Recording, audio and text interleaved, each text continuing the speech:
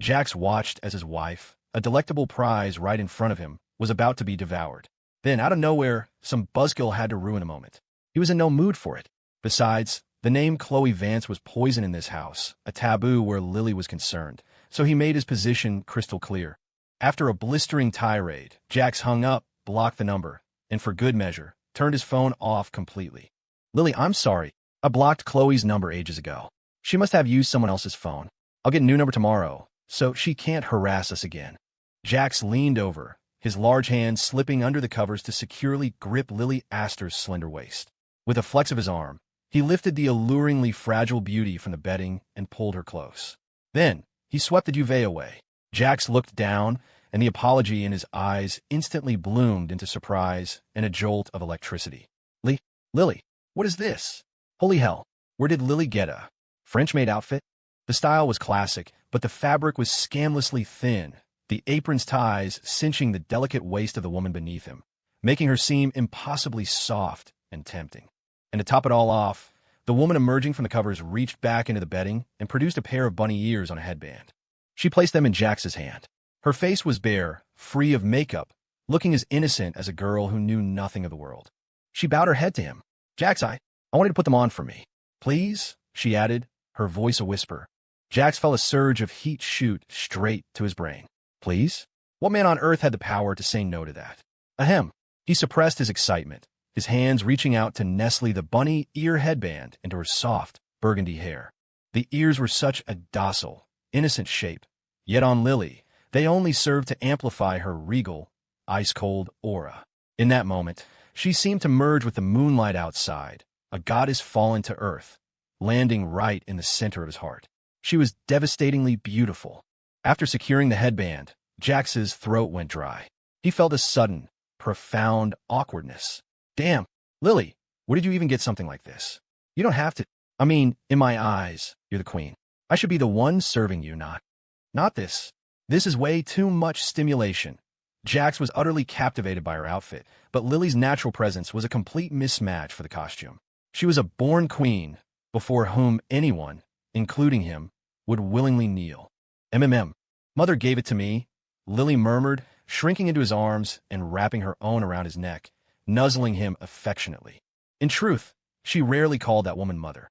In powerful families like hers, formal titles like mother and father created a natural, almost unbridgeable distance. A simple, war mom with a luxury Lily had never been afforded. Being born into the top financial dynasty in New York City meant she was destined to sacrifice some of the most important things in life. My good boy, you don't like it? Lily relaxed completely against his arm, a picture of pure trust.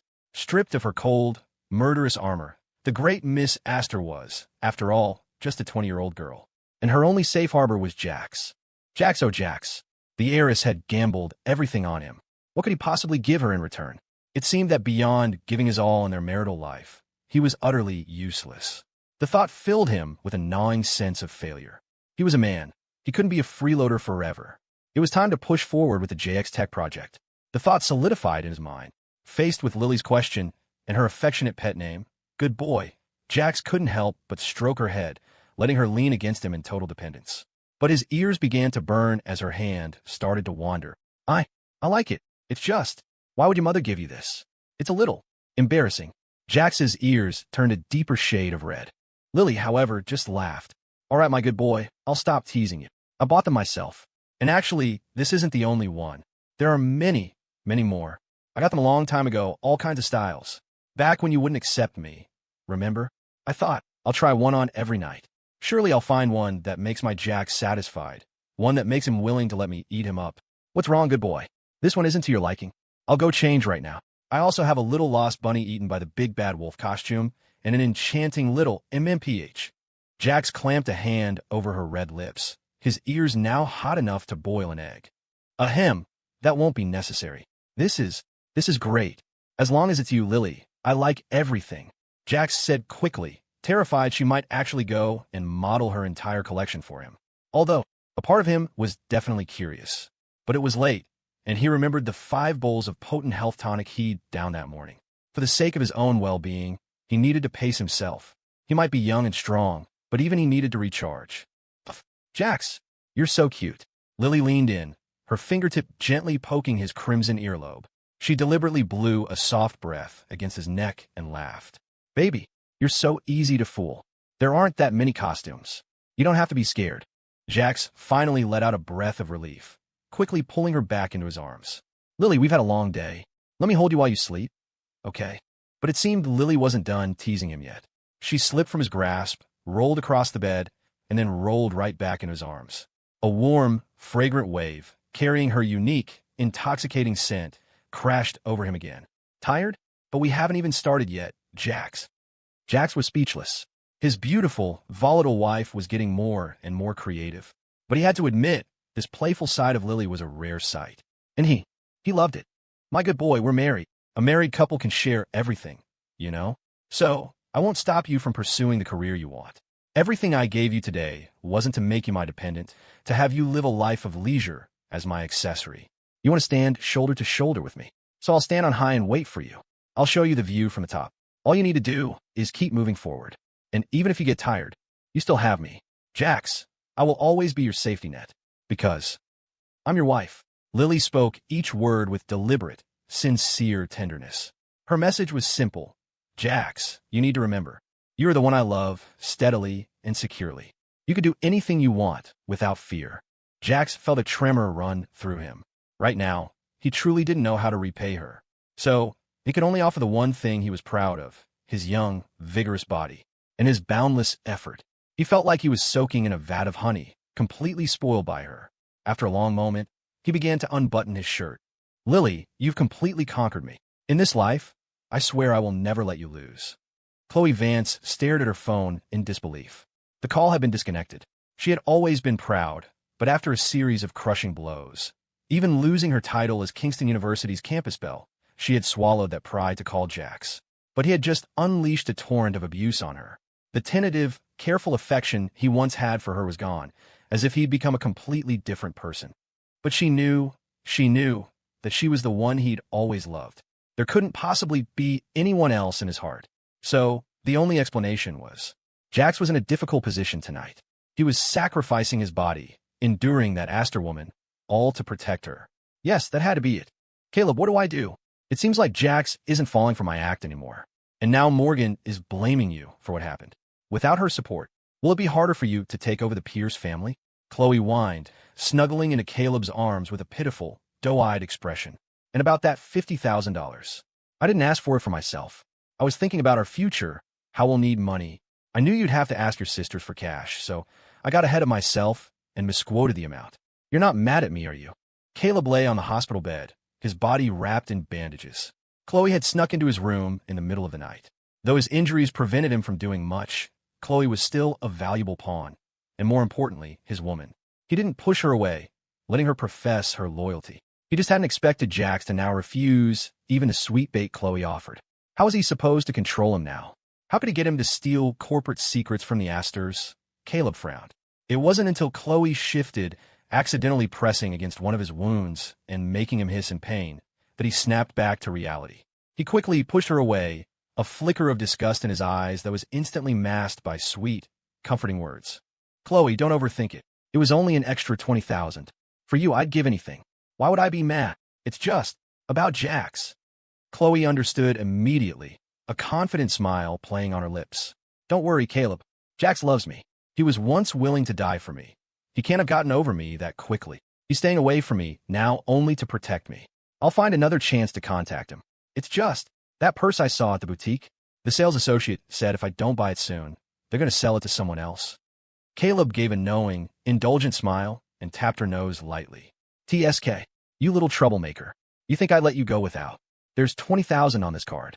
Go, spend it however you like. Khloe took the card, a wave of contempt washing over her. When she first got with Caleb, he hadn't been this cheap. She'd always known the difference between them. If Caleb had $1 million, he'd give her $100,000. Jax, on the other hand, if he had $2,000, he'd find a way to give her $3,000, even if it meant borrowing money or getting an advance on his part-time job. He would have given her everything he had. She had to admit, it was touching. But even his entire net worth of a few $1,000s couldn't compare to the $100,000 Caleb could casually toss her way. Khloe considered herself no fool. The choice was obvious. Besides, Caleb was the Pierce family's precious son. His future was on a completely different level from Jack's, that poor kid they'd dragged back from the gutter. But now, it was clear that Caleb's affection, just like the money he gave her, was dwindling. No, this won't do. She had grown accustomed to the confidence that came with spending freely. Being forced back into a life of scrimping and saving, it would kill her. Caleb, you really are the best to me. It's just about Jax. My aunt and uncle have given me an ultimatum. If I don't pay back the $30,000 for the car damages, I'll probably get a formal demerit from Kingston, and my parents will find out I'm in debt. Khloe said, feigning distress. Caleb knew that since this involved the Asters, if Lily decided to pursue it, his only option to protect Khloe was to pay up. Luckily, $30,000 wasn't a huge sum, and thankfully, Khloe had lied about the original amount. He got $1 million from Scarlet, so the payment didn't hurt too much. Don't worry, baby. I've already thought of that. This card has exactly $30,500 on it. Use the $30,000 to settle the car issue with the Asters as soon as possible. As for the extra $500, consider it you're spending money for the month. You don't spend much at university, but it's always good to have some cash on hand, Caleb said, placing the debit card in her palm. His expression was one of sincere concern, which, despite his sickly pallor, still gave him an air of nobility. Khloe didn't even have the energy to comment on his stinginess. Fortunately, she was playing a long game. Once Caleb took over the Pierce family and used Jax to bring down the Asters, she would be the new First Lady of New York City high society. Her appetite was not so easily satisfied. And for now, Caleb wasn't the only fish on her line. You couldn't get full by catching just one fish. With a whole basket full, not only would she be well fed, but she could also pick the best of the bunch. Mwah! I knew it. Caleb, you're the best to me. Yeah, right, Khloe thought. You useless, cheap bastard. At the Pierce family villa, Morgan's video is finally down, but what about the damage to Pierce Financial? It's all Jax's fault. He attacks his own sister. He's no son of mine. Eleanor Pierce had been at the hospital with Caleb since dawn and was now in the kitchen preparing a broth.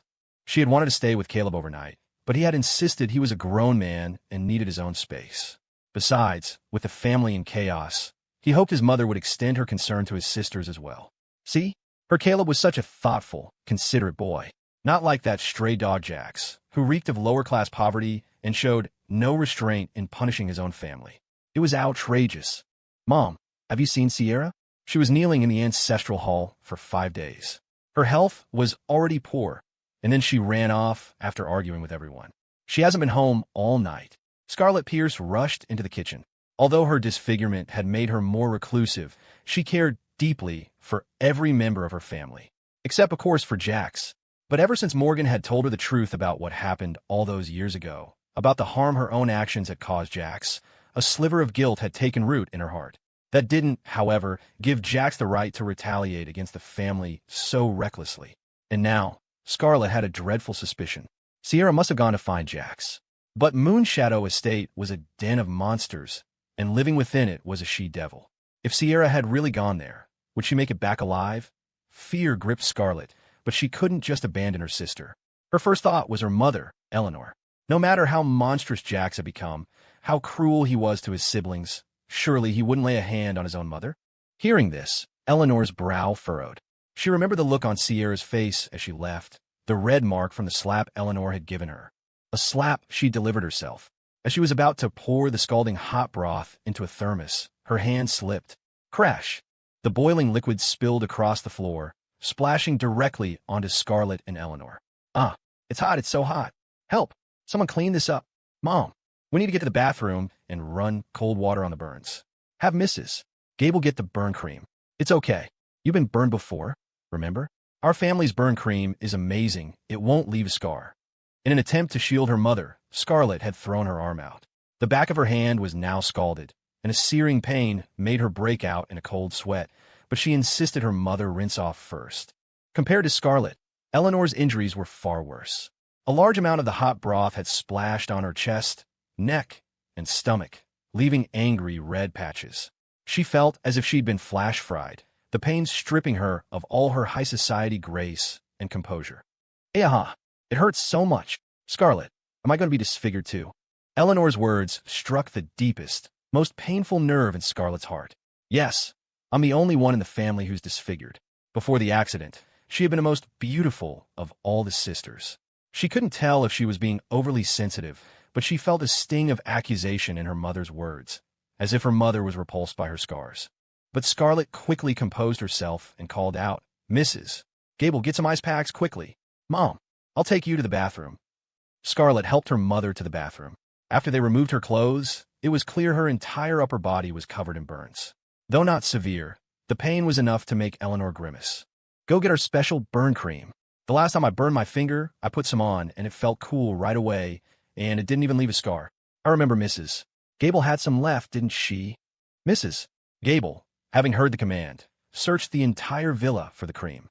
Finally, she returned to the bathroom door, holding only ice packs.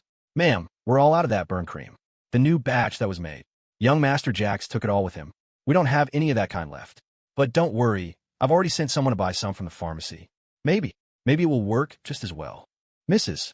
Gable's face was grim. She knew perfectly well that nothing from a pharmacy could compare to the miraculous cream Master Jax made. She had secretly saved a small amount for herself, and the effects were incredible.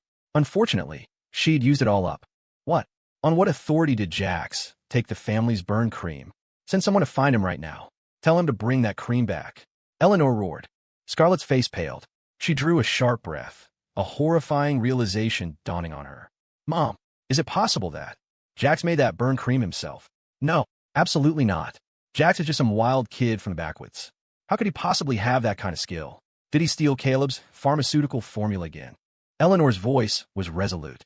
Even as the searing pain from her burns tormented her, her eyes were firm as she pronounced Jax's guilt. In her world, any achievement of Jax's had to be stolen. How could a child so rotten to the core possess any real talent?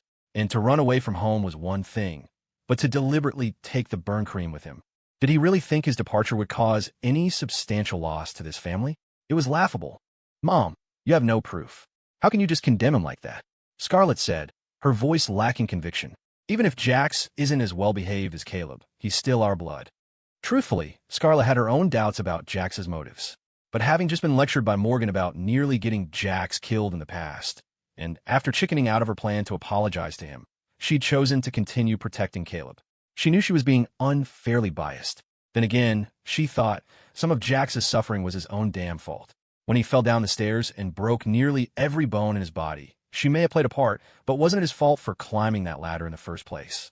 And besides, he had stolen her screenplay and sold it, nearly plunging her upcoming film into a plagiarism scandal. A brother who would do something so heinous to his own sister. Scarlet had often wondered if Jax was a sociopath. A child like that should have been erased. The fact that the Pierce family was still willing to feed and house him was something he should be grateful for. TSK, I only acknowledge Caleb as the son who came from my womb.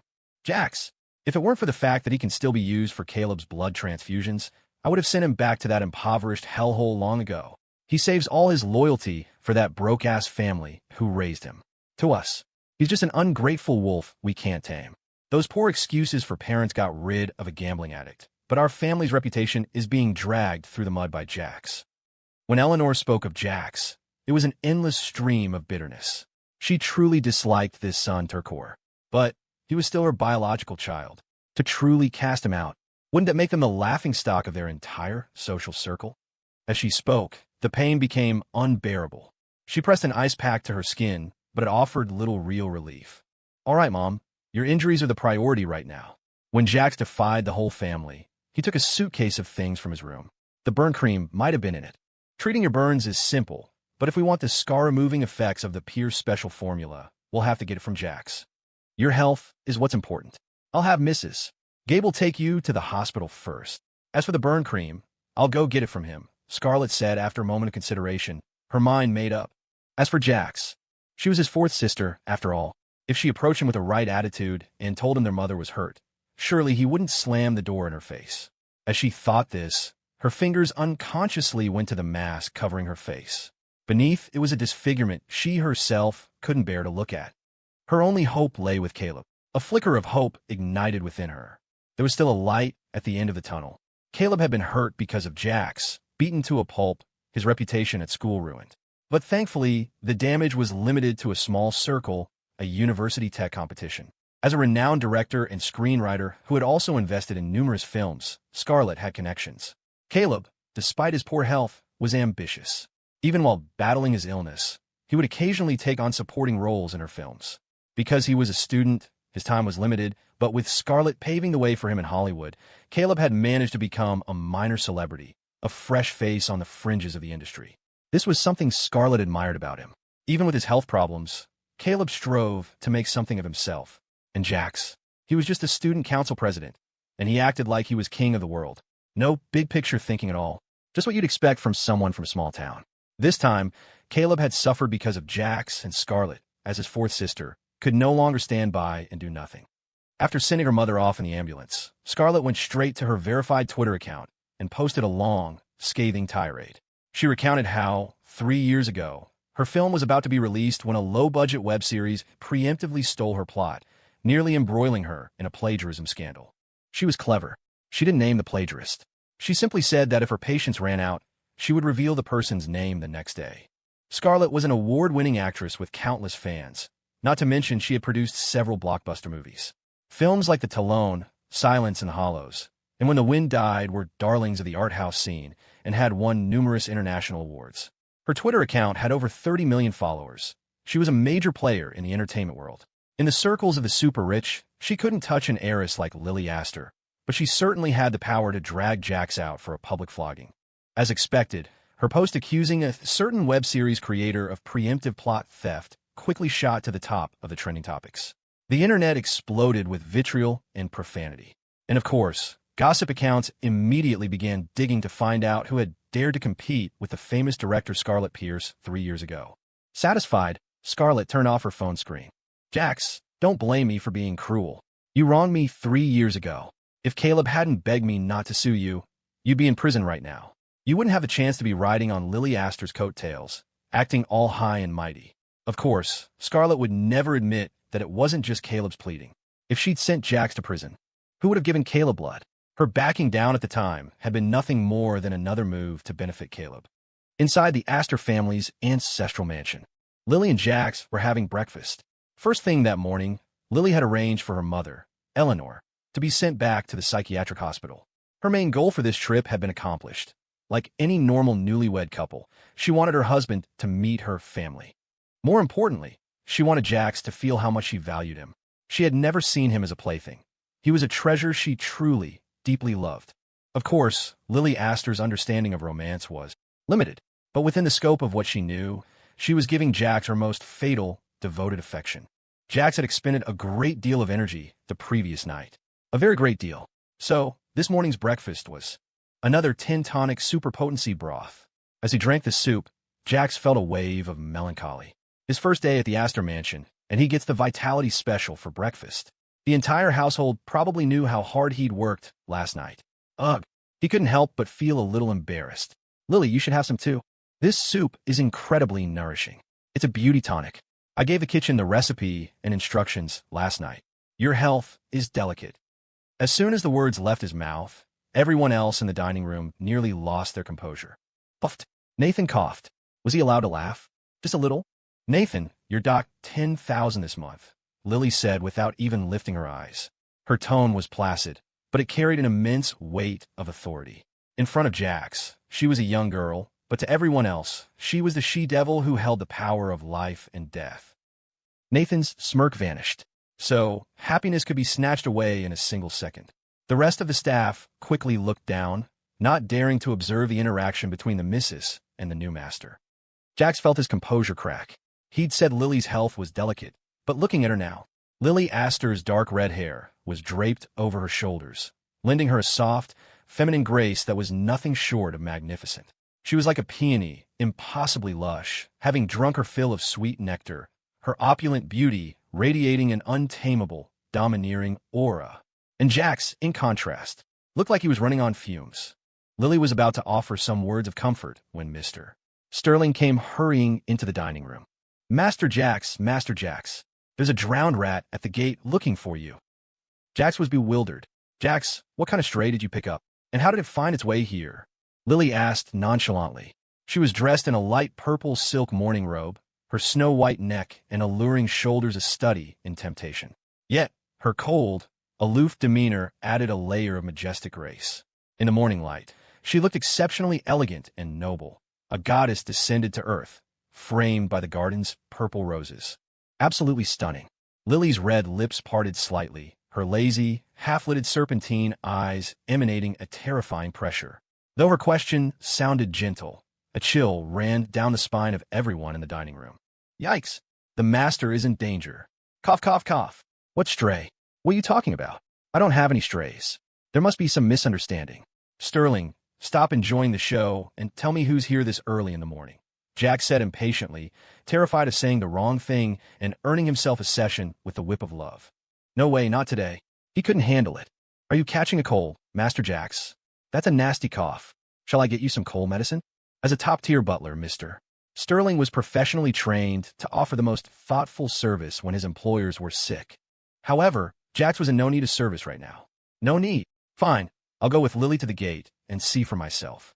Who in their right mind would track me all the way to the Aster estate? They must have a death wish, Jax grumbled, putting on the air of a completely innocent, henpecked husband. Nathan thought to himself, where's the courage he had yesterday when he was dishing out the vasectomy special to that guy? At the main gate of the Aster estate, after a night of torrential rain, the morning air was cold and biting, the wind whipping around, chilling one to the bone. Huddled under a small eave near the gate, Sierra Pierce was soaked to the bone. The cardboard cake box she clutched was damp, but the strawberry cake inside, though a bit misshapen, was miraculously untouched by the rain. For an entire night, Sierra had used her own body, her back, to shield the cake from the relentless downpour, the moisture, and the wind. Her body was numb and stiff. It was only because she looked so pathetic that the guard had finally relented and sent a message to Mr. Sterling. They had tried to shoo her away repeatedly, but she had stubbornly stood her ground, drenched and shivering, and the male guards eventually felt they couldn't bring themselves to force her away again. Finally, Jax and Lily emerged from the main doors. The tall, slender young man was holding an umbrella over the noble, cold beauty beside him. This was a task that should have fallen to Nathan, but Jax had eagerly taken the job. He had a feeling he knew who it was, but seeing Sierra huddled in the rain, clutching a half-soaked cake box, he still frowned instinctively. It wasn't personal. He just didn't want to see anyone from the Pierce family. Her little act, this transparent attempt to move someone with a grand gesture, had zero effect on him. If anything, it only made him dislike her more. Belated affection is cheaper than dirt. He had no need for such a hollow gesture. When Sierra saw Jax, she rushed toward the gate, her soaked body clutching the cake, her eyes shining with anticipation. Jax! Jax! It's me, your fifth sister. The moment she surged forward, Nathan roughly grabbed her by the scruff of her neck and pulled her back. Hey, where did this drowned rat come from? Scram! Don't block the way for my lady and master. Miss Aster, I'll take care of her right now. Nathan was all too eager to please. He never showed any mercy to the Pierces, and the chance to demean one of them right in front of Jax filled his inner self with glee. Ah, so satisfying. Unbelievably satisfying. He would never have dared to treat a Pierce this way in front of the old Jax. The guy would have probably hung himself from his doorway in protest. No, don't. Let me go. Jax, you're finally willing to see me? I waited for you all night outside the gate. I just wanted to see you. Jax, this is the strawberry cake I made for you myself. I promise, I will never, ever waste your efforts again. I'm begging you. Just give me one more chance to make it right, okay? I know you took the fall for me so many times in the past. It was my fault. I shouldn't have treated you so horribly. Sierra cried, clutching the cake. In the morning rain, she looked as fragile and helpless as a lost child, tears mixing with the rain streaming down her face. It was a truly pitiful sight. Jax stood under the eaves, his expression cold. Lily gestured for him to hand the umbrella to Mr. Sterling, and he did. Lily had been observing everything, giving Jax her complete trust to handle the situation himself. The message was clear. He could advance, and she would have his back. Jax watched the scene with detached eyes, making no move to go to her, to shield her from the rain.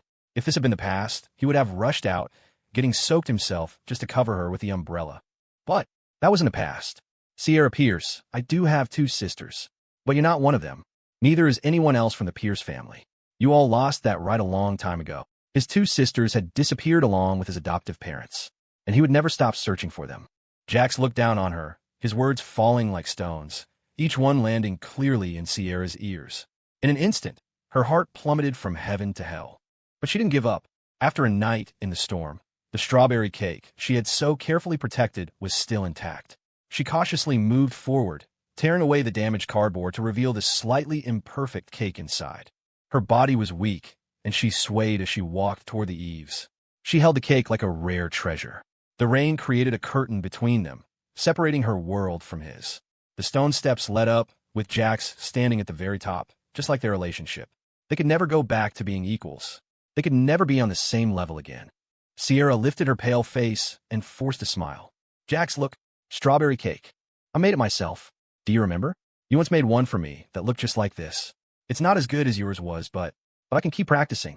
I can definitely make one just like the old one. Jax, can we go back to how things were before? Please. As she spoke, Sierra carefully presented the slightly misshapen cake to him, her eyes burning with the same fervent hope that had once been in his. Jax's expression remained placid, watching her ridiculous performance with an unnerving calm, his emotions utterly unmoved by her self-pitying drama.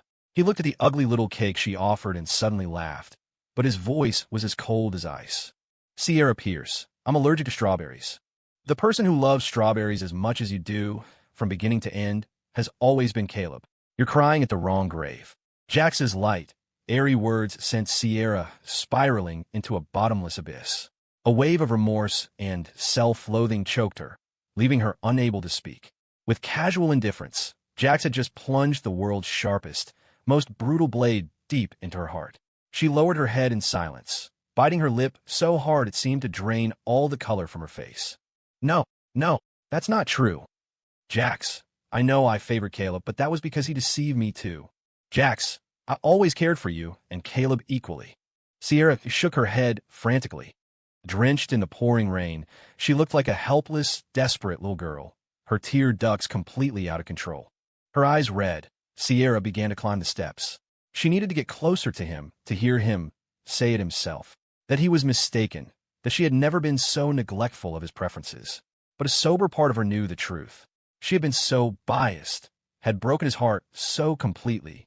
In the past few days, she'd been slapped by her parents, cut ties with her family, knelt in the ancestral hall, and despite never having done a day of manual labor in her life, had cut and burned her fingers making this cake. She'd even spent a night alone in a storm protecting it. And through all that pain, she hadn't shed a single tear. But Jax's few words had shattered her completely. Was I really that cruel? Jax watched coldly as she approached, holding out the cake. Before she could say another word, he slapped it out of her hands. The cake tumbled to the ground, its cream and sincerity instantly washed away by the rain. Then he stepped forward and, right in front of her, crushed the entire cake under his foot. Sierra Pierce, do you remember how I ate that strawberry cake back then? A wire inside Sierra's head snapped. It was because of her. It was her deliberate, cruel prank. She had only known he was lactose intolerant, that a small amount of cake would give him a rash. So she had purposely made him eat the strawberry cake she'd made for him. She thought the worst that could happen was an upset stomach and a rash. She had never known that the thing that nearly killed him was a strawberry allergy. Back then, Jax had stopped her from going to a motorcycle race that night. The next day, she heard that everyone who went to that race had died in a landslide on that very track. Jax, without a doubt, had saved her life at the cost of his own suffering. But at the time, Sierra had only sighed in relief at her own good luck, certain that Caleb, the family's good luck charm, was the reason she'd been spared. To celebrate, she had spent over $100,000 on a new designer outfit for Caleb. She had never once thought about, or had simply made a habit of forgetting, the fact that Jax had been nowhere to be seen for a whole month afterward. Now, she understood why he had disappeared for so long. Boom! The memory of her past cruelty hit her with the force of a battering ram. The pain was visceral, tearing through her with blood and gore. A wave of agony washed over her. In an instant, all the strength left her body, and she collapsed, tumbling down the steps of the Aster estate. She felt like a discarded rag doll, lifeless and heavy. The white marble steps scraped her forehead, elbows, and knees. Red blood mixed with the gray rain. Several of the guards couldn't bear to watch such a miserable scene and averted their eyes. Lily, however, watched the entire thing with serene detachment, as if observing a clown's pathetic melodrama. Her expression was completely placid. She stood behind Jax, her presence an unconditional endorsement of any punishment he chose to inflict on his family. They had bullied her, Jax. Her not getting involved personally was, in itself, an act of mercy. Sierra Pierce, you will never have my forgiveness. A broken relationship can never be mended. Just like the crushed cake being washed away by the rain, Jax and his fifth sister, Sierra, could never go back. After he spoke, Jax was about to wrap an arm around Lily's waist and lead his fragile wife away. He didn't want her to see this filthy, ugly side of humanity. He didn't know, of course, that the ugly side of humanity Lily had witnessed was far, far worse than this. Just as they were about to leave, a Porsche screeched to a halt in front of the gate. A woman in a black dress and a face mask jumped out of the car, not even bothering with an umbrella. She rushed into the rain, straight to the injured Sierra. Sierra, what happened to you? Scarlet had sped all the way here, determined to get justice from Jax. She hadn't expected to arrive just in time to see him push his own sister down the stairs. Jax's character was truly despicable. Jax, even if you don't accept Sierra's goodwill, you can't just push your own sister down the stairs. How is that any different from attempted murder? Are you just a born monster? Even after our family tried so hard to teach and guide you, we couldn't instill a single drop of kindness in you. Scarlet shrieked, ignoring the weak tugging on her sleeve from the injured Sierra, who was trying to explain. She had seen with her own eyes that Jax had pushed her. Jax was truly a curse on the Pierce family. A merciless curse, fated to destroy his own kin. In that moment, she truly regretted not throwing a few thumbtacks under that ladder all those years ago. To puncture his whole body. To kill him. Jax just laughed. It was absurd. Lily raised an eyebrow, curious about Scarlet's thought process. If she were to pry open that skull, to delicately trace the pathways of the brain with a scalpel, would she find an answer? A glint of excited, bloodthirsty cruelty shone in Lily's eyes, and her fingers began to rub together impatiently. TSK. Her hands were getting itchy. Where was her scythe? Maybe she should just smash it open. But no, she couldn't. She couldn't gauge Jax's attitude right now. As a decisive, top-tier predator, Lily only ever hesitated when it came to Jax. She was terrified of making a single misstep. She couldn't bear even a hint of a negative emotion from him. Even a slight frown from him was too much for her to handle. So, Lily could only suppress her murderous urges, obediently letting Jax take her hand. Nathan shivered. Whoa, Mama, was that a familiar wave of killing intent I just felt? But when he looked at Lily, all he saw was the noble, cold queen. Her fingers were just quietly entwined with Jax's, a coiling, possessive gesture, like a snake or pure desire. Good. It seemed that with Jax, her personal talisman, in place, the lady of the house hadn't completely lost it. Jax had completely run out of patience. Facing Scarlet's accusation, he first let go of Lily's hand, then leaned down and placed a reassuring kiss on her forehead. Lily, this is just trash. I'll take care of it personally, okay? The man's voice was unconsciously deep, impossibly sexy. Lily froze for a second, a faint blush creeping up her ears. Why does Jax sound so intoxicating? I want to bite him. I want to eat him right now. Even though she was already quite full, when it came to Jax, she was eternally ravenous. Okay, I respect all of your decisions, Jax. I'll wait for you in the car. With that, Lily showed him the utmost respect by leaving first. Mr. Sterling quickly followed, holding an umbrella. He shot Jax a suspicious glance, his eyes wide with shock. Good heavens, my lady. Are you sure you're not afraid he'll run off again? This kid is a slippery one. But then he sighed. The lady was always like this. If Jax was willing to offer even a sliver of deception, she would gladly swallow the honeyed lie, even if it was fake. Lily left, but Nathan stayed. The meaning of that gesture was clear to anyone with eyes. Scarlet Pierce, I've been putting up with you for a long time. Since you insist on saying I push Sierra then, why don't you see what it feels like to be thrown down the stairs? Nathan! At Jax's call, Nathan dutifully stepped up. He grabbed Scarlet with one hand and tossed her onto the steps of the gate. She landed perfectly, sprawled at Jax's feet. It was a move designed for maximum humiliation, perfectly suited for someone as arrogant as Scarlet. Scarlet, you're all drama and no substance. Did you practice that monologue in the mirror? Do you think you have a GPS? You clearly have no idea where you stand. You really think you're some kind of big shot, all sound and fury. Don't plan on being alive tomorrow, in a rush to get a front row seat in hell. Jax said, grinding the heel of his custom alligator leather shoe onto the back of Scarlet's hand. Simple insults, ultimate satisfaction. Better to bury others than to wallow in your own misery. Thrown at Jax's feet, with the shoe now grinding in her hand, Scarlet's face contorted in rage. Jax, don't you dare go too far. I didn't come here to argue with you about Sierra. It's Mom. She's in trouble. and she needs your help. If you have any humanity left, you can't just ignore your own mother when her life is on the line, can you? Scarlet's words did make Jax pause. He looked down thoughtfully, then lifted his shoe, leaving a stark, insulting imprint on the back of her pale hand. The shoe print wasn't just on her hand, it was on her pride. Oh, so the old woman is dead. Then why aren't you calling the crematorium? What good am I? Did you want me to arrange for the Ghanaian pallbearers to give her a send-off? Fine by me. I'm not one to repay hatred with kindness. As you can see, my manners are what they are. Manners optional, but I always match the energy I'm given. Jax's words, one after another, made Scarlet's face turn green. But she couldn't back down now. After all, her mother was waiting for the burn cream that Jax had taken from the family home. It belonged to the Pierces. Jax had no right to it. She was here to retrieve what was rightfully theirs. Jax had to give it back. Jax, stop talking nonsense. A person who would watch their own mother die is no different from an animal. I'll be blunt with you.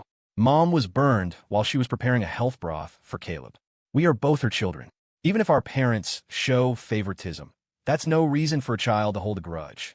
Jax, I know you took all of our family's special burn cream. Don't be so ridiculous. You can't just steal everything from the family. You should leave yourself some way out. Scarlet declared righteously, as if she were standing on a moral high ground, fully qualified to condemn Jax for his unfilial behavior. She, as a daughter, would never tolerate such a blatant betrayal of family values. Of course, Scarlet had already anticipated Jax's crazed mental state. She had secretly attached a camera to her clothes before she came. Her plan was to broadcast Jax's disgusting behavior to the world. Hadn't he been struggling to find an internship lately? Forced to use his escort money to invest in some shell tech company? Well, she would make sure it went bankrupt before it even opened. No one could withstand the power of public opinion. What made Jax think he was an exception? Besides, he was clearly just a breeding tool that Lily Aster kept around for her amusement. Both she and Sierra had shown up at the gate, and had that Aster heiress done anything to help him? TSK, a plaything, could never truly be cherished. Jax was, as she'd always suspected, born to be low class. TSK, I was wondering why my day was going so badly. Everyone's showing up to ruin my mood. Didn't you all already prove that the burn cream was Caleb's creation? So why are you coming to a copycat like me now that you're in a pinch? Scarlet, you must be a great chess player. You're certainly a master of Monday morning quarterbacking. Jax laughed. He felt like his mental state when dealing with the Pierce family was becoming more and more unhinged. But damn, it felt good. Scarlet's expression darkened, but inwardly, she was thrilled. Jax's attitude was the rope he was using to hang himself. As expected, the live stream she'd initiated from her personal Twitter account was already gaining traction, fueled by the traffic from her earlier post. The viewers were seeing everything from her perspective. Her accusations were enraging them. They were already transforming into an army of keyboard warriors. If the camera could talk, it would be a deafening chorus of outrage. WTF? Who the hell is this kid? He dares to push our goddess, the actress Scarlet Pierce, and insult her like that? Is he even human? Wait, this guy is Scarlet's brother? I had no idea her family life was so complicated. He looks like a total scumbag, attacking his own sister. Are we talking about the same thing? From the looks of it, this kid does more than just attack his sister. He literally pushes his sister down. Are you people for real? This is a serious topic. Our goddess is being bullied by her brother like this. Even if he's family, he just shouldn't. You're actually kind of hot. But being so cruel to your family, I'd say this Jax guy is a certified sociopath. Someone should humanely euthanize him before he moves on from terrorizing his family to terrorizing society. Holy crap. If this is the guy from the live stream, he must be the one who plagiarized Scarlet's screenplay, right? Plagiarism is the lowest of the low in the creative world. It's like stealing someone's livelihood. Even if he's her brother, he needs to be punished. Does he have a social media account? I'm gonna go roast him into oblivion. I won't stop until he's canceled, or my keyboard will have died in vain. Am I the only one who noticed that in the middle of this downpour, besides the masked Scarlet Pierce, the sister she's protecting, is also a total knockout? So he's Jax Pierce? Huh. Isn't that the student council president from Kingston University? The official Kingston account even follows him. His handle is, at 6 feet 2 hunk butt. Wait, my eyes are playing tricks on me. It's at the other men _alt. Damn, these usernames just get more and more extra. At this point, a classic meme gif would have appeared. Blinking white guy. You seen this, S? The online mob had finally found Jax's official Kingston University-affiliated account and swarmed it, ready to unleash a torrent of abuse. However, when they clicked on his profile, The posts they found were, as he'd said, of a certain quality, manners optional. His psychic told me I was destined for a great crash. I thought she meant a Porsche. Turns out she meant the stock market. This world deserves to be cursed out. And so do you. I'm an expert at boiling water. Just don't know who I'm going to scald with it yet. Bank balance. How dare you be a zero behind my back? Life tried to chew me up and spit me out, but it turns out I'm melt in your mouth. The keyboard warriors were momentarily stunned. This guy kind of has our vibe. Not sure. Let's insult him some more. Jax's most recent post was from 2 days ago. It was simple and attention-grabbing. When I get rich, I'm going to throw $200 at every dog I pass. The keyboard warriors scoffed. Yeah, right. Like you'll ever be rich. This looks like the account of some broke loser. Until the first brave troll, with a slip of the finger, accidentally followed Jax. Immediately, a notification popped up on their screen from a custom Twitter bot.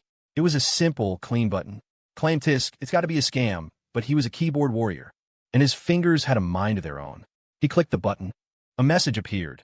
A notification of a $200 deposit, available for immediate withdrawal. A few frantic taps later, and his Venmo balance was $200 richer. Keyboard warrior number 1. Whoa, he really is throwing $200 at every passing dog? Well, this dog is ready to be loyal. The news spread like wildfire. Droves of keyboard warriors started following Jax's account, and his follower count skyrocketed. For a moment, the flood of vitriol slowed to a trickle. It was hard to type insults with the same vigor when you had someone's money in your pocket. Back at the gate of the Aster estate, Scarlet was still arguing with Jax. Sierra, who'd been helped to her feet, couldn't seem to stay standing. She stared, devastated, at the ruined strawberry cake at Jax's feet. Just like their relationship. Broken. Irreparable. The pain was excruciating. Something precious was slipping away from her life, and no matter how hard she reached, she couldn't grasp it. Sierra looked up, her mind clearing enough to realize her fourth sister was there. A chill passed through her deadened eyes. Is she here to bully Jax again? Before coming, Sierra had gone to see Morgan, who had told her everything about Scarlet's past cruelty toward Jax. Now, looking at Scarlet, Sierra was convinced she was here to trample on the life Jax was trying to rebuild. In a sudden, desperate surge of energy, she stood up and lunged, tackling Scarlet to the ground. She grabbed a sharp-edged stone from the side of the path and held it over Scarlet's head, ready to slash at her face. Scarlet, what are you doing here again? Sierra's voice was filled with grief and fury. Are you not satisfied until you've destroyed him completely? This time, I won't be a silent fool. I won't be your accomplice in hurting him. Sierra looked down, blood from the gash on her forehead mixing with the rain, blurring her features. She then looked up at Jax, her voice cracking with a sob. Jax, I'm the one who deserves to die. Sob, I was wrong, so incredibly wrong. This time, let me protect you. Sierra's words were sincere, and the sharp stone in her hand filled Scarlet with a primal fear. Sierra, have you lost your mind? I'm your sister. How could you do this to me for that? That wild kid. Jax doesn't even care about his own mother. Do you think he gives a damn about blood ties? Are you really so foolish as to think you can get on his good side and cozy up to the Asters? Scarlet screamed. She wanted to ruin Jax, but Sierra was still her sister, and she wanted to protect her reputation. She reluctantly ended the live stream, but she already had the video of Jax attacking her. Public opinion was firmly on her side now. That was her leverage. As long as Jax wanted to make a life in New York City, especially with his new tech company that was supposedly venturing into AI, he couldn't escape the internet. Public opinion could absolutely destroy a person. You're the fool, Scarlet. Caleb is the real liar. He's the one who stole everything that belonged to Jax and all of you. You're all happily letting him deceive you. Is this what it feels like to be the only sober person in a room full of drunks? Sierra's eyes were already red with unshed tears as she thought of all the injustice Jax had suffered. Without another moment of hesitation, she brought the sharp stone down toward the face of the sister pinned beneath her. Scarlet twisted away in terror. The stone scraped past her right temple, leaving a clear, bloody line. Scarlet was furious. She shoved Sierra off with all her might, her face a mask of utter disbelief. She had been protecting Sierra, and now the sister she cared about most had just scarred her face? Sierra knew perfectly well that her face was the thing Scarlet valued most. It was true what they said. Only your own flesh and blood knows exactly where to stab you to cut out a piece of your heart, to make you suffocate from the pain. No, my face. Sierra, you're insane. If I ever help you again, I'm a dog. Scarlet was completely broken. She had come to stand up for Sierra, only to be betrayed by her. Scarlet, you've always believed that all the family's effective remedies, the burn cream, the scar removal ointment, were made by Caleb, right? Then why, when Mom got burned, did you come to Jax for help?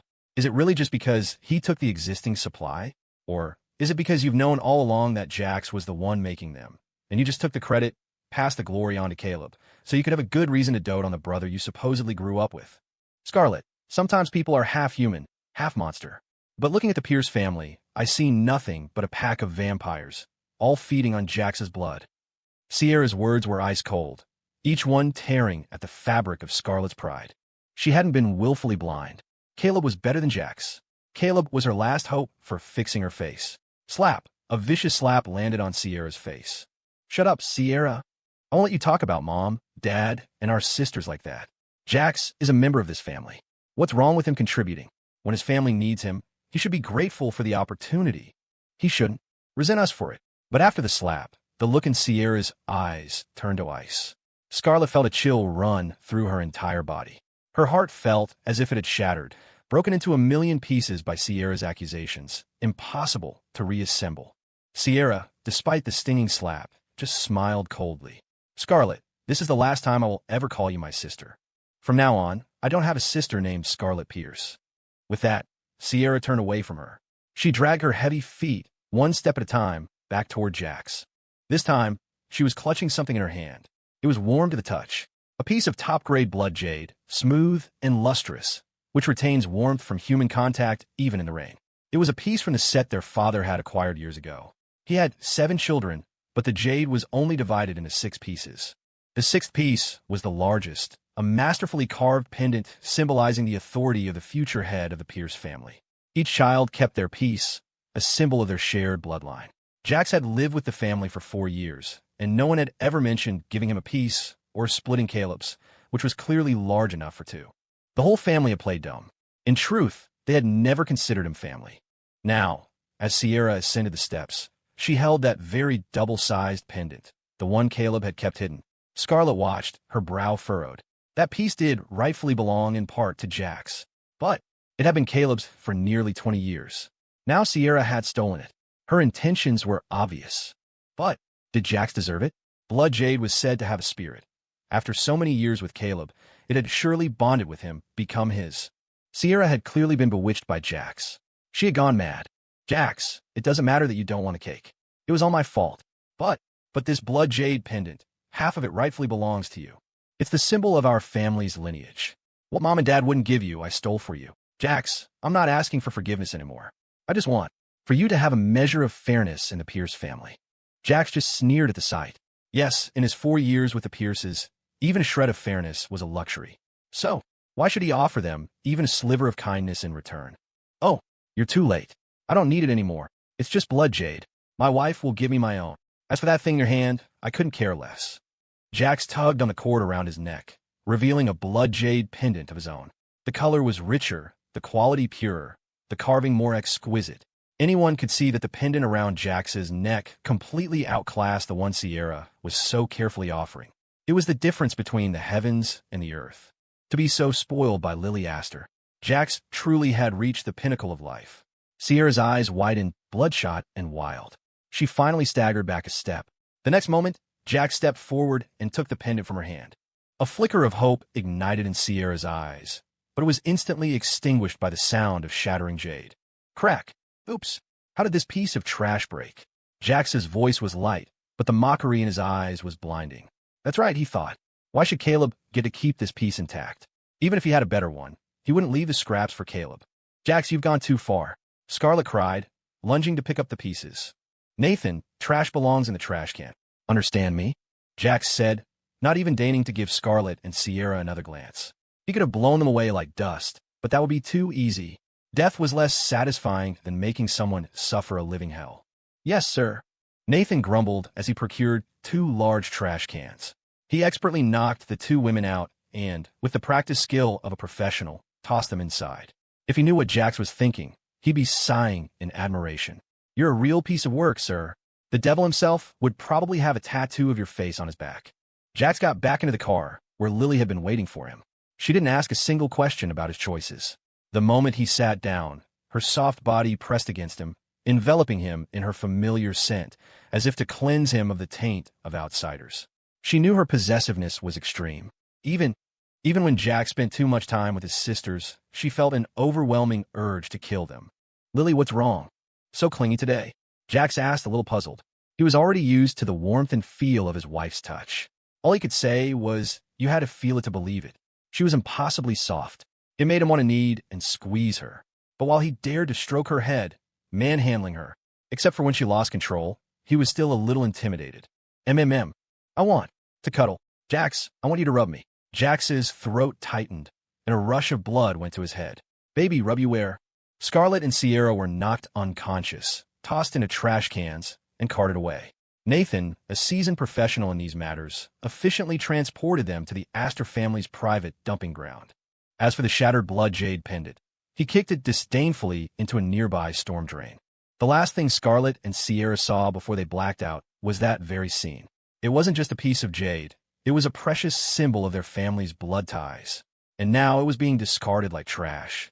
To say it didn't hurt would be a lie, but they could only watch helplessly. Sierra closed her eyes in despair. In that moment, she finally understood the hopelessness Jax must have felt. But what was this compared to what he'd endured? He had taken a fall for so many times, nearly getting expelled from Kingston University.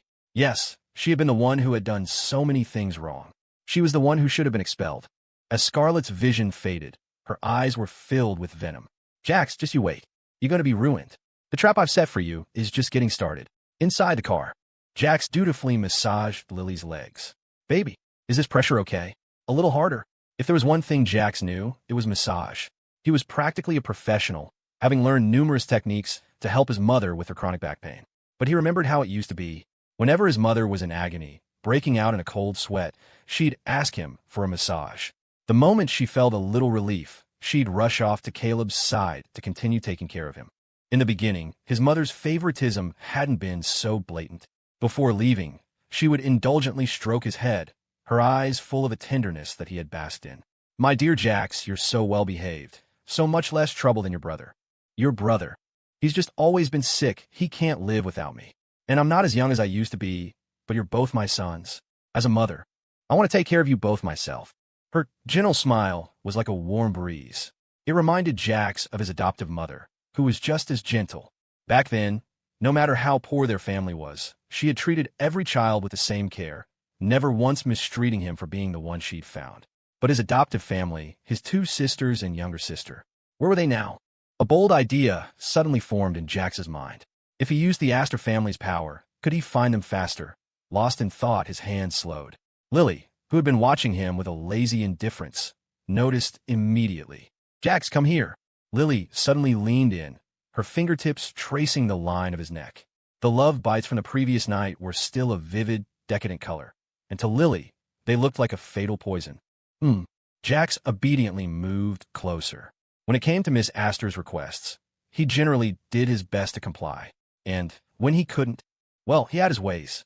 He'd wrap an arm around her waist, press her down, use his own tie to bind her hands above her head, and then hold her tightly while they slept. Lily would think to herself, when Jax is like this, he's just so adorable. I love it. I absolutely love it. The great Heiress wouldn't hold it against him. Later in the night, after he had fallen asleep in her arms, she would easily untie the silk and nestle back into his embrace, a venomous red snake coiling around him, her tongue tracing patterns across his abdomen. "Jax, you will always belong to me. Only to me. You look so good like this, so obedient. It saves me the trouble of using a chain, but I have to admit, seeing you in chains is so much more satisfying." Jax was completely unprepared for Lily's sudden advance. Before he knew what was happening, she had grabbed him by the neck and kissed him fiercely. The kiss was possessive, a violent act tinged with a strange tenderness, her lips moving slowly over his as if punishing him for something. Jax found himself getting lost in it. The foul mood from his encounter with his two sisters vanished. All that mattered now was the present, making it up to Lily, living a happy life with her as husband and wife. While he was still immersed in the moment, Lily shifted, sliding onto his lap and wrapping her arms around his neck. "Jax, you were being naughty.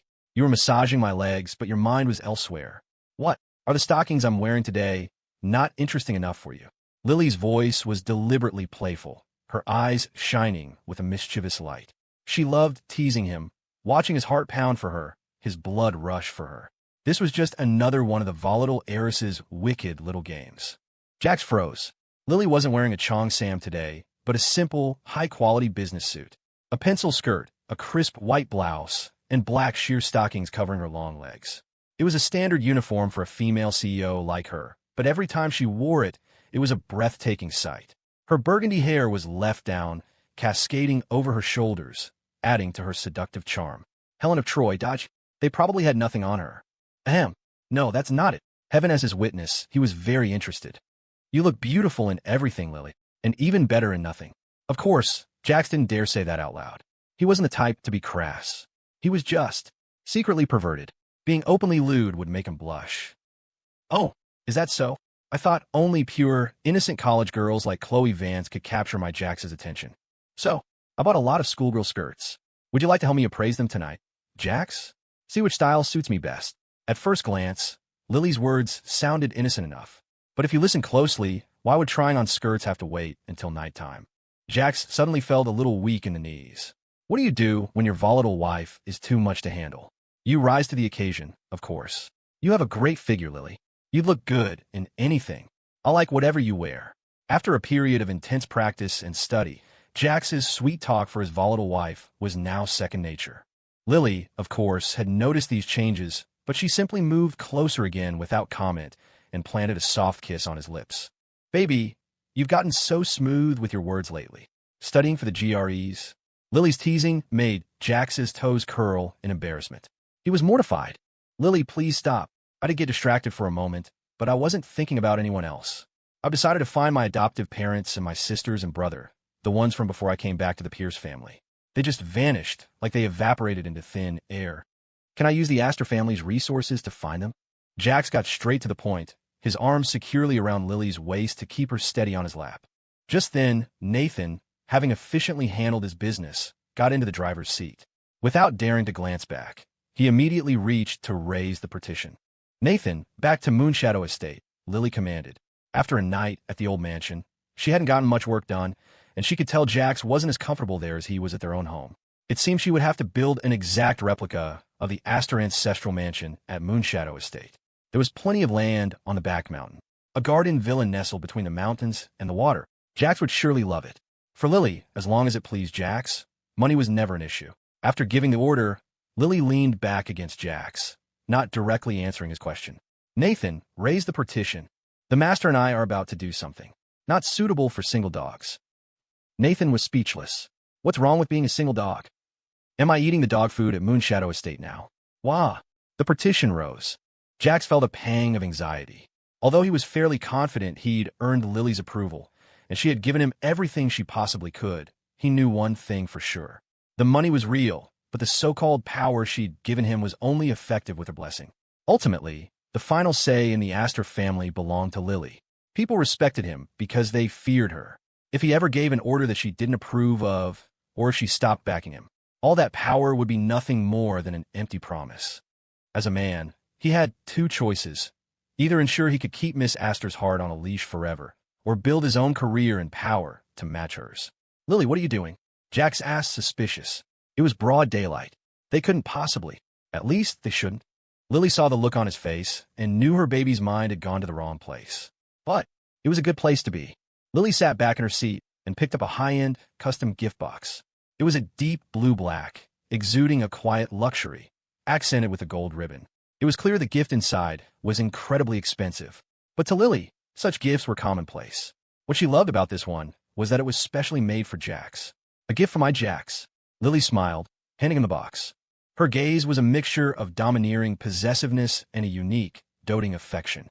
Put it on and let me see, please. Her voice was husky, as if she were suppressing something. Jax didn't overthink it and opened the box. The car began to move smoothly toward Moonshadow Estate. Whoa, this is a collar.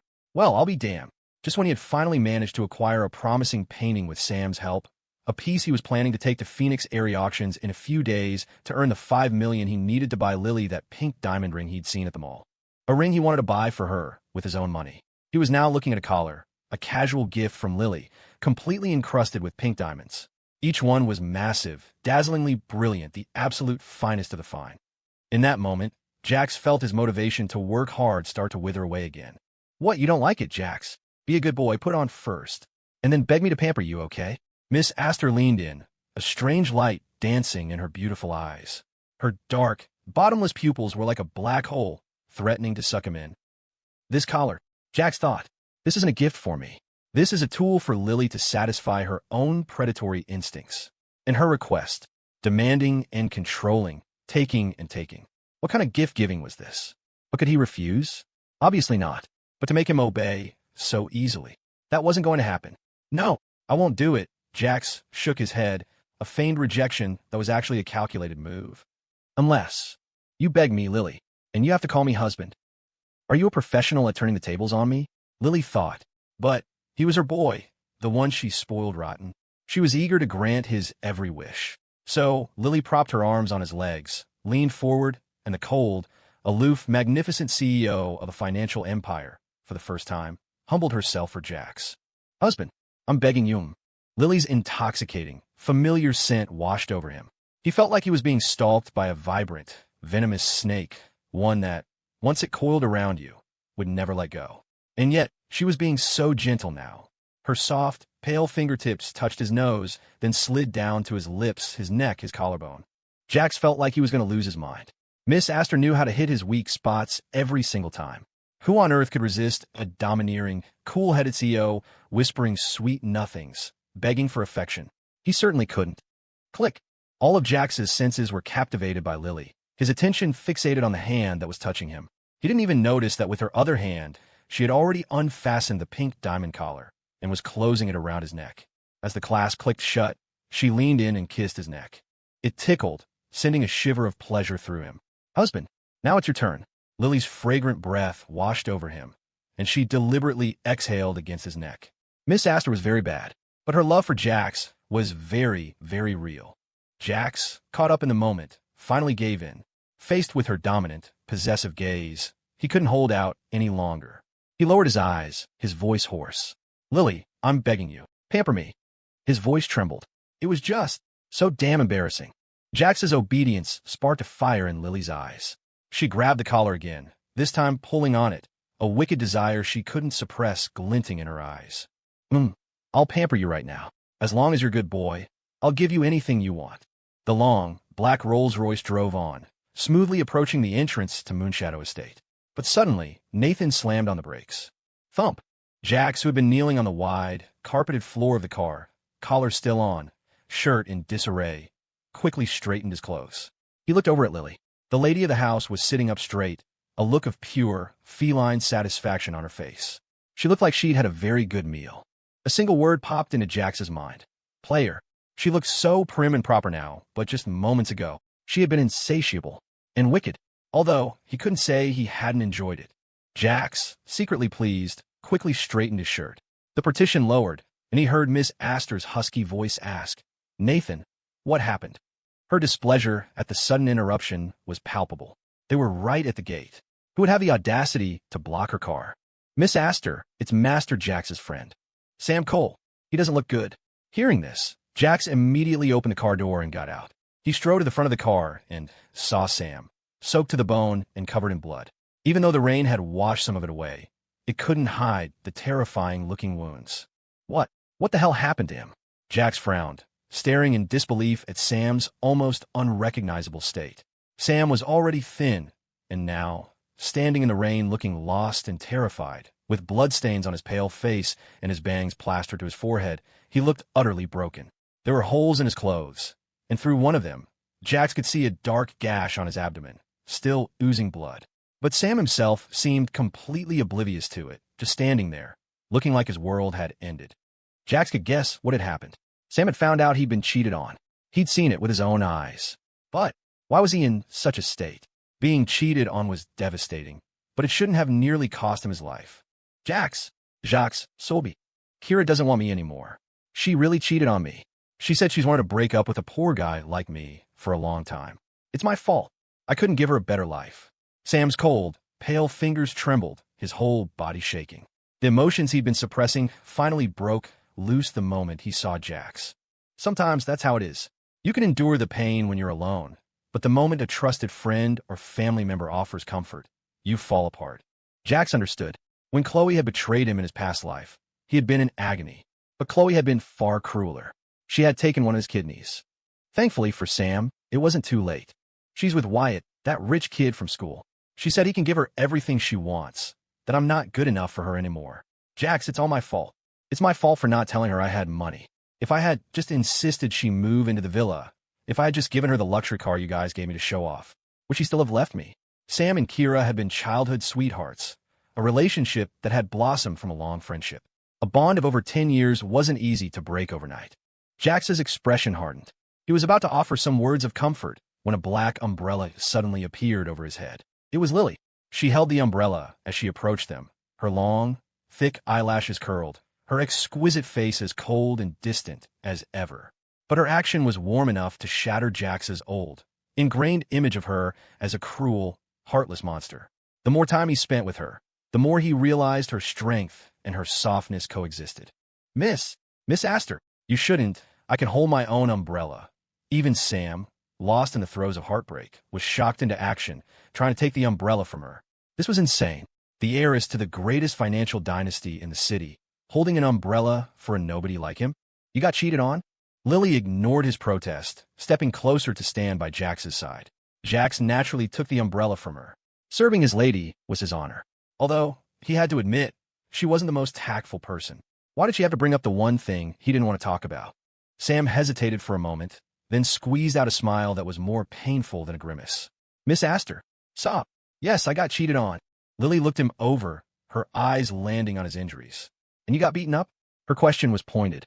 Sam was embarrassed, but the natural authority she exuded left him no choice but to stand up straight and answer honestly. Yeah, by the other guy's bodyguards. They ganged up on me. I don't have any family here in New York, and I knew you and Jax were visiting your family last night, so I didn't want to bother you. Sam looked incredibly pitiful, but he still maintained a semblance of politeness. Jax listened, his face grim, his fists clenched. In his past life, he hadn't been able to escape Moonshadow Estate to help Sam, and Sam had ended up taking his own life. This time, he would help him turn things around. He was tense, and Lily seemed to sense it.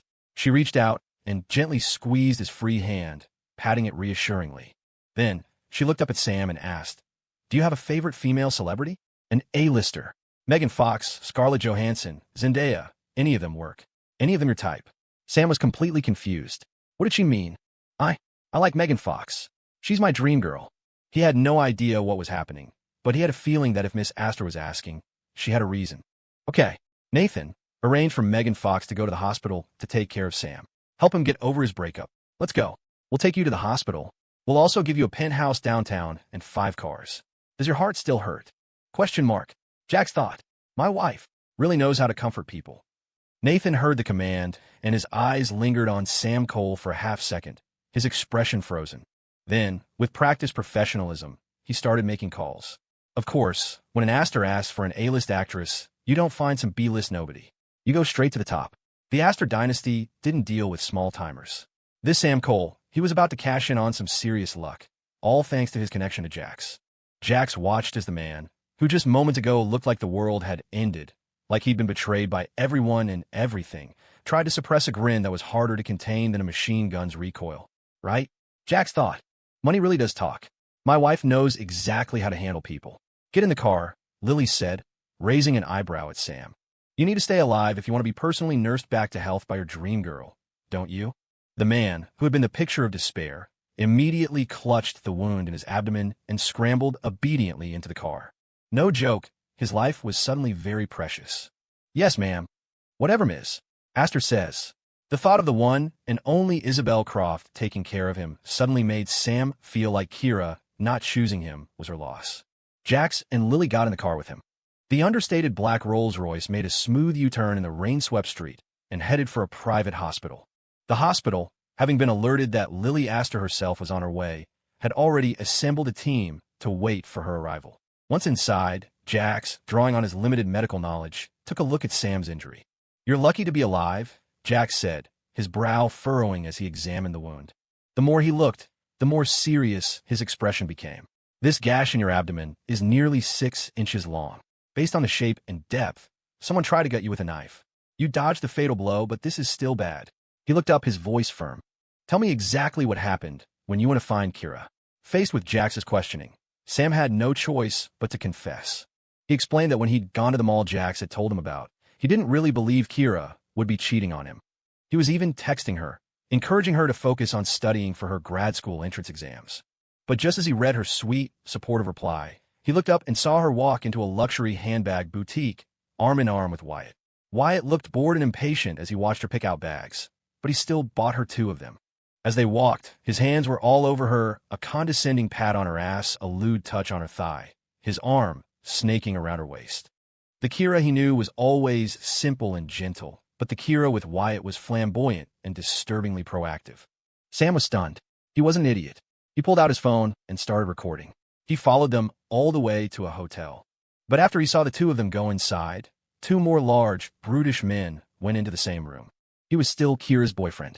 A part of him couldn't stop making excuses for her, telling himself she must have had a reason, that she was being forced. He couldn't bear the thought of her suffering that kind of inhuman degradation. So, he mustered his courage and knocked on the door. What he saw when it opened was a scene that would be burned into his memory forever. The girlfriend he had cherished and protected was being trampled like dirt. Wyatt was sitting casually on a nearby sofa, looking smug and satisfied. When he saw Sam, he opened the door wider, his tone dripping with mockery. Well, look what we have here.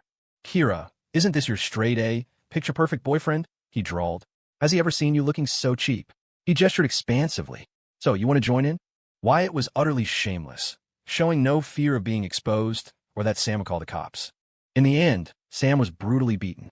As his own blood covered him, Kira's voice echoed in his ears, belittling him. So, was it a sin that he didn't have money? That he couldn't give her a more luxurious life? They were still in college. He had excellent grades. He worked hard. He won academic competitions.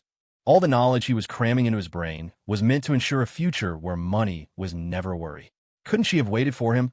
Sam's body ached from the beating, but his heart felt like it was dying. Finally, after they were done with him, he was about to leave, his spirit crushed, when Kira suddenly called out to him.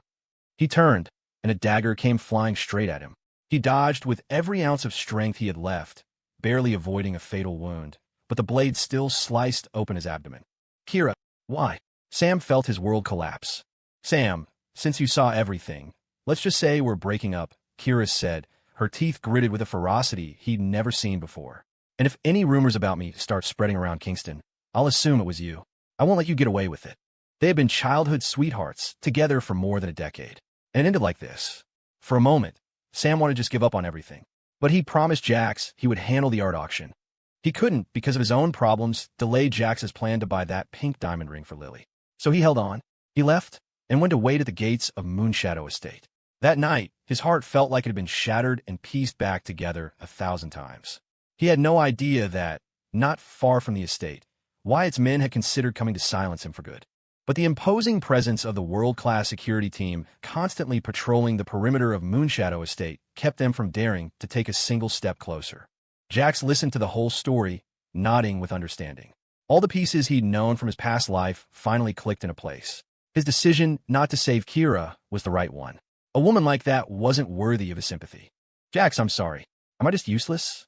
I couldn't even protect my own girlfriend. Jax let out a cold laugh and tapped him on the head. You were pretty stupid, yeah? Blind. You gave your heart to the wrong person.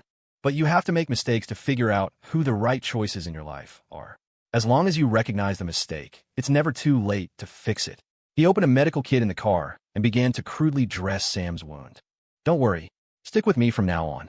I'll make Kira regret losing you for the rest of her life.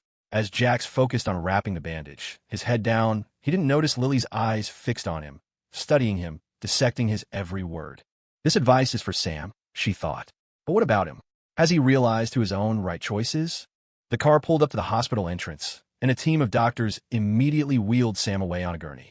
Lily, coincidentally, had a video conference to attend and no time to get to the office, so she decided to take in the car.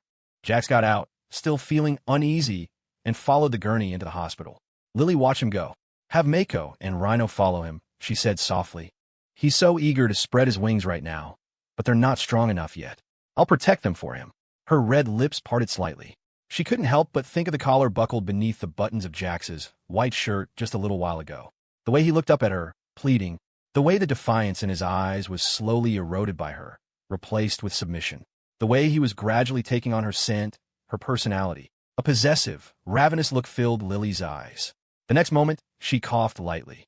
Nathan immediately handed her a clean, embroidered handkerchief. Lily pressed it to her lips, the familiar, metallic taste of blood rising in her throat. When she pulled the handkerchief away, a stark red stain marred the white fabric. Ms. Aster, your body. You're getting weaker. You can't keep pushing yourself like this, Nathan pleaded.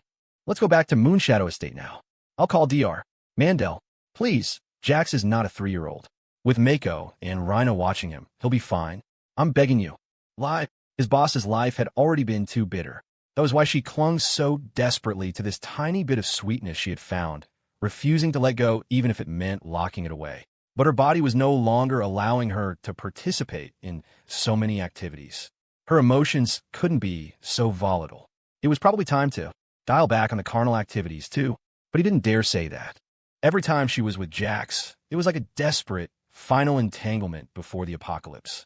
She was afraid every encounter would be one less, so she took what she could, recklessly. Just now, it was clear she couldn't hold on any longer, yet she waited until Jax was out of the car, inventing a video conference as an excuse to cough up blood in private. She still had no sense of security. It was the tragic helplessness of someone who had never known love, a humility born from the very marrow of her bones. Nathan, she whispered, do you think I'll really die at 25, just like my aunt and the women in my family before her? A fragile tremor entered her voice. Jax is just starting to like me. I don't want to leave. I used to hate this miserable world, but now he's in it. He made someone like me actually fall in love with this world. It's pathetic, isn't it? Inside the private hospital, Eleanor Pierce's burns were severe enough to be classified as second degree. Although they had applied anti-inflammatories and given her emergency treatment, scarring was inevitable. With her husband at a business conference overseas, the responsibility of caring for Eleanor fell, once again, onto the shoulders of the eldest daughter, Morgan. This was despite the fact that Morgan herself had just endured a hellish public shaming online. But as the eldest, the firstborn Pierce daughter, there were responsibilities she couldn't escape. No matter how poorly her mother treated her, she was still her mother. That had always been Morgan's guiding principle. So she put on a mask, wrapped herself in layers to hide her identity, and went to the hospital. Even after entering the private room, she didn't remove her disguise. Her pride had been shattered, and she felt as if she had no right to live in the sunlight anymore. Morgan had someone bring a thermos of soup. She looked at her mother lying in the hospital bed, and for a moment didn't know what to say. This was her own mother. Had she truly felt nothing, not a single maternal instinct, when her daughter had been through something so terrible? Morgan, your sister Scarlet already went to get our family's special burn cream from Jax, Eleanor complained, her voice weak after the nurses had finished dressing her wounds. That boy's nothing but trouble. He runs away from home and has the gall to take all of our regular ointments with him. He's so selfish. She had informed her husband and daughters about her injury, but had deliberately kept it from Caleb. She claimed it was because she didn't want to worry him with his already frail health, even though Caleb himself was a patient in this very hospital. It wouldn't have been a long walk for him to come visit, but Eleanor's heart ached for him. She was also afraid Caleb would feel guilty, knowing she had been burned while preparing a special broth for him. Morgan, you know how Caleb is, so kind and gentle and sensitive. If he knew I was hurt, he'd probably stay up all night watching over me, regardless of his own health. That would be so bad for him. It's better to keep it from him. Eleanor's every other word was about Caleb. A shadow slowly crept into Morgan's eyes. Caleb, Caleb, Caleb. All she did was chant the name of her precious son. Did that mean she, the eldest daughter, deserved to work herself to the bone day and night without a single word of appreciation? In that moment, all the suffering Jax had endured from her mother's extreme favoritism, all the unspeakable despair, became horribly real in Morgan's own heart. She realized that she, too, had been one of the ones who favored Caleb.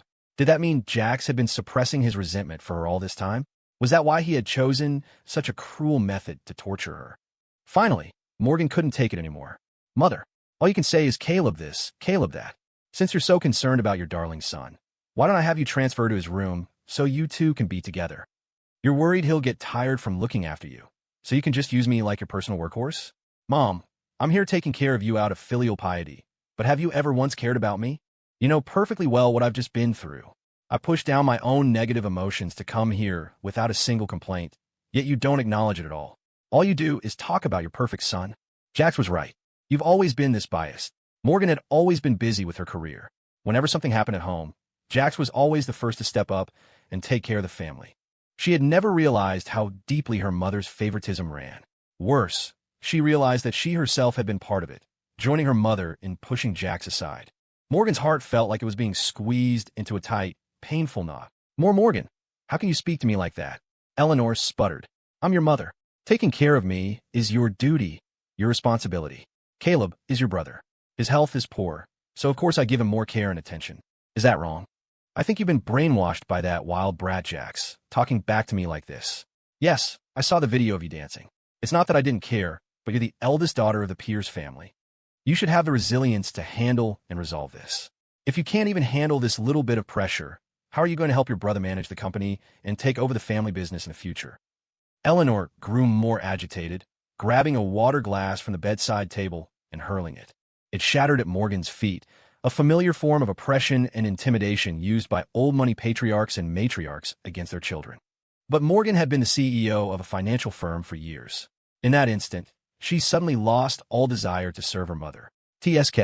Help manage, she said, her voice cold, but not as cold as the heart that was being pushed to the brink of insanity. I'm not interested. As the eldest daughter, she had built a fortress for the Pierce family's advancement, managing a financial group, disciplining her younger siblings, respecting her elders, and caring for the young. She knew she wasn't perfect, but she had worked tirelessly. And yet, in her mother's eyes, was her contribution just something to be taken for granted? Even when her reputation was destroyed, her mother just thought she lacked resilience. Was a family like this, a love like this, really worth maintaining? Morgan couldn't help but start to question everything. Morgan, I understand you're emotional right now. I won't blame you for talking back to me, Eleanor said, softening her tone. Your sister Scarlet has been gone for hours looking for Jax to get our family's burn cream. Can you go find Scarlet and Sierra for me? That much Jax must be giving your sister a hard time. As the eldest, Eleanor was about to say more, but she was cut short by the icy glare from Morgan. It was a look of utter coldness. She was looking at her mother as if she were a stranger, seeing her for the first time. Mother, do you really think that burn cream is some old family recipe? Morgan's voice was sharp. Why don't you think about the timing? All of our burn creams, scar removal creams, all those versatile ointments. They all started appearing after Jax came home. Funny coincidence, isn't it? When Jax left, he took the ointments with him. If anyone else in this family knew how to make them, wouldn't we have restocked our supply by now? Morgan laid it all bare. It wasn't that she hadn't noticed these details before. She was just always too busy with the company to pay attention to such trivial matters. Someone had said Caleb made them, and she didn't question it. After all, her brother Caleb was also a genius. But now, the more Morgan thought about it, the more it didn't add up. If Caleb really made the cream, why hadn't he made more since Jax left? Morgan wasn't a fool. The suspicion grew, and with it, a chilling dread. So, she had been an accomplice all along, squeezing Jax out, making his life in their home unbearable. Morgan's face grew paler. She couldn't accept that she had been so vile. Her chest felt tighter and tighter, until she could barely breathe, as if a series of heavy hammers were pounding relentlessly on her skull. She took a deep breath, her chest aching. Was I an accomplice? Was I one of the ones who drove Jax away, who tormented my own brother? Her head throbbed, a dull, tearing pain. Her old nervous condition was flaring up. Morgan clutched her head and ran out of the room like a madwoman, leaving Eleanor alone on the bed, her face a mask of white. Morgan, where are you going? Eleanor called out, but there was no answer. Her face was grim. Just as she was sinking into self-pity, her phone rang. She saw the caller ID, and a warm smile instantly replaced her frown. Madison, Maddie, sweetheart, is your medical conference over? How did you know Mommy was in the hospital? I'm fine. What? You're already on your way? And you still have some of the burn cream left? Oh, Maddie, you truly are Mommy's little angel. Madison Pierce, the second sister, was driving, still seething over Jax hanging up on her. Her relationship with Jax had always been decent. What had gotten into him that he dared to block her number? Mom, where's Jax? She asked. He should be waiting on you hand and foot right now, right? When I get back, I'm going to punish him properly. I'll make him test a new high-potency drug for me, as penance for blocking me. Morgan ran, wanting only to escape the suffocating atmosphere of the hospital. Her eyes stung, and a wire in her brain was stretched taut, pulling at her frayed nerves.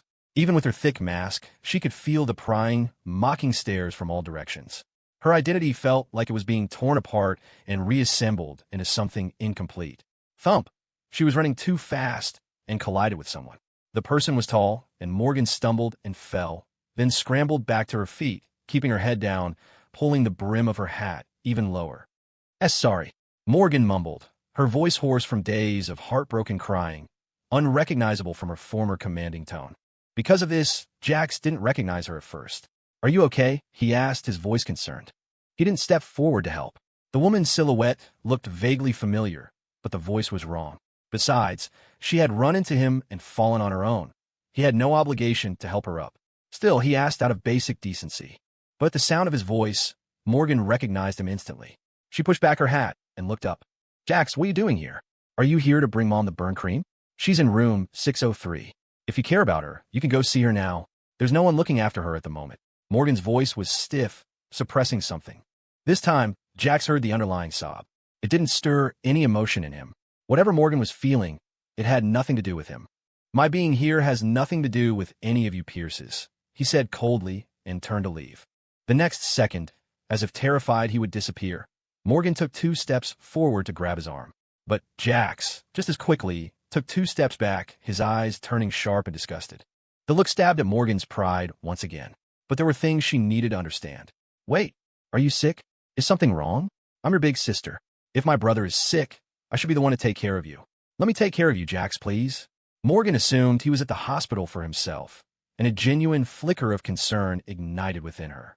But that concern had come far, far too late. Jax had no use for it anymore.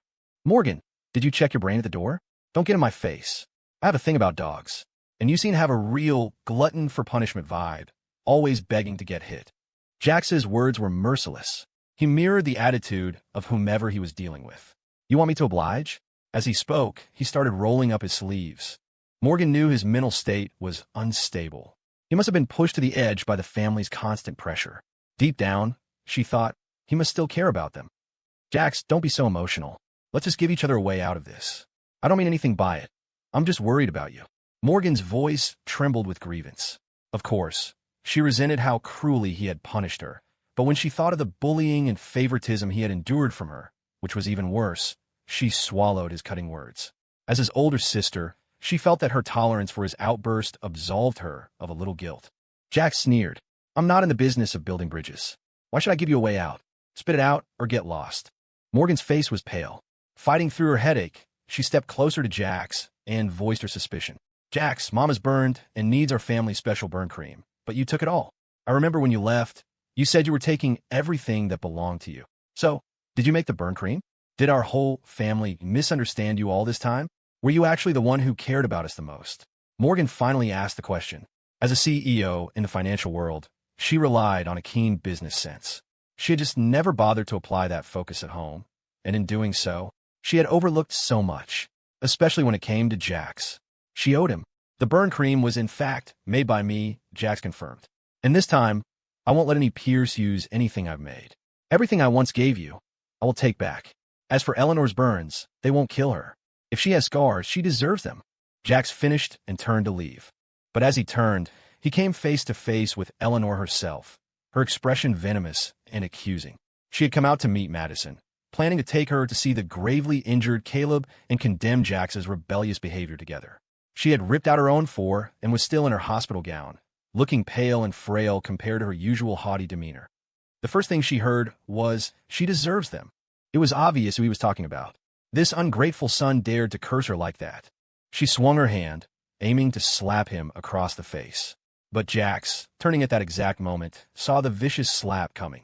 He took one step back and shot his leg forward in a powerful kick. Thud! The sound of a heavy body hitting the floor echoed down the hallway. Eleanor Pierce was sent flying nearly 10 feet, the force of the kick landing squarely on her burned abdomen. AGH. Help me. Someone help. My son is trying to kill his own mother. Eleanor clutched her stomach, the pain so intense it felt like her insides were being shredded. She stared at Jax in disbelief, as if looking at a stranger. In the past, no matter how terribly she treated him, making him kneel in the ancestral hall, even beating him with a cane, Jax would never fight back. He would just silently endure it. But now, he had truly rebelled. Jax, what are you doing? Morgan shrieked, horrified. That's our mother. No matter how crazy you are, you can't lay a hand on her. The last shred of belief that Jax held any affection for the family shattered in that instant. The only reason he hadn't continued to punish her, she realized, was because he was enjoying the slow burn of her psychological torment. He preferred to torture them all, piece by piece, rather than grant them a quick end. The thought sent a chill down her spine. I told you not to mess with me, Jack said calmly. You think this is crazy? I have much crazier things I haven't done to you yet. And Eleanor, don't you dare keep calling yourself my mother. My legal documents list only me. Even in the eyes of the law, you're not my mother anymore. Forgetting and forgiving is for hypocrites. I much prefer seeing the tables turn. This time it's just a kick. Next time, maybe I'll feel like breaking one of your legs. Besides, he added, his voice dropping, I don't acknowledge you as my mother. My real mother is someone else. She was gentle. She encouraged and cared for me. And he would find her again. Jax lowered his gaze, pushed past the crowd of onlookers that had started to gather, and walked away. Just like before, this mess. Mako and Rhino would clean it up. Mako and Rhino, watching from a distance, were dumbfounded. Damn, the young master is finally going feral on these leeches? About time. In his hospital room, after a full examination, Sam Cole's wounds were stitched up. A nurse was applying ointment to the smaller scrapes and bruises. His physical injuries weren't that severe, a dozen stitches in his abdomen, the rest just bruises. The deepest wound, of course, was to his heart.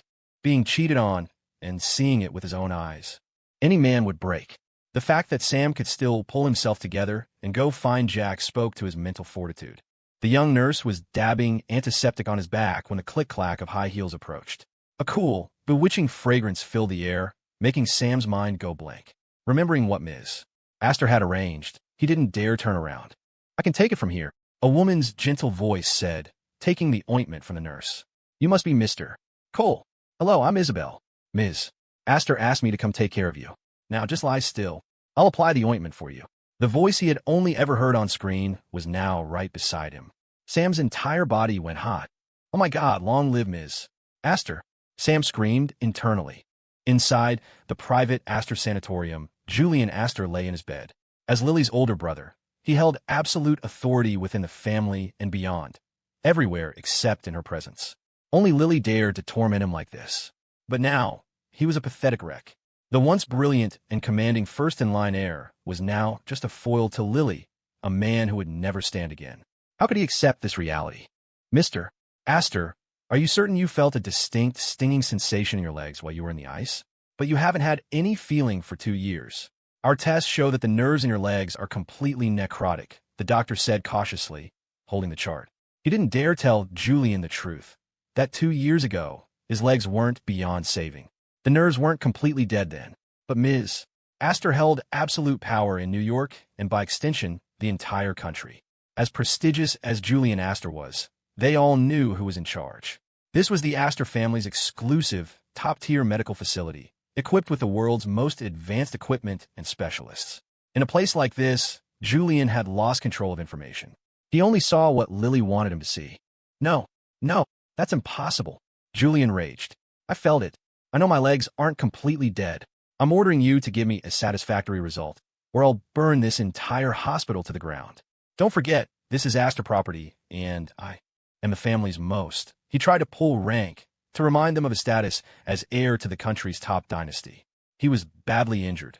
Lily had clearly been serious this time, showing no mercy even to her own brother. When he had been in the water, looking up at her imperious silhouette and her ice-cold eyes, he'd had a fleeting thought that the Lily who had returned from the Middle East was no longer his sister. She was a killing machine. The most. What? Lily's voice cut through the air. She strode in on stiletto heels, her tailored suit amplifying her formidable presence, each footstep sharp with murderous intent. Only Nathan, trailing meekly behind her, knew the truth. His boss, though appearing calm, had been on the verge of psychotic break for some time. He had planned to drive her back to Moonshadow Estate for emergency hypnotic therapy, but she had refused. Dr. Mandel had been the only one who could successfully use hypnosis to help her sleep and heal. But recently, Lily's sleep had been improving. Her illness, she knew, required a more direct approach. The old Lily didn't care about living a long life. If she was going to die, she would just take Jax with her. That would have been enough. But now she was greedy. She craved a long life with Jax. To do that, she had to personally uncover the root of this so-called curse that fated the Aster women to die before 25. Why? Why did the women of the Aster family have to die so young? Her life was her own to control. Lily despised the feeling of her life being controlled by some unseen force, as if a countdown had already been set. She refused to submit. Jax loved this world, so she would live to share it with him for as long as possible. So, she had chosen to come to the hospital for a full workup. She had done them before, but just like Julian now, when the power of the dynasty wasn't in her hands, she could have been deceived. It was just a coincidence that she'd arrived just in time to hear Julian's tantrum. And, as it happened, her hands were itching for something to do. Julian, who had been spewing venom from his wheelchair, immediately deflated. "Oh, Lily, what are you doing here? Did you come all this way just to see your big brother?" "I'm so touched. I'm so terrified I can't move," was what he was actually thinking, "and I'm afraid if I say the wrong thing, you'll break something else." "Julian, I'll ask you one question," Lily said. "Did that man ever tell you the reason for the family curse? The one where the Aster women don't live past 25. She knew perfectly well that the only reason Julian clung to life was in the hope that she would die at 25, allowing him to retake control of the dynasty. A pity, then, that he seemed to have underestimated just how dark his psychotic little sister's heart truly was. If she really died, the entire Aster family will be buried with her. I don't know. Before you came back, father was in his prime. He only gave me a subsidiary to manage. He kept the core of the dynasty in his own hands. As for our aunt, you know what happened? She died suddenly in her 25th year. This was the known truth. But the curse had existed long before that. Their father preferred to call it a hereditary family disease, incurable and untreatable. Their aunt's death had been shrouded in secrecy, but it was the first time a young Lily had witnessed the passing of a life firsthand. "You don't know." Lily's eyes darkened. She took a step closer, and Julian, trapped in his wheelchair, felt a terrifying chill. This woman was insane. Julian had always known it, which was why he had worked so hard to find her weakness. He had finally concocted a plan using Jax as bait, but it had backfired spectacularly. He had nearly lost his own life. It was a total, unmitigated disaster. Worse, he was beginning to suspect that his legs could have been saved all along. The more he thought, the more his panic grew. "TSK, big brother, what were you asking the doctor just now?" Lily's voice was a low, strange murmur, full of twisted amusement. Her exquisite face was alight with excitement. She tilted her head, her eyes cold, but a smile played on her lips. Julian felt a frigid draft crawl up his spine. What kind of fit was she having now? Nathan could only guess. Probably the "I'm about to end you" kind of fit. "Think again, brother," Lily said, her tone suggesting a final act of mercy. "Are you sure you don't know any secrets?" She leaned in, her presence overwhelming. "I don't know anything. Father is already in a vegetative state. Are you really going to do this to me too?" Julian was certain that since she hadn't killed him 2 years ago, she wouldn't do it now. "Since you're no longer of any use to me, big brother, why don't you play a game with me? You know, you always loved making me play games with you when we were kids. Now it's your turn to play with me." The killing intent in Lily's voice terrified Julian.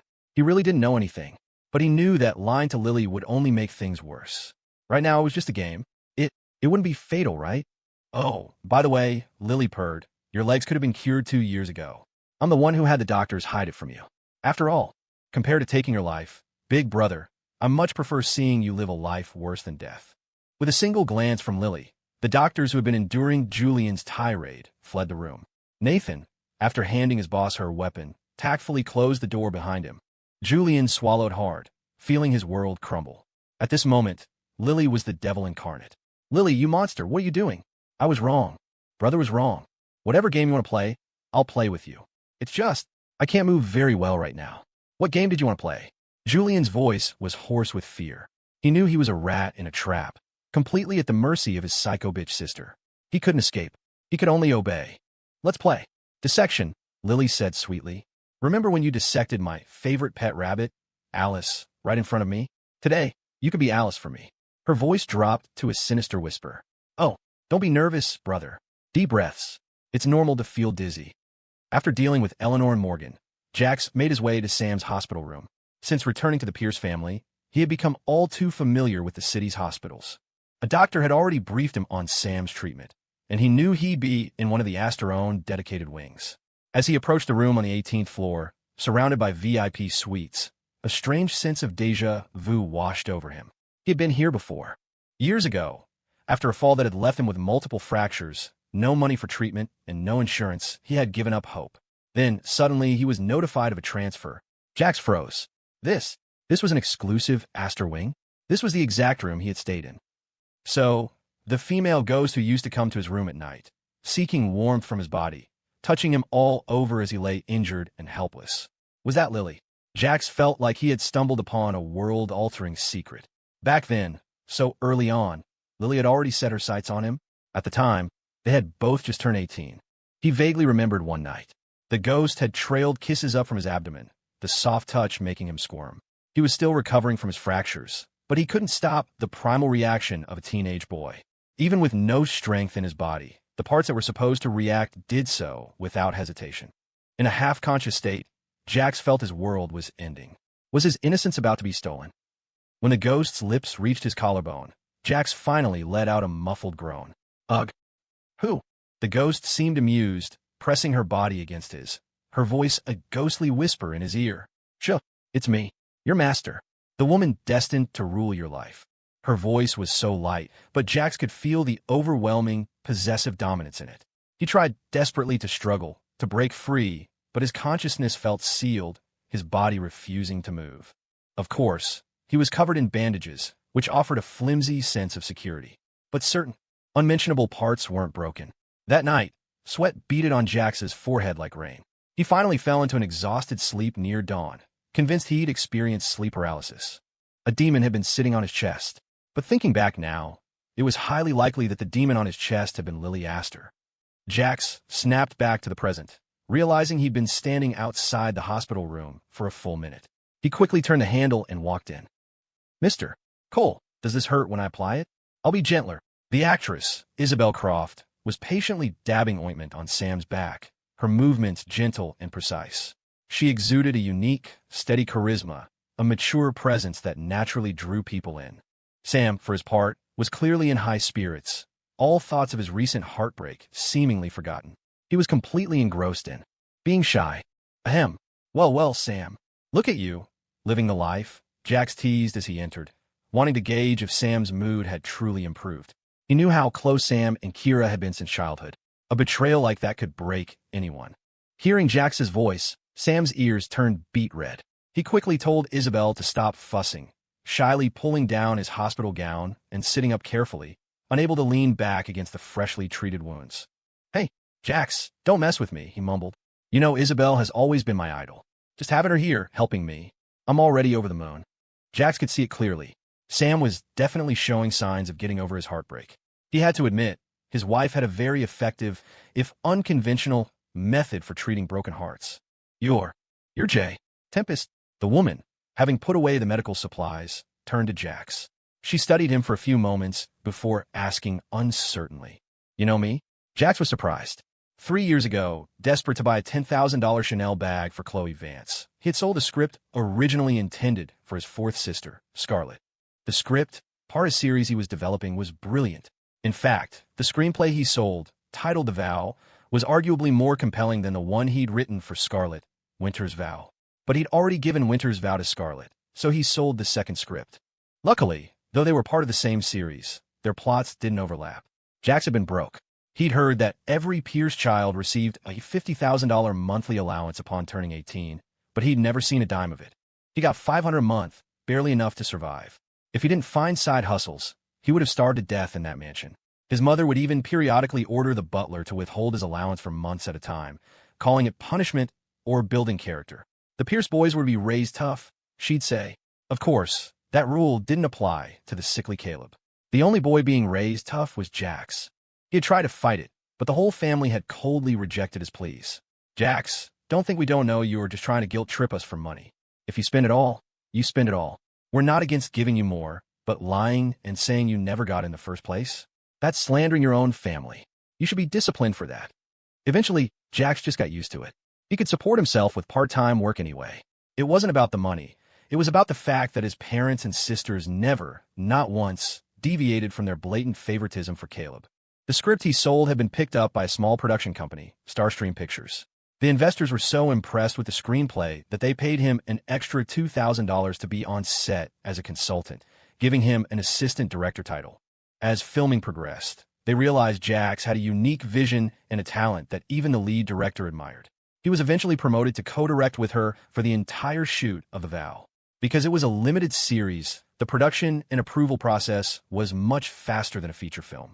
The Vow was released before Scarlet's film, Winter's Vow, and became a viral sensation, riding the early wave of the short-form video craze. The investors made a fortune. Jax, however, had no intention of going public. He was still a student and prioritized his studies, so he used a pen name from start to finish, J. Tempest. He had swept through the industry like a storm, and when people tried to find him, he was gone. But Jax knew another wave was coming, a golden age for short-form content. It wasn't a bad idea to get back in the game. He was just curious how Isabel Croft had recognized him. Now that he no longer needed to protect Scarlet's reputation as the talented one, he admitted it freely. "Yes, I'm J. Tempest. It's an honor to be recognized by you, Ms. Croft." Jax gave her a polite nod. Isabel was the epitome of a gentle, sophisticated beauty. Seeing that both young men were a bit shy, she got straight to the point. "I was one of the investors for The Vow. I saw you once from a distance. I tried to contact you for another project, but I was told you declined because you were still in school." Her tone was regretful. She genuinely admired his talent. "I see," Jack said with a slight smile. He kept a polite distance from the beautiful, famous stranger, ensuring his possessive wife wouldn't see and get jealous, leading to another round of punishment. "Gee, Tempest, your real name is Jax Pierce?" she asked. "You're currently trending on Twitter. Your own sister, Scarlet Pierce, is attacking you in a long post. The whole thing is blown up. If you need any help, I can make a call." Honestly, while Scarlet was a famous actress, she had been out of the spotlight for a while. She couldn't compare to a currently reigning A-lister like Isabel Croft. But Jax didn't need help just yet. For a proper counterattack, you had to let the bullet fly for a while. That's what made it fun. "Thank you for the kind offer, Ms. Croft. Please continue taking care of Sam. I should get back to my wife now." Ever since realizing the hospital that had saved him was owned by the Asters, Jax felt an overwhelming urge to go home. He felt like he loved Lily even more. She had done so much for him in secret. It must have been so hard, all those years of unrequited love. But this time, he had turned back for her. "So, Lily, you have to wait for me. Wait for me to bring you happiness. Our future is so long, and we have to walk it together." Just as Jack stepped out of the room, his phone rang. He answered it. "Young Master. Young Master, it's bad. Ms. Aster. She misses you again." Nathan, on the other end, quickly changed his tune after receiving a death glare from Lily. But he was panicking. Ms. Aster having an episode was a serious matter, and being alone with her on the brink of insanity. It was a horror movie. Nathan's legs were trembling. "Aren't you guys downstairs?" "I'm on my way," Jax replied quickly, already impatient to see Lily. "The Aster Private Sanatorium," Nathan said, his voice strained. "Please hurry, young master. If you don't get here soon, the whole place is coming down." And Nathan meant that literally. Jax had Mako and Rhino drive at top speed to the Aster Private Sanatorium. As they approached, he saw thick black smoke billowing into the sky, making the entire complex look like a scene from hell. Thankfully, the facility was almost exclusively for the Aster family's inner circle. Very few distant relatives even had the clearance to be treated here. As soon as Jax got out of the car, the sight of the roiling smoke made his heart seize. He broke into a sprint toward the fire, an instinct telling him that Lily would be in the most dangerous part of it. She had always been a psycho who danced with danger. The fire was coming from a small warehouse. Inside, Julian Aster was tied to his wheelchair. The skin on one of his hands was peeled back from the flesh, blood streaming down his arm, carrying his life force with it. But he wasn't dead. He was wide awake, forced to watch as Lily, in a fit of madness, lit daylight fireworks for him. Through the thick smoke, his vision blurring, he could see the scythe in Lily's hand, still stained with fresh red. He was completely numb with terror. "Nathan, give my dear brother a few shots of nutrient solution." Lily's voice was sing-song. "He's father's most prized successor, after all. He can't die so quickly. He has to live a long time to keep me company." Lily tilted her head, her dress splattered with blood-red blossoms, a sight of grotesque beauty. It was a bizarre, demonic aesthetic. "Yes, Ms. Aster," Nathan replied, his movements practiced as he efficiently administered several life-sustaining injections to Julian. Judging by his boss's methods, she had no intention of letting Julian die a quick death. Julian's intestines felt like they were twisting into knots of regret. He knew Lily was a lunatic who didn't recognize family ties when she went off the rails, yet he had still provoked her. How was that any different from suicide? Lily, I'm begging you. Just give me a quick death," he pleaded. The punishment she was inflicting had far surpassed his ability to endure. For a man born to power and privilege, there was no crueler fate than to lose his inheritance, his status, and his dignity, all while being unable to stand on his own 2 feet. And now, it seemed Lily had no intention of stopping. She was truly deranged. In that moment, Julian hoped with all his heart that there was someone in the world who could restrain Lily's madness. If such a person existed, they would be a savior to the entire world. "No can do," Lily chirped. "You dare to bully my most beloved man behind my back. If you bully Jax today, you'll come after me tomorrow. Big brother, to the victor go the spoils. Don't you understand yet? Your little life has been in my hands for a long time. See, aren't these daylight fireworks beautiful? I hear this is a very popular way to send people off lately. But how can the dead see such a grand farewell? You're so lucky, brother. You get to see the gift I'm giving you for your funeral while you're still alive. Aren't you going to thank your little sister?" Lily rambled on, unable to suppress her frenzied desire for torment. She just wanted to destroy everything she could see. "Thank you." Julian managed a smile that was uglier than a sob. He regretted it. He truly regretted it. He had sent assassins after Lily at least 100 times in the past, but she had never held it against him, merely having his men buried to fertilize her flower beds. But now, he had merely thought about messing with Jax. He hadn't even planned to kill him, just to drive a wedge between them. And the price he was paying was 1,000 times greater. "Lily, if you let me go, I swear I will never touch Jax again. I'll just live out my pathetic life and never cause trouble again." Julian was, at his core, afraid of death. Even with his crippled legs and mangled arm, he was terrified. Death was the end of everything. But if he lived, at least he could wait. Wait for Lily to die at 25. There was still a chance. TSK. I only trust dead men to not cause trouble. Lily flashed an innocent, gentle smile, but the scythe in her hand was a stark, brutal contrast. It was enough to terrify Nathan. When the boss smiles that innocently, her methods are always the most vicious.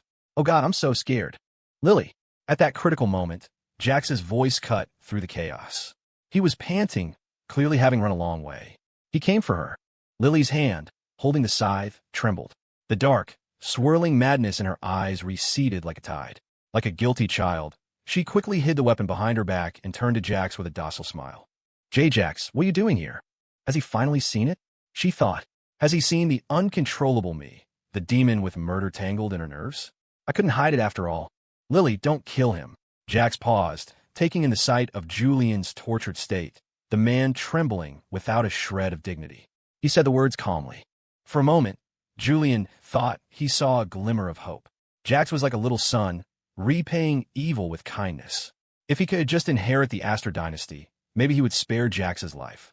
Living a life worse than death, living without any dignity, Jax continued, his voice cold and steady. That's the greatest punishment for him. This time, the innocence in Lily's eyes turned to suspicion, then bloomed into a constellation of bright, glittering stars. Jax wasn't afraid of her.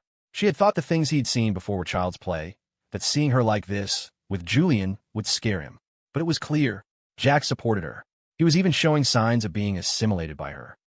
Nathan's mind reeled. What? I have to serve 2 psychos now. My world is ending. Okay, whatever Jax says, Lily murmured. Jax, my dress is dirty. She stood still, dropping the scythe.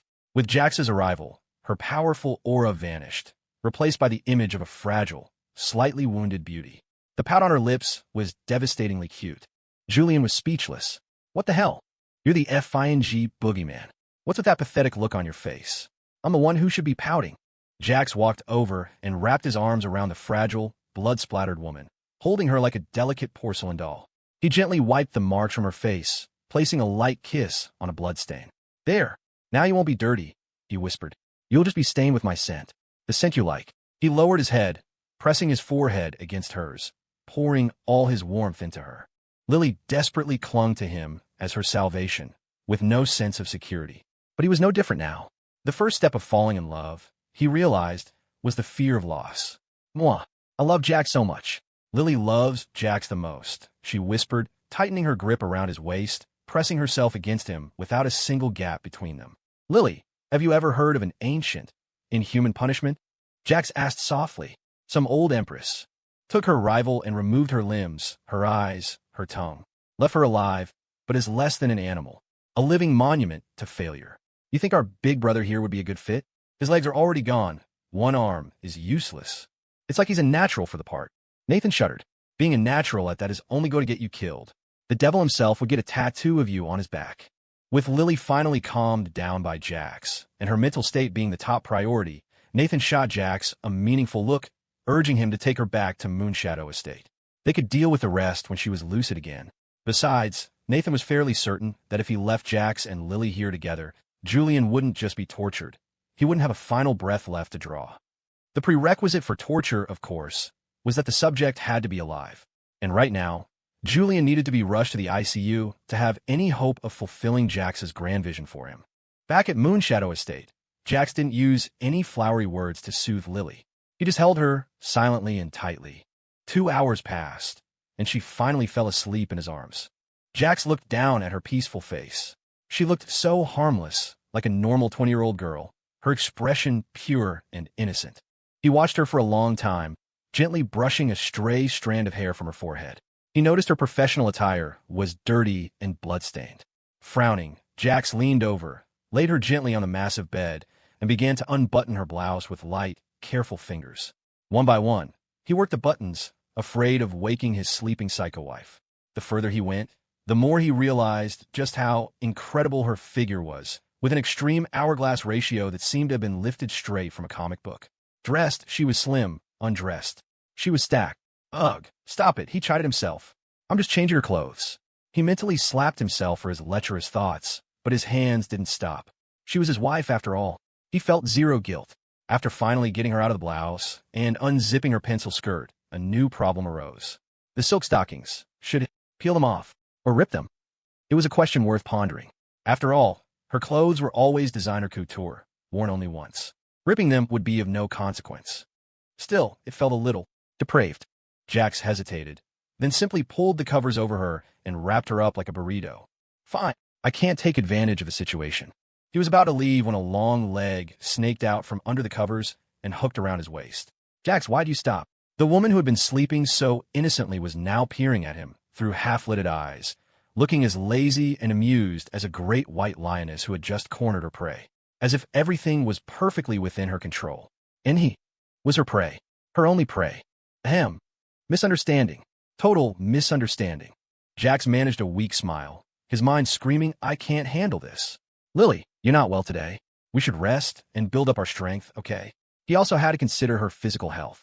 On the way back, Nathan had subtly hinted that her condition was poor.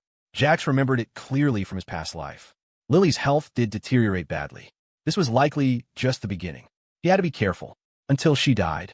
The thought sent a wave of anxiety through him. He had learned medicine from his sister Madison and their uncle. He was skilled enough in traditional methods to diagnose illnesses just by taking someone's pulse. The first night he'd spent with Lily after his rebirth, he had secretly checked her pulse and found nothing abnormal, just the slightly weaker pulse of a chronically sleep-deprived person. He had started preparing medicinal foods to nurse her back to health.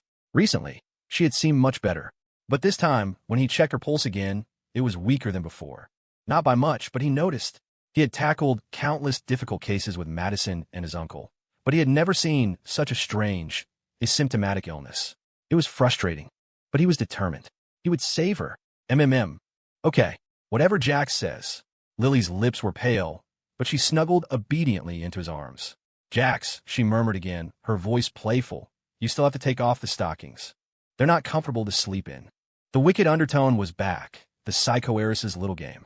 She loved teasing him, loved watching the tips of his ears turn red for her, loved leaning in to nip at his earlobe. It was soft and scorching hot. Adorable. Okay, I'll help you then. Jax's voice was a little shaky. He plunged his hands under the covers, fumbling in the dark to remove them. As he worked, her long legs brushed against his arm like a lithe snake, making his ears burn even hotter. Damn it, I'm being toyed with by my psycho wife again. But, as long as she was happy.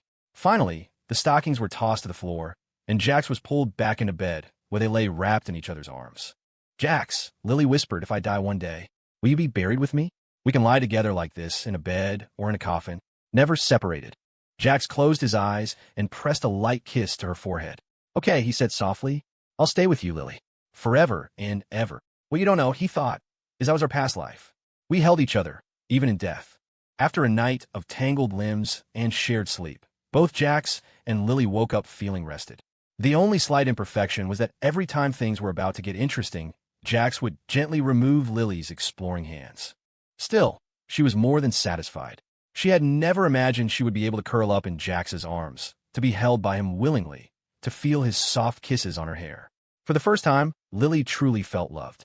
The feeling was new and a little thrilling. She liked it a lot. She slept so soundly that she didn't even notice when Jax got out of bed, a first for her. Downstairs in the sub-basement of Moonshadow Estate, Jax had Nathan set up a private workspace for him. He had already moved in a significant amount of herbs and lab equipment. With Lily firmly on his side, Nathan was ruthlessly efficient. Now, Jax was holed up in his personal lab, engrossed in creating his proprietary ointments. The most effective burn creams, scar removal creams, and acne treatments the Pierce family had ever used were all his own formulas, each one the result of countless hours of research. Now that he had Lily's financial backing, a small company was no longer enough to satisfy him. The pharmaceutical and beauty industries had always been incredibly lucrative, and his specialty from his past life, cosmetic and plastic surgery, techniques he had perfected to restore Scarlet's face, was more advanced than anything currently on the market. In this era, the industry was still dominated by techniques from other countries. The market was a wide-open blue ocean. It would be a waste of his skills not to claim it. Once Jax had a plan, he never sat idle. Everything that was his, he would take back, piece by piece. He wouldn't let the Pierces benefit from his work ever again. Jax, thank you so much for arranging everything for my grandfather at the hospital. The doctors say his illness is still in the early stages, and there's hope for a cure. The voice on the phone was emotional. You only bought a few of our paintings, but if the auction tonight at Phoenix Airy goes well, and his work gets the recognition it deserves, we might really be able to save him. Thank you, Jax. You're like a savior to our family. But we've already offended the biggest art supply distributor in the city, Artisan's Palette. I'm afraid the auction tonight won't go smoothly. The caller was Sean Zhao. Since joining Jax, he felt like his family finally had a chance. He had started calling him Jax, just like Sam, dropping the formal Mr. Pierce. Jax remembered the art auction he had set up. He calmly reassured Sean, "Don't worry about Artisan's Palette. No matter how powerful their connections are, mine are bigger. Just focus on taking care of your grandfather. His best days are still ahead of him. And I told you I'd cover his medical bills. I meant all of them. You don't need to worry about the cost." He nodded to himself. Besides Sam, he was starting to gather other talented people he could rely on. To be a true leader, you didn't do everything yourself. You cultivated absolute control. Okay, Sean stammered. "Jax, I don't know how to repay your kindness. I can only offer my. Jax, who was distilling herbal extracts, almost dropped the test tube he was holding. He quickly cut him off. "Stop. I'm not interested in men, and you in a dress won't change my mind. Not my thing." He wiped a bead of sweat from his forehead and quickly hung up. Sean Zhao stood there, phone in hand, utterly confused. Wait, Jax sounded so flustered. Does that mean some other guy already tried to repay him in a dress? After a busy morning, Jax wiped the sweat from his brow. He looked at the 20 small boxes each of burn cream, scar removal cream, and acne cream he had just made. A look of satisfaction crossed his face. The next step was marketing, but that could wait. He took off his sterile suit, removed his mask, and stepped out of the specially constructed lab, taking his phone out of its vacuum-sealed bag. As he walked out, the light seemed unusually soft. Every day with Lily was filled with happiness. But as he reached the door, a massive explosion shook the entire estate. Boom! Jax jumped, his heart pounding, and immediately sprinted toward the source of the sound. A dreadful thought crossed his mind. Did Lily wake up, find me gone, and blow something up again? In the main kitchen of Moonshadow Estate, Lily had woken up to find Jax gone. She immediately checked the tracking chip she had implanted in him long ago. Seeing that he was still in the estate, working in his lab in the basement, a satisfied smile touched her lips. Since Jax was so keen on his little business venture, Lily felt a lazy desire to try being a supportive wife for a change. She got dressed and went downstairs. Nathan and Mr. Sterling were waiting obediently at the foot of the stairs, their heads tilted and eyes frantically signaling towards Jax's location, terrified that Ms. Aster would take out her displeasure on the estate's furniture. Or on them. Mr. Sterling felt his old bones wouldn't survive another one of her fits. Nathan is still young, he thought. She could take it out on him. Nathan caught Mr. Sterling's less than charitable glance. You old dog, he thought, always ready to sacrifice your comrade. But this time they were both wrong. Lily didn't head for the basement. Instead, she walked directly towards the kitchen. What? Nathan and Mr. Sterling's eyebrows shot up in unison. As the two people on the front lines of serving Ms. Aster, they knew her routine had been completely scrambled since Jax came into the picture.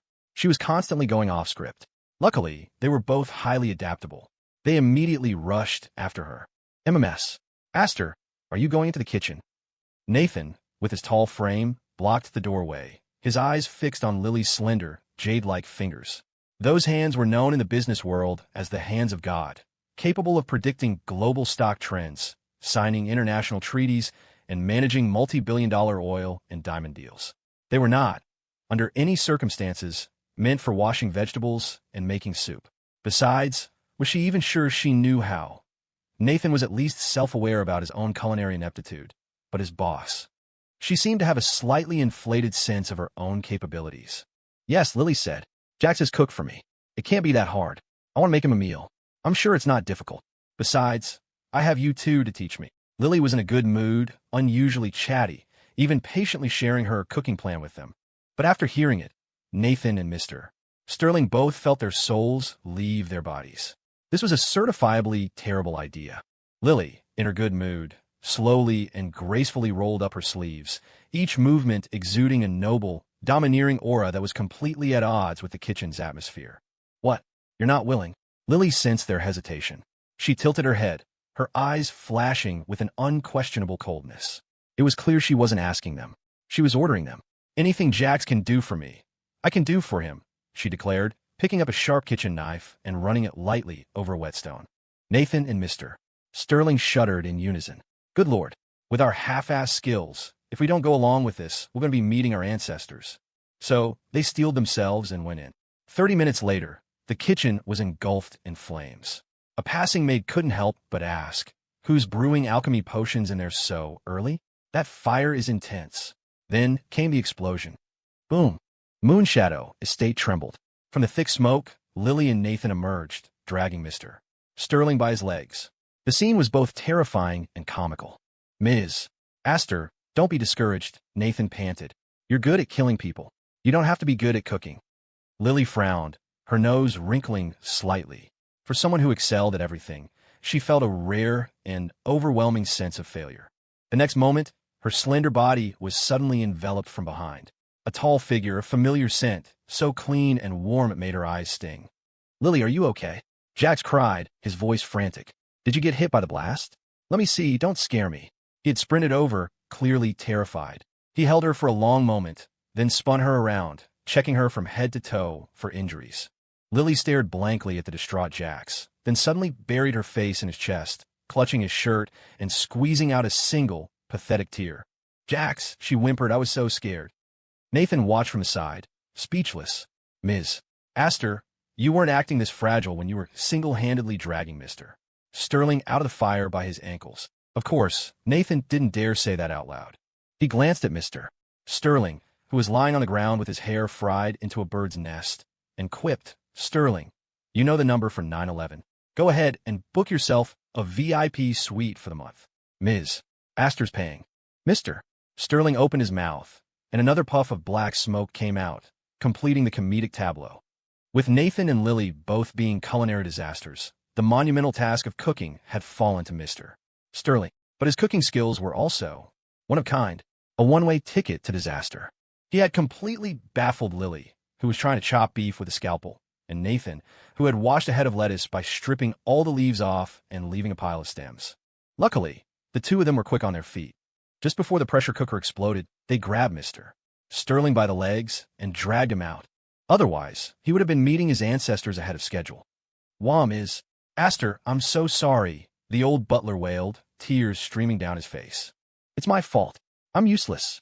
I don't know how to cook well enough to teach you, and I tried anyway. It's all my fault. The old man was genuinely terrified. He looked truly pitiful. Lily waved a dismissive hand. Mr. Sterling, you've been wronged. Your bonus next month will be tripled, and you can stay at the Aster private hospital for as long as you need to recover. The moment she finished speaking, Mr. Sterling sprang up from the ground with the agility of a gymnast. It was nothing short of a medical miracle. Lily's eye twitched. You old fox. But money was no object to her, and Mr. Sterling was someone she had personally hired. She didn't want anything bad to happen to him. Nathan, take Mr. Sterling to the hospital for a full checkup, Lily ordered coldly, then snuggled back into Jax's arms. Jax, I'm fine, she murmured. Just scared. You'll have to make it up to me. The way she clung to him was so disarmingly docile that Jax couldn't find it in him to be angry. He had been terrified. In that moment, he had understood just how much he couldn't lose her. She had, without him even realizing it, completely invaded his heart. Love had taken root, conquering every part of him. It's okay. As long as you're not hurt, he whispered. Lily, were you trying to make breakfast? He found it hard to believe. In his past life, even until the day he died, he had never seen her set foot in a kitchen. Her hands were meant to control empires, not cook. He could cook for her. He didn't need her to do these things. He wanted to spoil her, to hold her in the palm of his hand, not have her serve him. I want to make you breakfast. You made it for me, so I wanted to do it for you. But it was a disaster. Lily pouted, a hint of a playful sulk in her voice. Jack smiled, a fond, indulgent smile. The fact that the most powerful and terrifying tycoon in New York City would even try to make him breakfast was, in itself, a miracle. Whether he actually got to eat, it was irrelevant. Silly girl, he said softly, gently tapping her nose. A queen doesn't need to stand on her tiptoes for anyone. The man who loves her will bow down for her. I'm one of them, and I'm a lucky one, who has gained your favor. His heart ached for her. He didn't want her to change for him. He wanted to be the one to move closer to her. That way, she would never be lonely. Lily stared at him, her eyes slowly filling with affection and adoration. This was the man she had chosen. He respected her, accepted her, and was the best Jax in the entire world. I want hugs and kisses, and I want Jax to spoil me and praise me forever. Okay. Lily's heart completely melted. As Nathan left, he glanced back at the scene. Amidst the billowing smoke and the frantic bodyguards putting out the fire, their formidable, decisive boss was once again being reeled in by Jax like a prized fish. Yes, I'll give you whatever you want, Jax said, his eyes warm. He leaned in, wrapped his arms around her waist, pulled her close, and deepened their kiss. Later, in the backup kitchen, Jax personally cooked a bowl of noodles for Lily.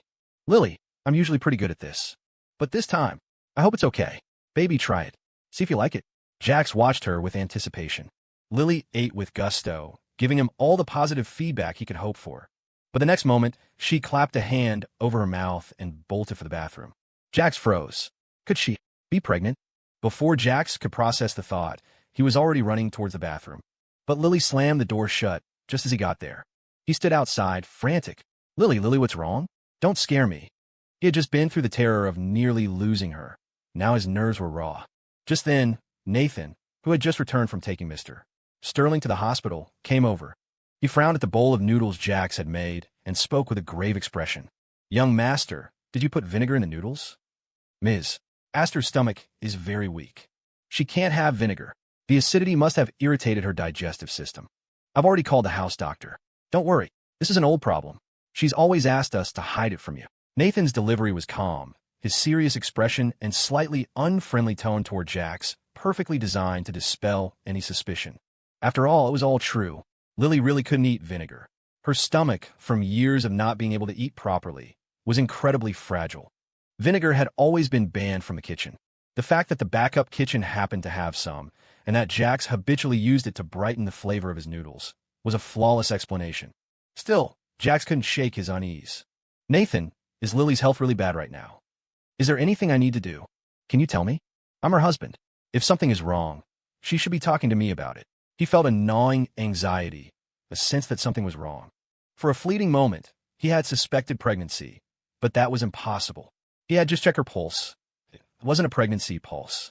That left only one possibility. Lily's health was already starting to decline, and in his past life, he had been completely oblivious at this stage. Young master, Miss Aster. Just then, the bathroom door opened. Lily emerged, her face pale, but her expression as regal and cold as ever. The paleness only made her lips seem redder, giving her the air of a vampiric beauty from a Gothic film. Mysterious, beautiful, and dangerous.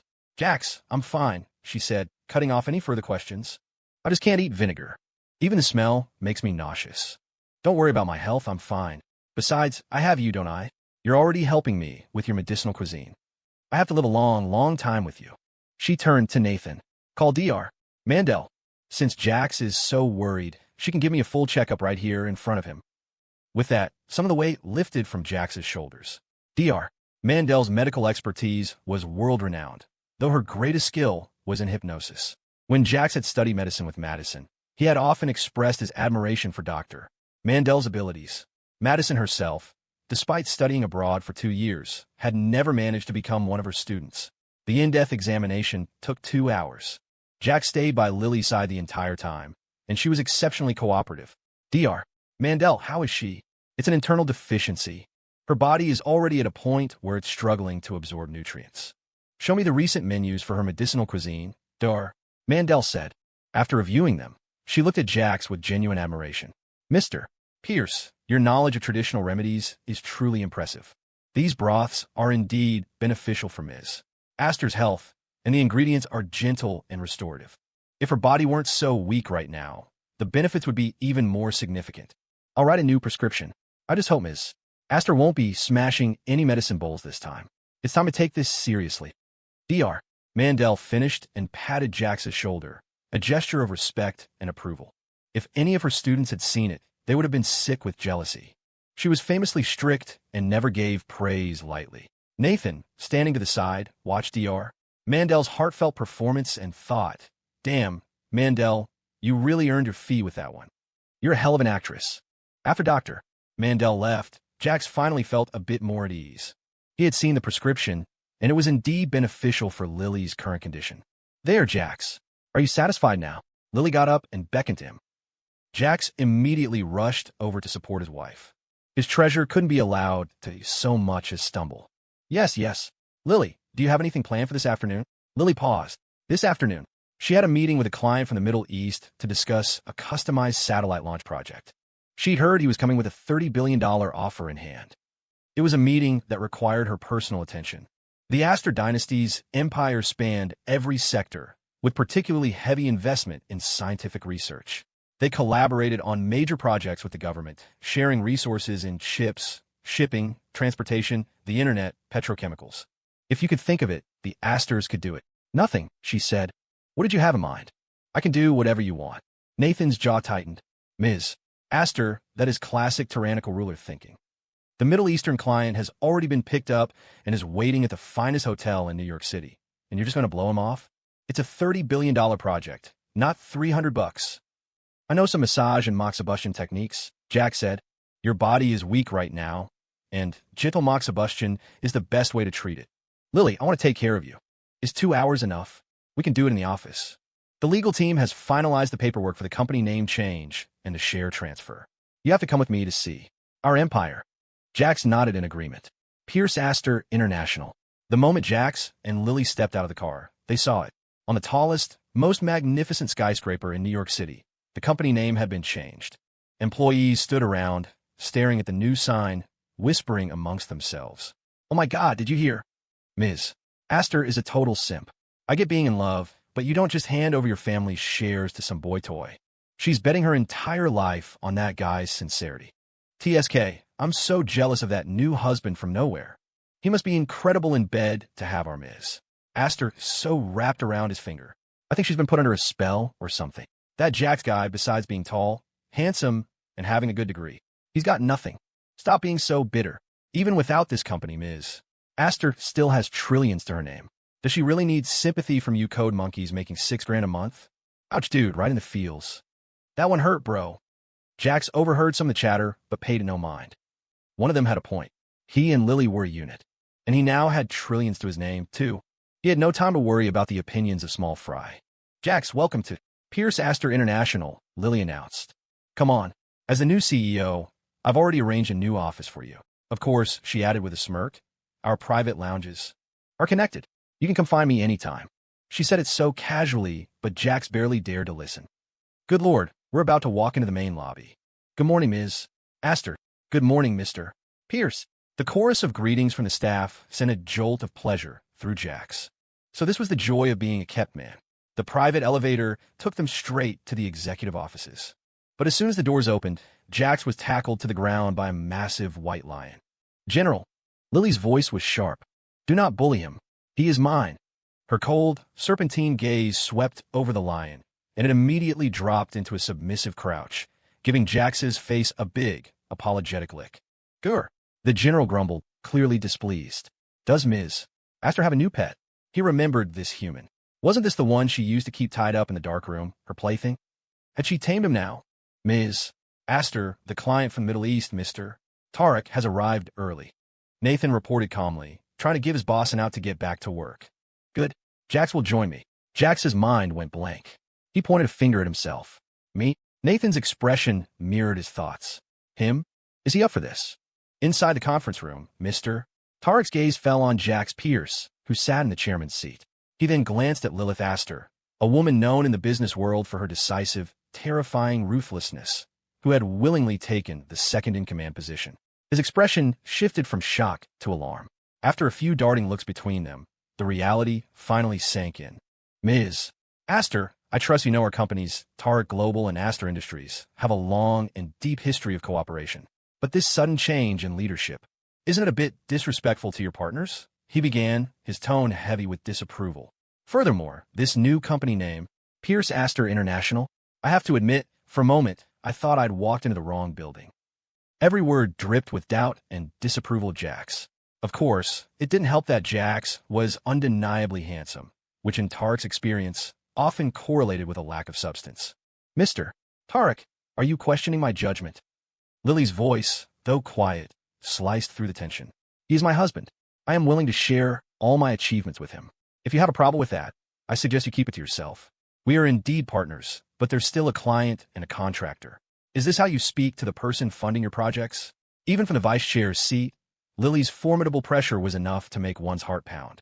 She spoke slowly, deliberately, each word delivered with an unshakable core of authority.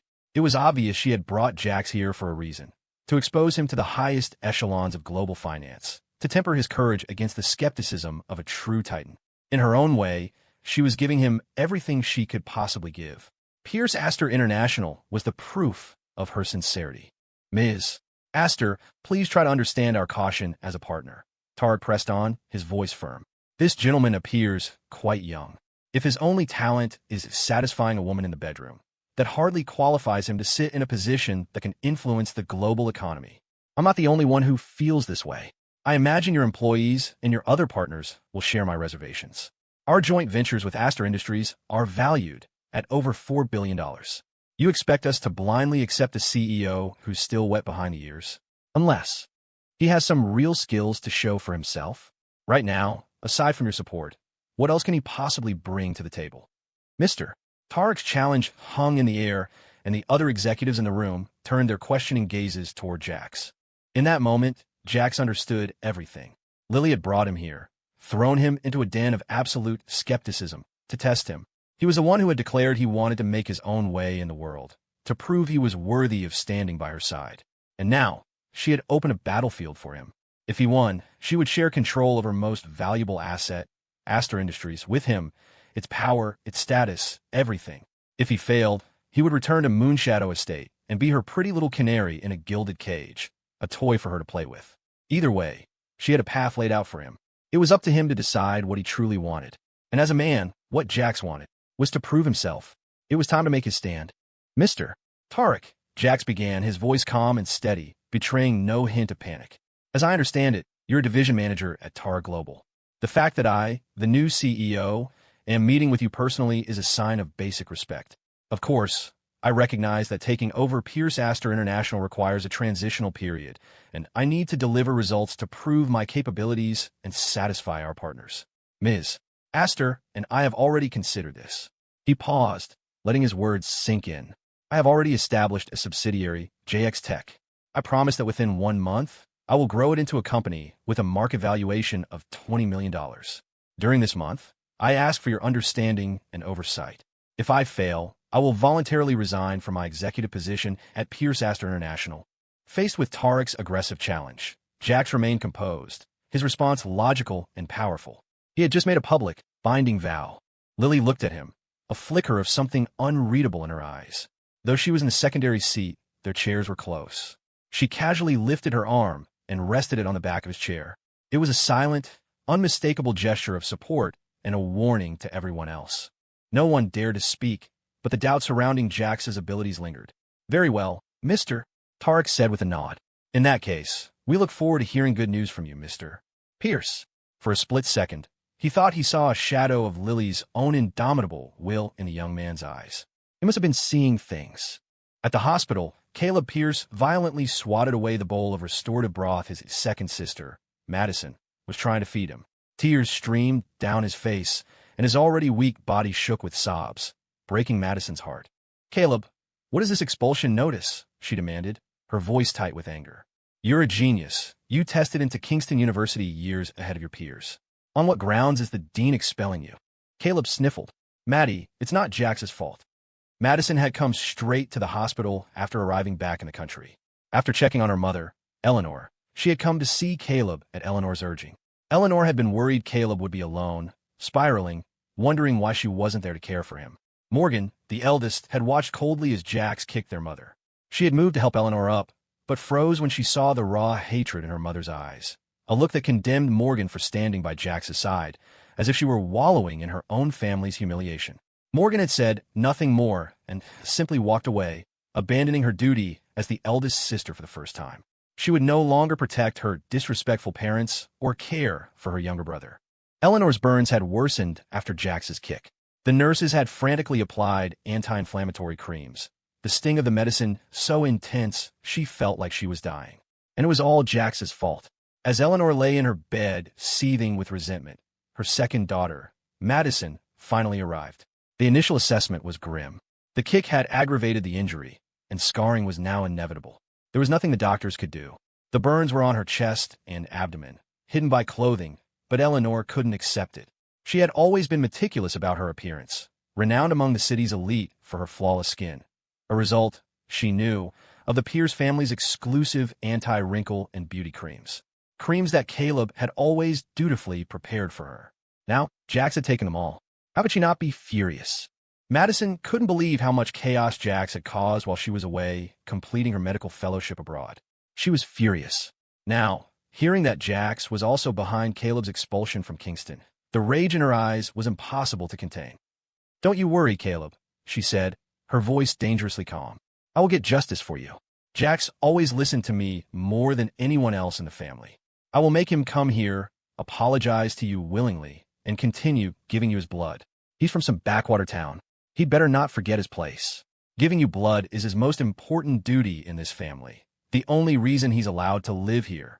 After saying this, Madison told the nurse to watch Caleb and stepped out to make a call. "Scarlet? It's Madison. I saw your post on Twitter about suing Jax. Perfect timing. My new boyfriend is Cole Hayden, the lead attorney at Summit Law Group. He's the best lawyer in the city. He's never lost a case. His photo was recently leaked online, and he gained a bit of following for being so handsome. I was thinking if you two filed a lawsuit together, you could perfectly weaponize public opinion and maximize the damage to that little punk." Madison's voice was cool, but her expression was dark and grim. She would not allow anyone to hurt Caleb, not even her own blood-related brother. After all, Caleb had once saved her life. That alone was something Jax could never match with his trivial favors. She and Caleb would be the most united siblings in the world. After the meeting, Jax was called away to the university. Lily stayed behind to handle company affairs. In the CEO's office, Mr. Tarek sat across from Lily, his expression now serious and professional. "Ms. Aster, do you think I was too harsh? With you backing him, who would actually dare to question Mr. Pierce's ability? Your partners aren't that clueless. Besides, you're the client. No one would dare challenge you. Are you sure Mr. Pierce bought it?" Mr. Tarek, having just played the villain, looked at Lily, feeling a little sheepish. Of course my Jax bought it," Lily said, a gentle, doting smile spreading across her lips. After all, Jax was her sweet, innocent lamb of a husband. Just thinking about him made her smile. Jax needs to prove himself, so I'm giving him a bridge to prove it, a way to justify taking over Pierce Aster. Otherwise, my Jax would never agree to work by my side. Lily propped her head on her hand, a look of lovesick frustration on her face. The ruthless, cold-blooded tycoon had the giddy expression of a girl in the throes of first love. Mr. Tarek was speechless.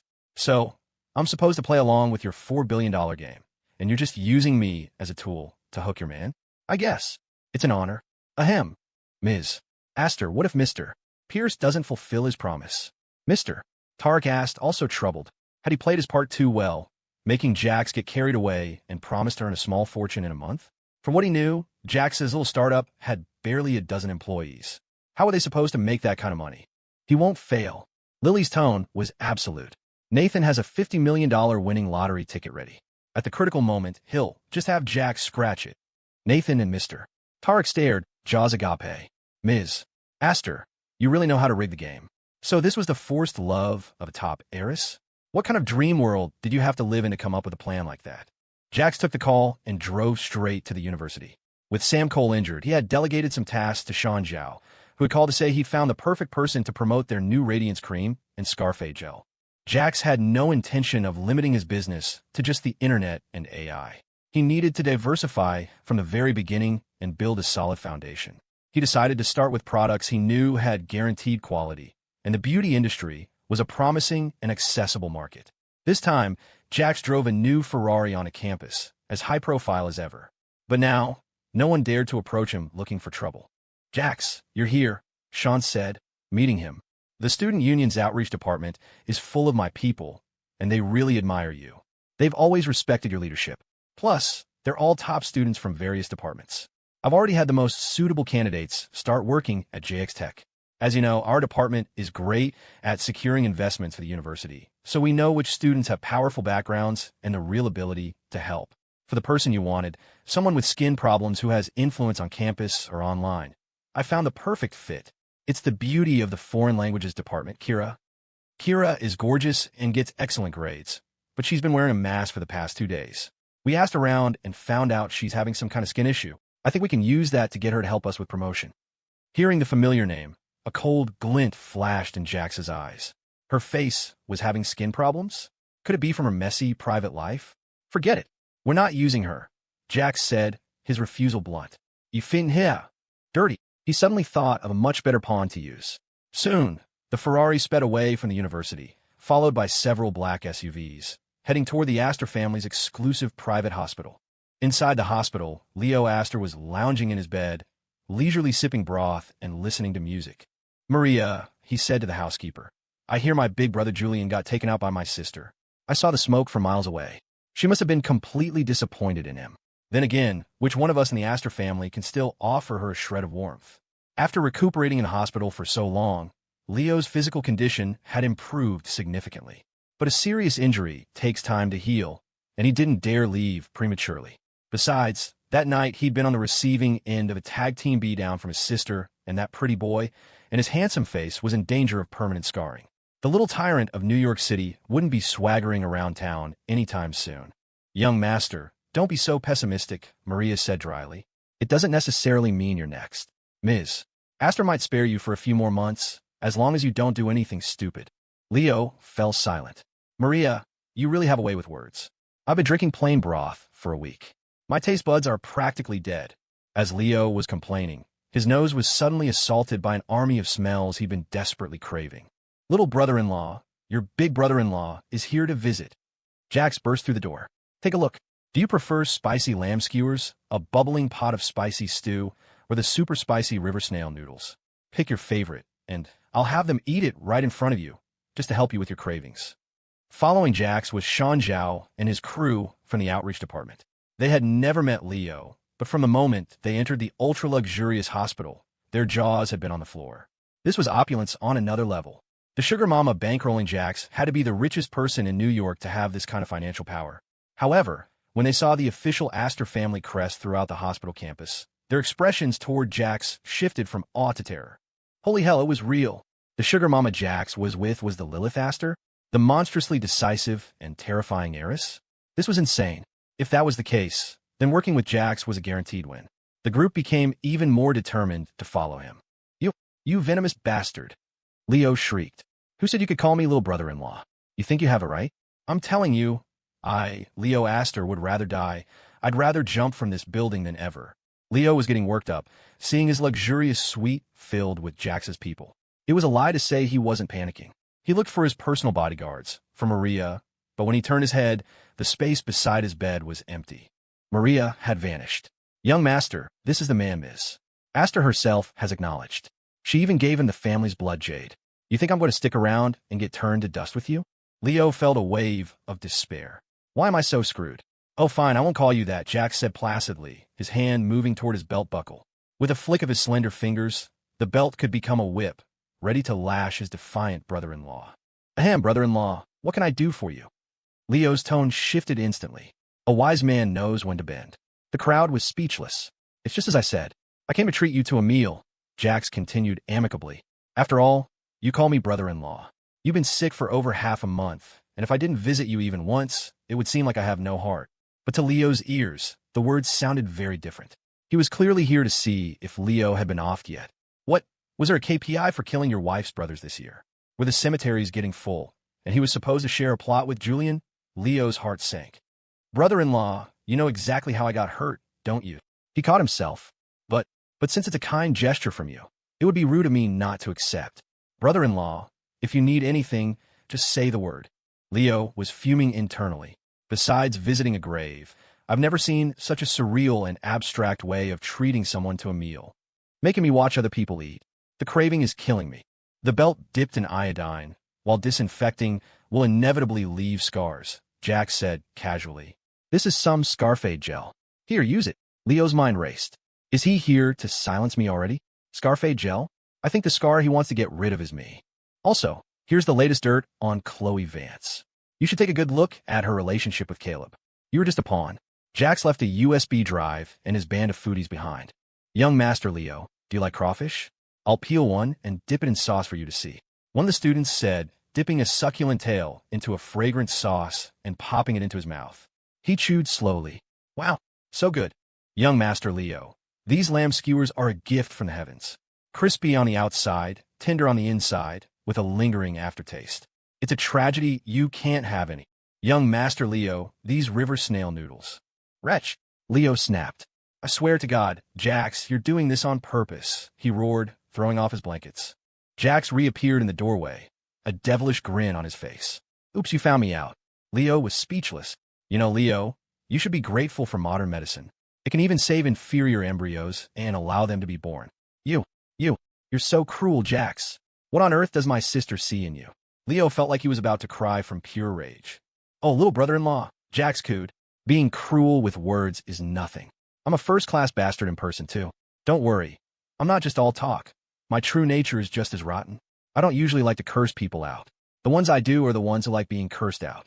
I have trypophobia, so I can't be near people with too many schemes. But you're so stupid, it's like a blank slate. Brother-in-law likes dealing with you. Jax delivered each line like a machine gun, leaving Leo stunned. The attack was so overwhelming, he didn't even know where to begin his defense. All right, Leo, seeing as you've been beaten twice and nearly lost your life, I won't hold a grudge, Jax said, his tone shifting. But you have to do what I tell you. Otherwise, I don't mind a few more rounds of a tag team beatdown. Until you stop breathing. Jax approached the bed, leaning in close to the furious, wide-eyed Leo. His cold gaze, filled with killing intent, swept over Leo's scabbed face. If he wasn't still useful, Jax wouldn't feel a shred of pity if he died. In that moment, Leo's heart truly pounded with fear. How did Jax suddenly develop such a powerful aura? And that world-weary, cold demeanor. It was exactly like his sister's. Leo felt a surge of despair. The Aster family was already in chaos with one psycho. If there was another one, would he even survive? What do you want me to do? He asked, defeated. Jax waved his hand, and the others took the hint and left the room. You just need to do this. Kira had been terrified ever since Sam Cole had found her out. She had no choice but to seek out her ally, Khloe Vance. Khloe, what should I do? She pleaded. Sam used to be devoted to me, but I just found out that Jax dumped you for some rich woman. I'm afraid Sam's status will rise with him. And lately, Wyatt hasn't been satisfied with me. He wants to do more and more extreme things. I can't take it anymore, Khloe. Wyatt is pursuing you. You have to help me. Khloe's reputation had plummeted recently, and she'd even lost her title as Kingston University's campus queen. The blow was significant. Kira showing up at her door only made her more irritated. But when she thought about Kira's relationship with Sam, it reminded her of how Jax used to be just as devoted to her as Sam was to Kira. If something happened to Kira, Sam would surely follow, would suffer. Since she didn't have the power to retaliate against Jax right now, targeting Sam was a viable option. Kira, it's not my place to say, But you're being too careless, Khloe said with faux sympathy. You know Wyatt has feelings for you. It's just that he suffered some childhood trauma, which is why he needs stimulation to feel anything. You're his girlfriend. You have to understand and be patient with him. Here, leave this to me. I'll have a good talk with Wyatt. We're best friends. Don't be a stranger. Kira nodded, finally feeling a sense of relief. It was Khloe, after all, who had introduced her to Wyatt, giving her a boyfriend who could lift her out of her social class and take care of her. She trusted Khloe completely. Okay, you said Sam is injured, so he must be in a hospital, Khloe instructed. Find out which one, and go visit him with a fruit basket. Show him some concern, some affection. Keep him on the hook. Men, especially men who are devoted to you, are the easiest to manipulate. Just tell him that Wyatt forced you, that you only stabbed him to protect him from being hurt by Wyatt's people. Kira, a woman's tears are our most powerful weapon. You have to use them. After giving her instructions, Khloe saw Kira out. The moment the door to the apartment, a gift from Caleb, closed, a tall figure emerged from behind Khloe, wrapping his arms around her slender waist and planting a hard kiss on her cheek. TSK. Baby, I only slept with that low-class trash for you. You'd better compensate me well tonight, Wyatt said, his hands already starting to roam. He was the campus king of Kingston University from a wealthy family. Khloe was the campus queen. To outsiders, they were a match made in heaven, but they appeared to have no interaction at school. One was pursued by countless women, the other enjoyed the attention of countless simps. Who would have thought that behind the scenes, they were already sleeping together? Oh, Wyatt, don't be in such a hurry. I've been yours for a long time, haven't I? Khloe cooed. That boyfriend of Kira's, that poor, spineless loser, since he dared to interrupt your fun. Why don't we teach him a lesson? With that, the two of them tumbled into a heap on the bed. You're so understanding, baby, Wyatt purred. And so good at undressing. Khloe, baby, I'm crazy about you. Night fell, and the auction at Phoenix Area Auctions began. Armed with a black card from Lily, Jax entered the main hall with Sean Zhao. Even without an invitation, an artifact from the Aster dynasty was more valuable than any invitation in the world, granting him unimpeded access everywhere. After an intense session with Khloe, Wyatt had also brought her to the high-end auction. Khloe wore a pure white cheongsam tonight, her long hair elegantly pinned up. Her pure and classic aura made her look like a goddess descended to earth. It had to be admitted, as long as she wasn't standing next to the supreme beauty of Lilith Aster, Khloe's looks were quite formidable. Wyatt, thank you for bringing me to such a fancy place. I've been bullied so much at school lately. Khloe complained pitifully, her eyes shimmering with tears, nearly melting Wyatt's heart. Oh, really? Who at Kingston would dare to bully our beautiful campus queen, Khloe Vance? Wyatt had been so wrapped up with Kira lately that he hadn't paid much attention to school matters. It's Jax. He's been bullying me. As soon as Khloe said his name, she saw a familiar figure in the distance. Even in this glittering, high-class venue, he didn't look out of place. It was Jax. How'd he get in here? TSK. He really can't let me go, can he? Khloe couldn't believe she was seeing Jax here. Wasn't he always locked up at home by that Annie of his Lilith, with no chance to show his face in public? Men are all the same, she thought, a flicker of triumph in her eyes. Now that he sees I'm ignoring him, he's willing to risk getting beaten to death just to come find me. But if Jax thought he could win her back so easily, he was sorely mistaken. Jax? Isn't that kid your number one simp? Wyatt sneered. What? He dares to disrespect you now. Don't worry, Khloe. When I see him, I'll have my guys beat him to a pulp for you. All right, my sweet Khloe, don't be angry. Let me take you to the VIP area to rest. Phoenix Area is my dad's business, and he has a lot of dealings with my uncle's art supply shop, Artisan's Palette. This is basically our turf. With me here, no one would dare bully you, not even if the president himself showed up. Wyatt was practically the local boss here. He paraded Khloe through the crowd of socialites, making a grand show of it and feeding her vanity. The path to the VIP seats just so happened to pass by Jax. Khloe deliberately clung to Wyatt's arm, walking past Jax with a haughty expression. But Jax didn't even see the piece of trash floating by. He was clutching his phone, deep in a call with Lily. Lily, I'm at the auction at Phoenix Area tonight. If you finish up, go to bed first, okay? I already prepared some medicinal broth. Mister, Sterling will bring it to you when you get home. You have to be a good girl and drink it all. Jax's voice was filled with concern. He was always worried about Lily's health. He had come to the auction tonight specifically to win a precious herb that would be good for her, hominid root. It was an herb so rare that, outside of the deep mountains, fewer than 3 living specimens were known to exist. It was also one of the main ingredients for his Scarfade gel and radiance cream. In his past life, he had risked his life countless times venturing into dangerous mountains to find it, nearly dying and almost having his face disfigured by the root's toxins. Its beautifying effects came from a principle of fighting poison with poison. With the right dosage, it was a miracle herb that could rejuvenate the skin. But too little or too much would cause one's face to fester, risking permanent disfigurement. Of course, the essence extracted from wild hominid root could be refined into an oil. Massaging Lily's body with it could prolong her life and maintain her body and skin in their optimal state. Jax wanted that living plant to cultivate his own supply, build his own production line, and most importantly, to care for Lily's health. All of this was based on knowledge he had gained from experimenting on himself time and time again to find the perfect dosage. He had just made 30 jars of his cosmetic creams this morning and had used up all his hominid root. This herb was too important and too easily faked by those who didn't know better. He had to be here tonight. No, Jax, I can't sleep unless I'm holding you.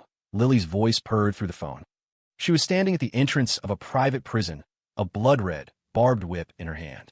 Her long, slender legs and cinched waist were alluring. Tonight, she wore a gothic Lolita dress, her legs wrapped in a crisscross of black silk ribbons. The complex, dark skirt billowed around her. Behind her, Nathan's expression was beyond horrified. Good Lord, when the young master is away, the lady's list of people to take care of is endless. Absolutely endless. The woman's red lips curved into a tempting smile. Her tone was coquettish, but in the depths of this dark forest, under the blood-orange moonlight, it sounded sinister. A red and black aristocratic hat sat atop her head, and black lace gloves covered her slender fingers. She was elegant, noble, and looked as if she could sprout white fangs at any moment. And yet, this cold-blooded specter was holding her phone, cooing in a soft, clingy voice. Nathan shivered. This contrast, it's a bit much for me. Back at the auction, Jax heard the soft, pleading tone from his psycho sweetheart and felt his bones melt. Be good, Lily. I'll be back soon, he said, his voice gentle. I'll come back and hold my wife while she sleeps. Jax felt a bit embarrassed saying it, so he covered the mouthpiece and started looking for a quieter corner to continue the call. As he passed by, he completely missed Khloe, who had been deliberately parading in front of him. Khloe was dumbfounded. So Jax has learned to play hard to get. Fine. Very fine. Jax found a spot by a floor-to-ceiling window. He tapped his finger against the glass, his voice now raspy. Just hold you while you sleep? Jax, that's not enough to satisfy me. Lily's voice grew husky, laced with a seductive allure. The words she spoke were R-rated. After all, besides Nathan, the only other things around her were a pile of dry bones. Who was she supposed to be demure for? You know I want all of you. Even if you were naked and holding me, if we don't do something, Lily won't be able to sleep either. Jax was not prepared for his wife's increasingly explicit conversational style. Not only did his ears turn beet red, but his neck also flushed pink. It was even more erotic. The tips of his fingers clutching the phone turned a faint pink. If Lily saw him now, what would she do? Devour him whole in a heartbeat. Ahem.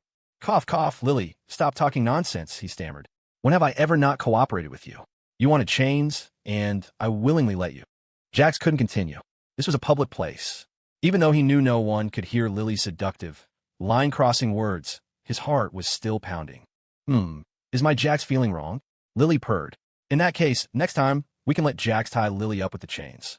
How about that? She sounded innocent, her eyes clear and filled with a deep, lingering affection. She desperately wanted to go back to Moonshadow Estate right now, to hold Jax tightly and absorb every bit of his scent. But she still had business to attend to. That old man who's been paralyzed for so long. As his daughter, she really hadn't visited him in a while. All right, I'll stop teasing you, she said, her voice softening. While I'm gone, you have to miss me, okay? Her eyes were full of doting affection, a warmth that stood in stark contrast to the cold, lonely night. Another day of being force-fed dog food, Nathan thought. I miss you, Jack said, his own eyes softening.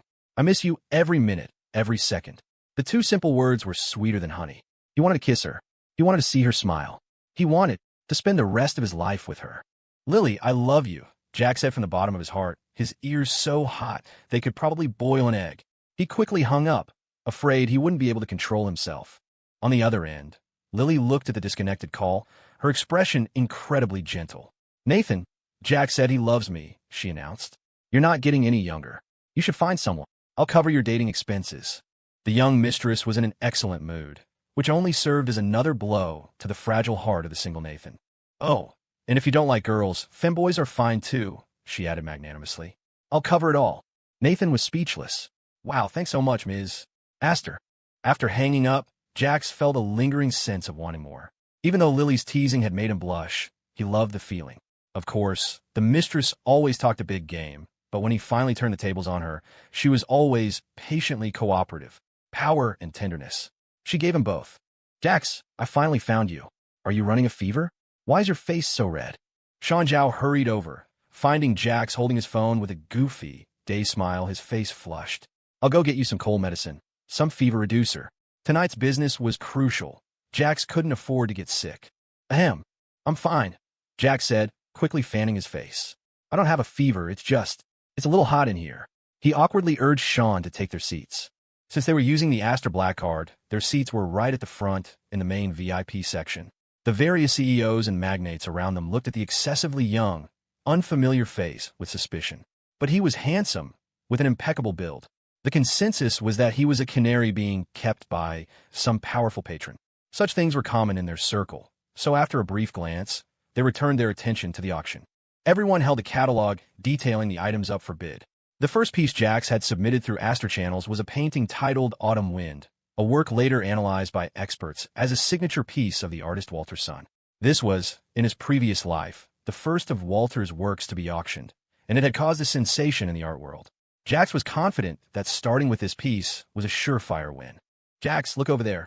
Why is our campus queen, Khloe Vance, staring at you? Sean muttered.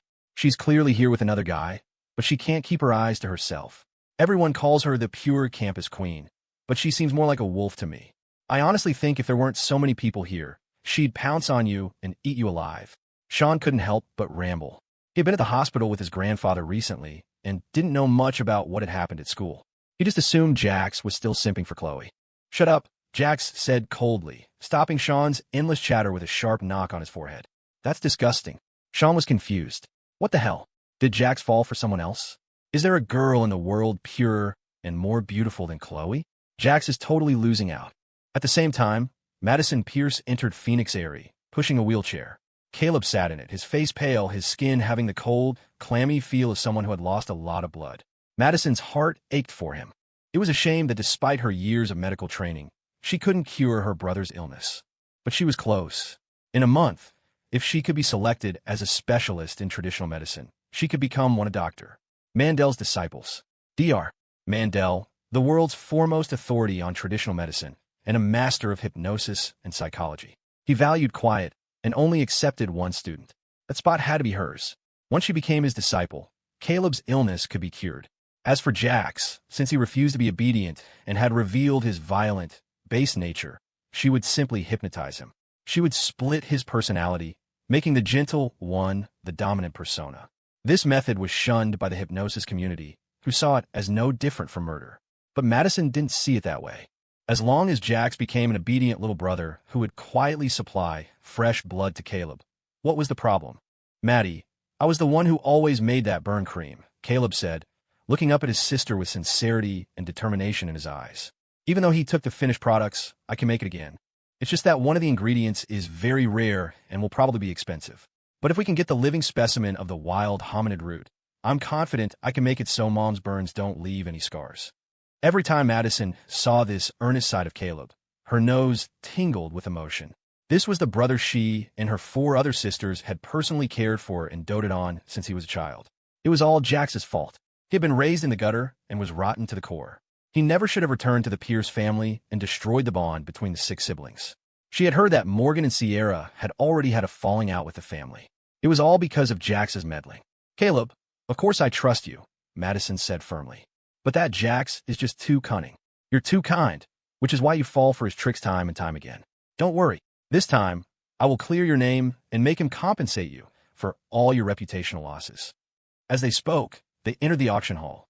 Jax was sitting in the most conspicuous seat in the front row. Madison and Caleb saw him immediately. TCH. So he latched onto a monster, and now he thinks he's someone, Caleb muttered, his face ugly. If he had known that getting with that violent, bloodthirsty monster of an heiress came with so many privileges, he never would have let Jax take his place in the marriage. Besides her temper and ruthlessness, Lilith Aster had a great body and was beautiful. And she was young. In bed, she probably. Thinking about this, Caleb's expression grew even darker.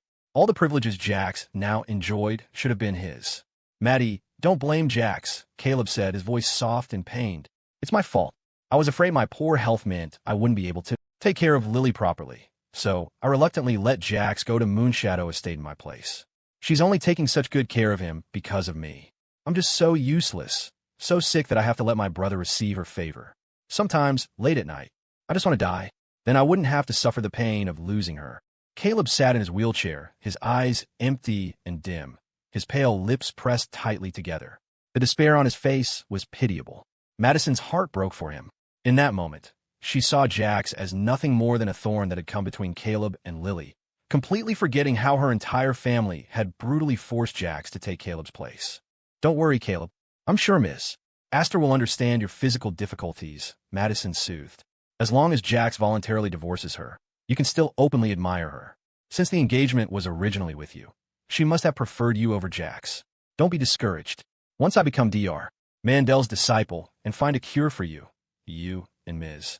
Aster can be together forever. She gently stroked Caleb's head, her expression full of a tenderness she never showed Jax. Her smiles toward Jax never reach her eyes. Yes, with you saying that, I believe Lily has feelings for me too, Caleb said, a glimmer of hope returning. Once I'm healthy again, Jax can give her back to me. And everything else Jax had gained from the Aster family, he would take it all. Just as he had greedily hoarded all the Pierce family's resources, afraid Jax would taint them, he now felt that Lilith Aster should have been his all along. Jax was just a temporary substitute. He would take her back eventually. And if Lily behaved herself, he might even consider not stealing the Aster family's secrets to bring them down. Soon, the auction began. Just as in his previous life, an art dynasty from Hong Kong bought his grandfather's painting, Autumn Wind, for a high price of $8 million. Their glowing professional praise launched the name Walter's son into the art world. Sean was incredulous, hugging Jax in excitement. Jax, we did it. We're amazing. My grandpa is finally getting his due. He painted diligently for so many years, but his work was always rejected or sold for nothing. Now his time has finally come. Sean burst into tears, and Jax patted his shoulder comfortingly. Everything was under his control. The final item of the night was the living plant, the wild hominid root. In the front row, after seeing Caleb appear, Khloe quietly put on a mask. Khloe, what are you doing? Are you not feeling well? Wyatt asked, suspiciously, before possessively wrapping an arm around her waist. Khloe didn't dare make a scene and nestled obediently in his arms. She kept stealing glances at Jax, trying to see a flicker of jealousy in his eyes. But the man was as still as a mountain. It was as if he genuinely didn't care, or rather, as if he hadn't even noticed she was there. Jax, you're a really good actor, she thought bitterly. Ladies and gentlemen, our final auction item of the evening, a living specimen of the wild hominid root. The starting bid is $150,000. Please place your bids. Many people were confused. A wild plant that didn't even look like ginseng was starting at $150,000? Those who didn't know its value naturally abstained. But many bidders who were interested in traditional medicine and had come specifically for it began a fierce competition. Soon, the price soared to $1.5 million. In his past life, Jax hadn't participated, so he didn't know the final price. When the bidding hit $1.5 million, he cautiously raised his paddle. $1,500,001. The entire room fell silent, then erupted in laughter. Aha! Where did this country bumpkin come from? Thinking he can sit in the VIP section. Wait, isn't that the Aster family's private seat? Shut up and save your own skin. This time, Madison raised her paddle. $2 million. Jax, you're Caleb's brother. Just let him have the hominid root. It's not like you have any use for it, so don't be stubborn. If you withdraw, I'll give you $3,000 of compensation. How about that? Madison's public declaration was calculated. She was sure Jax would defer to her, his second sister, out of respect. After all, unlike the other sisters, she hadn't relentlessly favored Caleb in front of Jax. Since she was making a rare request, surely he wouldn't refuse her. Besides, she wasn't asking for a handout. She was offering a $3,000 tip, a small fortune for someone like Jax, who, despite his new circumstances, was still spending money he earned by pleasing that monster, Lilith Aster. He hated and feared Lily. He would surely prefer to spend money from his own family. I've seen toilets and bathrooms, but never one where a mouth should be. You're a real eye-opener, Jax retorted, his voice dripping with scorn. You talk so aggressively, You think you won't live to see tomorrow? He turned to look at them, his gaze openly provocative. He was a little surprised to see Madison and Caleb here. So they had come to the auction in his past life, too? He remembered being locked away at Moonshadow Estate. It dawned on him that Caleb must have copied all the formulas he'd left in his attic room. And he was here this time because he had already stolen all his cosmetic cream formulas. Thinking this, the coldness in Jax's eyes became impossible to contain. Jax, I'm your second sister. How dare you speak to me like that? Madison was incredulous. She was already furious that he had hung up on her before. Now, face to face, he was even more unhinged. TSK, what brand of purebred jackass are you, to be braying on like this? Is the encyclopedia of farm animals your family tree? Jax fired back. Hurry up and find a new dad on Wish. Calm before you talk to me again, otherwise, shut your trap. Madison, look at you, you stupid thing. You eat more than a pig and run slower than a dog. You're not even as good as livestock. Either way you slice it, you're just an animal. Jax hated Madison the most. In his past life, he had thought he had at least one safe harbor in the Pierce family. One sister who would show him unwavering care.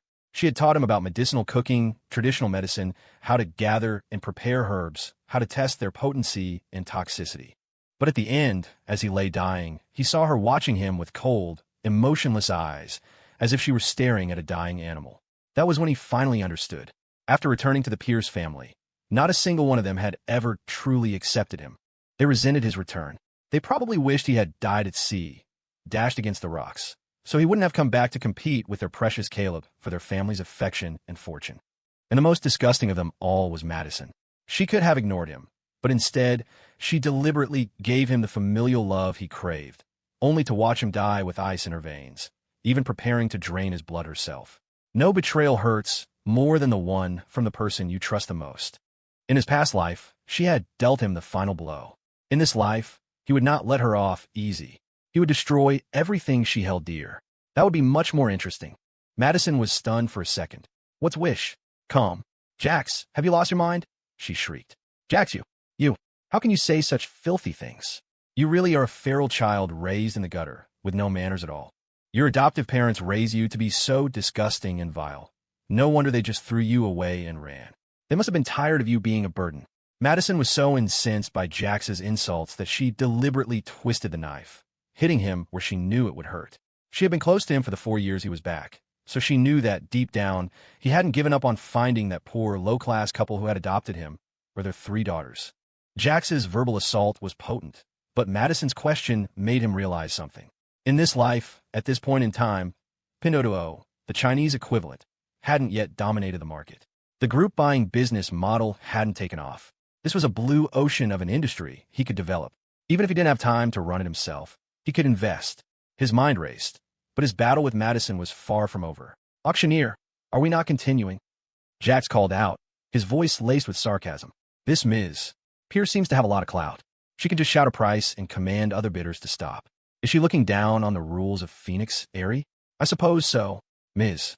Pierce is a big shot in the pharmaceutical industry. Who here can compare to her business? Who makes more money than her? $2 million. Such a high bid. His snide remarks turned his direct insults into a public shaming, and Madison looked like her hair was about to stand on end. This bastard was turning everyone against her. As predicted, after Jax's provocation, some of the other CEOs who had been planning to bid looked at Madison with irritation. Ms. Pierce certainly has a high opinion of herself. $2 million. And she thinks she can monopolize the final item at Phoenix Airy, leaving us commoners with our billions with no room to play. Haha, joke of the year. Ms. Pierce is calling someone else uneducated when her own mouth is full of filth. A security guard from Phoenix Airy approached, bowing respectfully to Jax. Mr. Pierce, I hope you weren't frightened. This woman seems to have mental problems. Should we escort her out? The crowd was stunned. Jax was just a pretty boy, and he was getting this kind of treatment? The going rate for kept men was getting out of control. Everyone, please quiet down, the auctioneer announced. The bidding for the final item will continue. Madison couldn't make a scene anymore. She wasn't a shrew. She had just been provoked by this wild kid. $2 million going once. Soon, other tycoons resumed bidding. Jax held back, silently watching the price of the hominid root climb higher and higher, until it hit $8 million. Madison frowned. A single living herb. In her eyes, it used to be the most worthless thing. All she had to do was make a list, and Jax would venture into the mountains for a week to bring her whatever she wanted. Back then, a single hominid root was nothing. If she wanted a whole cluster, he would have brought it for her. But now, this plant she once looked down on had reached a sky-high price. Though she was a doctor, Madison didn't have a lot of savings. $5 million she could spend without blinking. But over $8 million she had to think.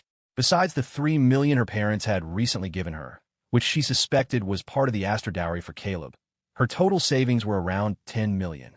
She was reluctant to spend the dowry money. If the bidding continued, she would soon be out of funds. $9 million. Just as Madison hesitated, Jax suddenly raised his paddle. Everyone looked at him, assuming his access to the Aster family fortune was limited to a few million. And a few million was already a lot.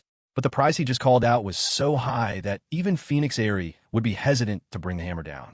Wyatt's gaze fell on Jax, his expression ugly. He's that emo simp who was chasing you, Jax? Huh, he's just average looking. Can't even compare to a single one of my toes. Though he was boasting, his stomach was churning with acid. Khloe, still wearing her mask, nestled in his arms and soothed him.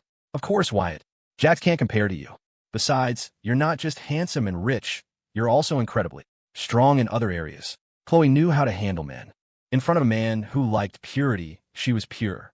In front of a man who liked wildness, she let herself go. Madison frowned. Caleb, I will win this hominid root for you. Jax is too arrogant, always trying to steal what rightfully belongs to you. This time, I will not back down. Tears welled in Caleb's eyes. He was incredibly moved. Maddie, maybe we shouldn't fight with him? After all, he and Lily are. He looked down, his despair pitiable. Madison's heart ached. $9.5 million, she gritted out. She would do anything for Caleb. $9,501,000. Jax chimed in again, casually playing with his phone, a look of certainty on his face.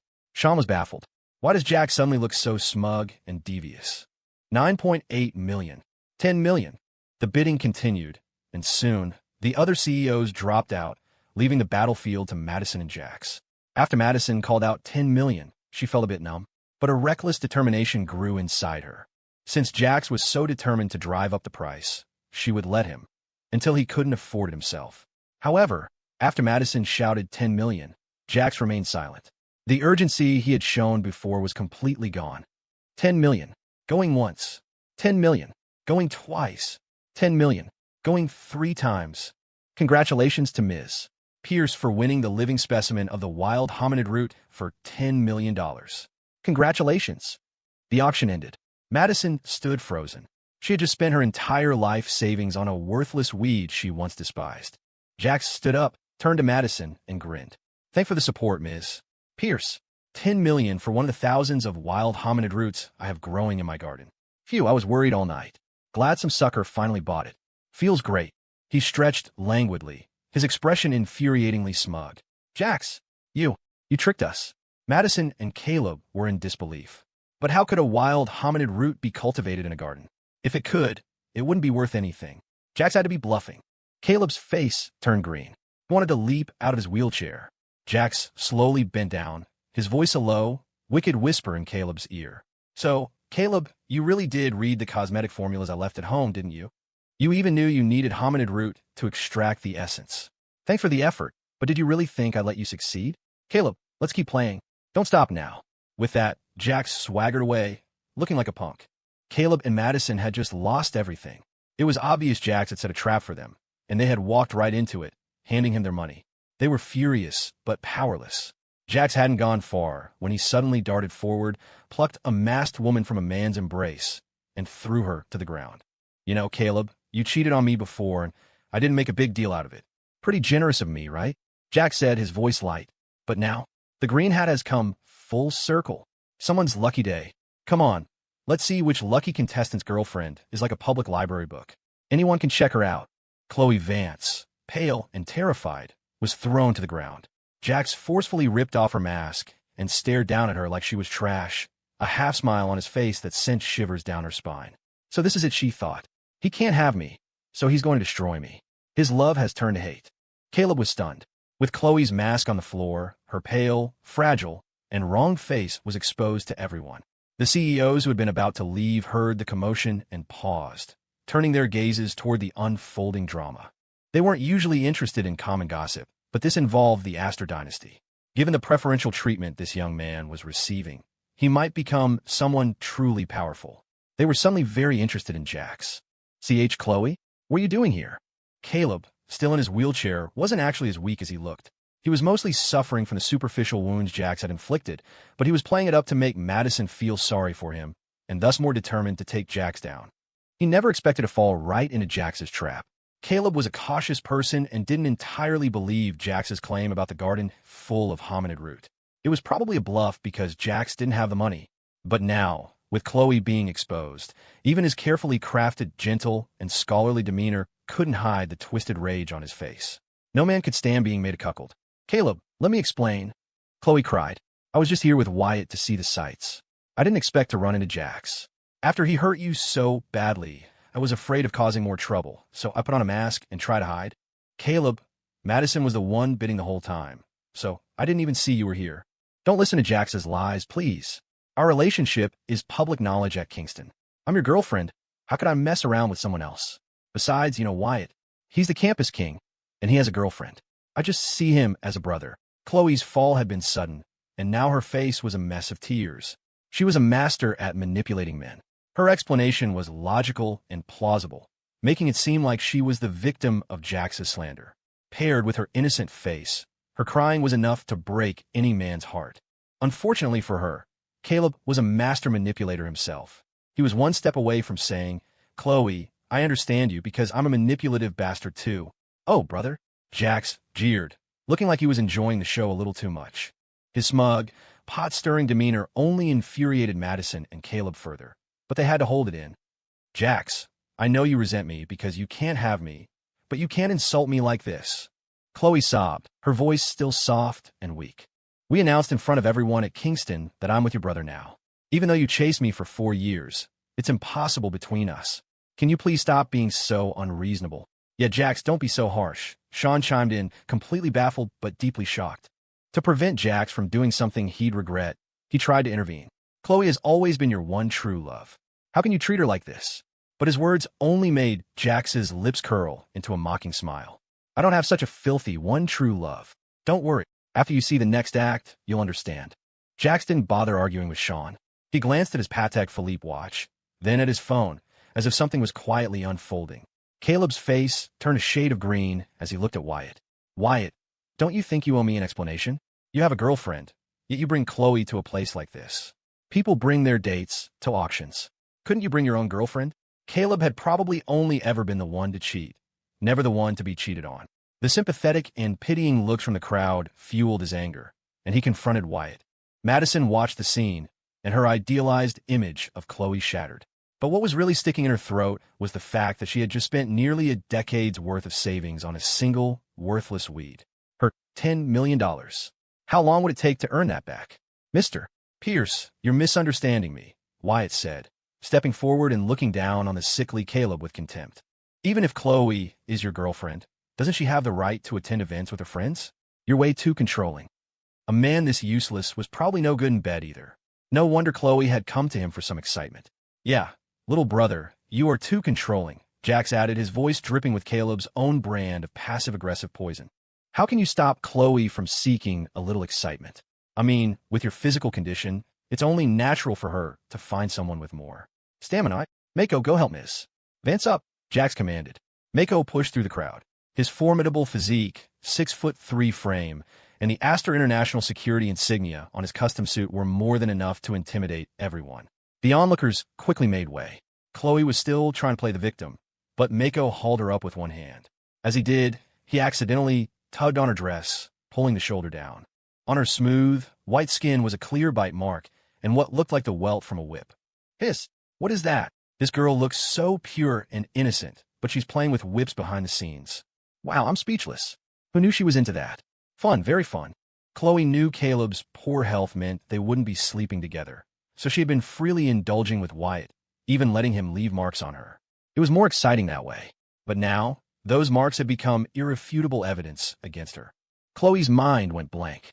The moment Mako threw her back on the ground, she scrambled over to Caleb, hugging his legs. Caleb, listen to me.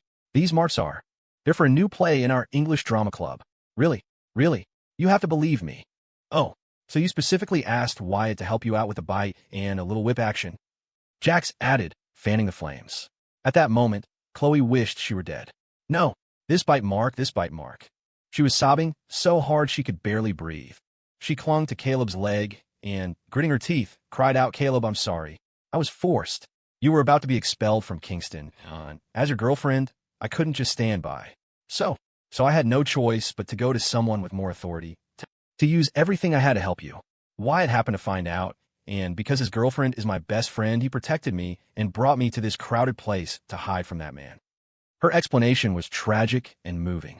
She looked like a trampled but resilient white flower, willing to sacrifice everything for Caleb, just waiting for him to be moved and forgive her. But Caleb was not a fool. He and Khloe had been together for years. Neither of them was an angel. So he asked the critical question, this is America, New York City. Who would dare to be so lawless? Besides the Aster family, who would dare? Caleb practically bit out the words. And soon, Khloe gave him the answer. It's someone no one can afford to offend. It's young Master Leo Aster. Caleb, young Master Leo, he did this to me. Khloe knew Leo was in the hospital and hadn't been seen in public for a while. She could use that to her advantage. However, a figure leaning on a crutch, radiating fury, just happened to walk through the main entrance at that very moment. And he heard every word. Leo Aster, one hand on his crutch, the other on a 98K rifle, was so angry he could practically breathe fire. Leo Aster stomped in, a perfect mix of killing intent and foolishness, with a swagger that said he owned the world. He wasn't fully healed, but he'd be damned if he didn't come to teach the little schemer who set him up a lesson. As the little tyrant of New York's elite circle, the moment he set foot in Phoenix Airy, he was swarmed by staff. They were terrified the young master would trip and, in a fit of rage, smash the place to bits. When people thought of the most powerful figures in New York, they might not immediately think of the little tyrant, but they would definitely start with the Aster family. Lilith Aster was the final boss who would destroy gods and ghosts alike, but she couldn't be bothered with small fry venues. Most people didn't even have the right to see her. Leo was different. He was everywhere, known for his wild and rampant personality, and his leadership among the city's second-generation rich was undisputed. He was only 17, but he was a crack shot, professionally trained. The other arrogant heirs turned into obedient puppies in his presence. And now, here he was, wrapped in bandages like a mummy, with large adhesive strips covering the still-healing whip marks from his joint beat down by his sister and Jax. Despite this, the first thing everyone noticed was the massive gold chain around his neck. Hanging from it was a small plaque personally engraved by him with a cartoon version of Lilith Aster. It wasn't realistic, but the anime-style Heiress had a certain charm. More importantly, that symbol instantly identified the bandaged figure as Leo Aster. The onlookers froze. Why, young Master Leo Aster? What wind blew you in here? The owner of Phoenix Airy, mister. You, who had been hiding in the crowd, shot up from his seat, his ass on fire. What wind? Leo roared. More like this shit-talking, epileptic bitch pissed me off so much I flew here myself. After watching the video on the USB drive from Jax, Leo had finally seen Khloe's true colors. And to think he had treated her like a dear older sister, listening to her every word. Leo had never gotten the sisterly love he craved from Lilith, and Khloe's gentle, big sister persona had struck a chord in his vulnerable heart. He had started to like her, to be good to her, and to trust that everything she did was for his benefit. He thought she was a kind and gentle girl. That's why he had helped her time and time again. Besides, he already disliked Jax. So Khloe's instructions to go after him were right up his alley, fueling his desire to punish Jax severely.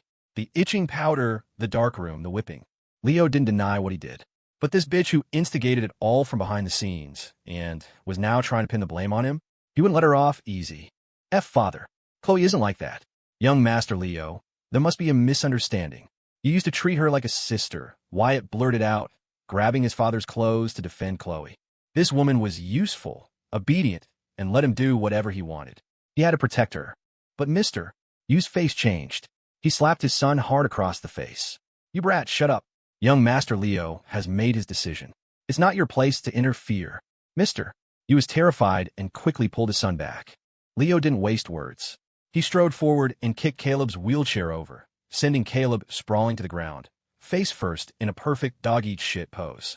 Caleb and Madison were speechless, not daring to move or even breathe. You bastard, I'm on a crutch. What gives you the right to sit in a wheelchair? Leo snarled, still fuming, and kicked Caleb's ass a few more times for good measure. When Caleb tried to move, the barrel of a 98K was instantly pressed against his face. Caleb went still. This floor is so floor-like. Leo, arrogant as ever, sat down in the now empty wheelchair and beckoned to Khloe. Khloe Vance, come over here and apologize to me. Crawl. He was so full of himself that, in his rage, he didn't even notice Jack standing behind Mako. He wasn't surprised to see Mako. His sister often sent her people to bid on items she wanted. A small-time auction like this wasn't worthy of her presence. But Leo was different. He had no limits. Khloe's face was chalk white. She thought she could have it all, juggling multiple men without getting caught. Now, her ship had officially sunk. But after weighing her options, she knew who she needed to cling to now. Leo, you've misunderstood me. She began, her brain working at lightning speed to find a way out. I was forced to use your name just now to save myself. You're only 17. Of course you wouldn't do anything bad to me. I was just so scared, and you're the first person I thought of. I'm sorry, Leo. I just think of you as a little brother. Whenever something happens, I wish you were by my side. But then her eyes landed on Jax. Technically, he was Leo's brother-in-law. Jax, say something, she pleaded. The marks on my body are clearly from. Before she could finish, the cold, dark barrel of the gun was pressed against her forehead. Oh, from what? It was Jax, who had taken a pistol from Mako's holster. He cocked it with a practiced, deliberate motion. I was cheap. Khloe broke down. I'm a weak woman with no power to defend myself. I was violated, and I lied to cover it up because I didn't want to expose this humiliating shame. My life is ruined. It's all my fault. Instead of living to be scorned by everyone, maybe I shouldn't live at all. She sobbed even harder, kneeling on the ground. The contrast between the marks on her exposed skin and the tears streaming down her face made her look incredibly innocent and wronged. The old Leo would have rushed to her side, wiped her tears, and promised to dismember whoever hurt her. Leo was a child who craved love. He had never gotten it from his family, so he had been mesmerized by a little bit of warmth from an older sister. But the more you care about something, the easier you are to deceive. Luckily, he now saw the truth. Then go ahead and die, Leo sneered, but I won't let you off that easy. First, crawl over here and kowtow out to me 30 times. You dare to slander me? I hold a grudge.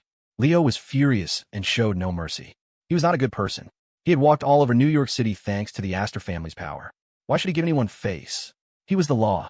Bang! A gunshot ripped through the night. Caleb, who had been trying to stay low, suddenly felt a searing pain in his calf. You bastard, you're no good either. Leo shouted. You want me to ask my brother-in-law Jax to give you a blood transfusion? Aren't you supposed to be dying? You look pretty lively to me. You have all your limbs, but you still need a wheelchair? Fine, I'll make sure you get your fill of sitting. Leo sat in the wheelchair, his attitude a perfect mix of life is meaningless. Let's fight. And you, he said to Khloe, can't you crawl? You seem to crawl just fine in bed with Wyatt. His cold words stripped away every last shred of Khloe's pride and her carefully constructed image. Wyatt, don't just stand there, Leo said, glancing at Wyatt hiding behind his father. Get on the ground and eat some shit. Your turn is next. Wyatt froze. Please, young Master Leo, mister. You begged, his face pale. I'll humble myself and ask you. Please, this has nothing to do with my son. Please let him go. Leo just laughed a wicked, evil laugh. He and Lilith came from the same womb. When pushed to the edge, his destructive power was uncontrollable. TSK your face? It's the sole of my shoe. You get on the ground too. Or do you want to die? It's no trouble for me. After his tirade, he remembered what Khloe had said and finally saw Jax. He quickly slung his 98K over his shoulder, jumped up from the wheelchair on his one good leg, and hobbled over to Jax. Brother-in-law. Sob, brother-in-law, he wailed. My dear brother-in-law, you must be tired of standing. Here, you can have the wheelchair. The little tyrant who had just been ready to conquer the world had instantly transformed into an obedient puppy, clinging to Jax's arm. Jax was speechless. The crowd of CEOs collectively short-circuited. The moment they heard Leo call Jax brother-in-law, a wave of regret washed over them. Damn it, they had missed a golden opportunity. Why hadn't they tried to get closer to this powerful figure earlier? Caleb lay on the ground, a bullet in his leg, his face pale from blood loss. He looked pleadingly at Madison, his lips trembling. Tonight, he had been cheated on and shot. His body and mind were both severely wounded.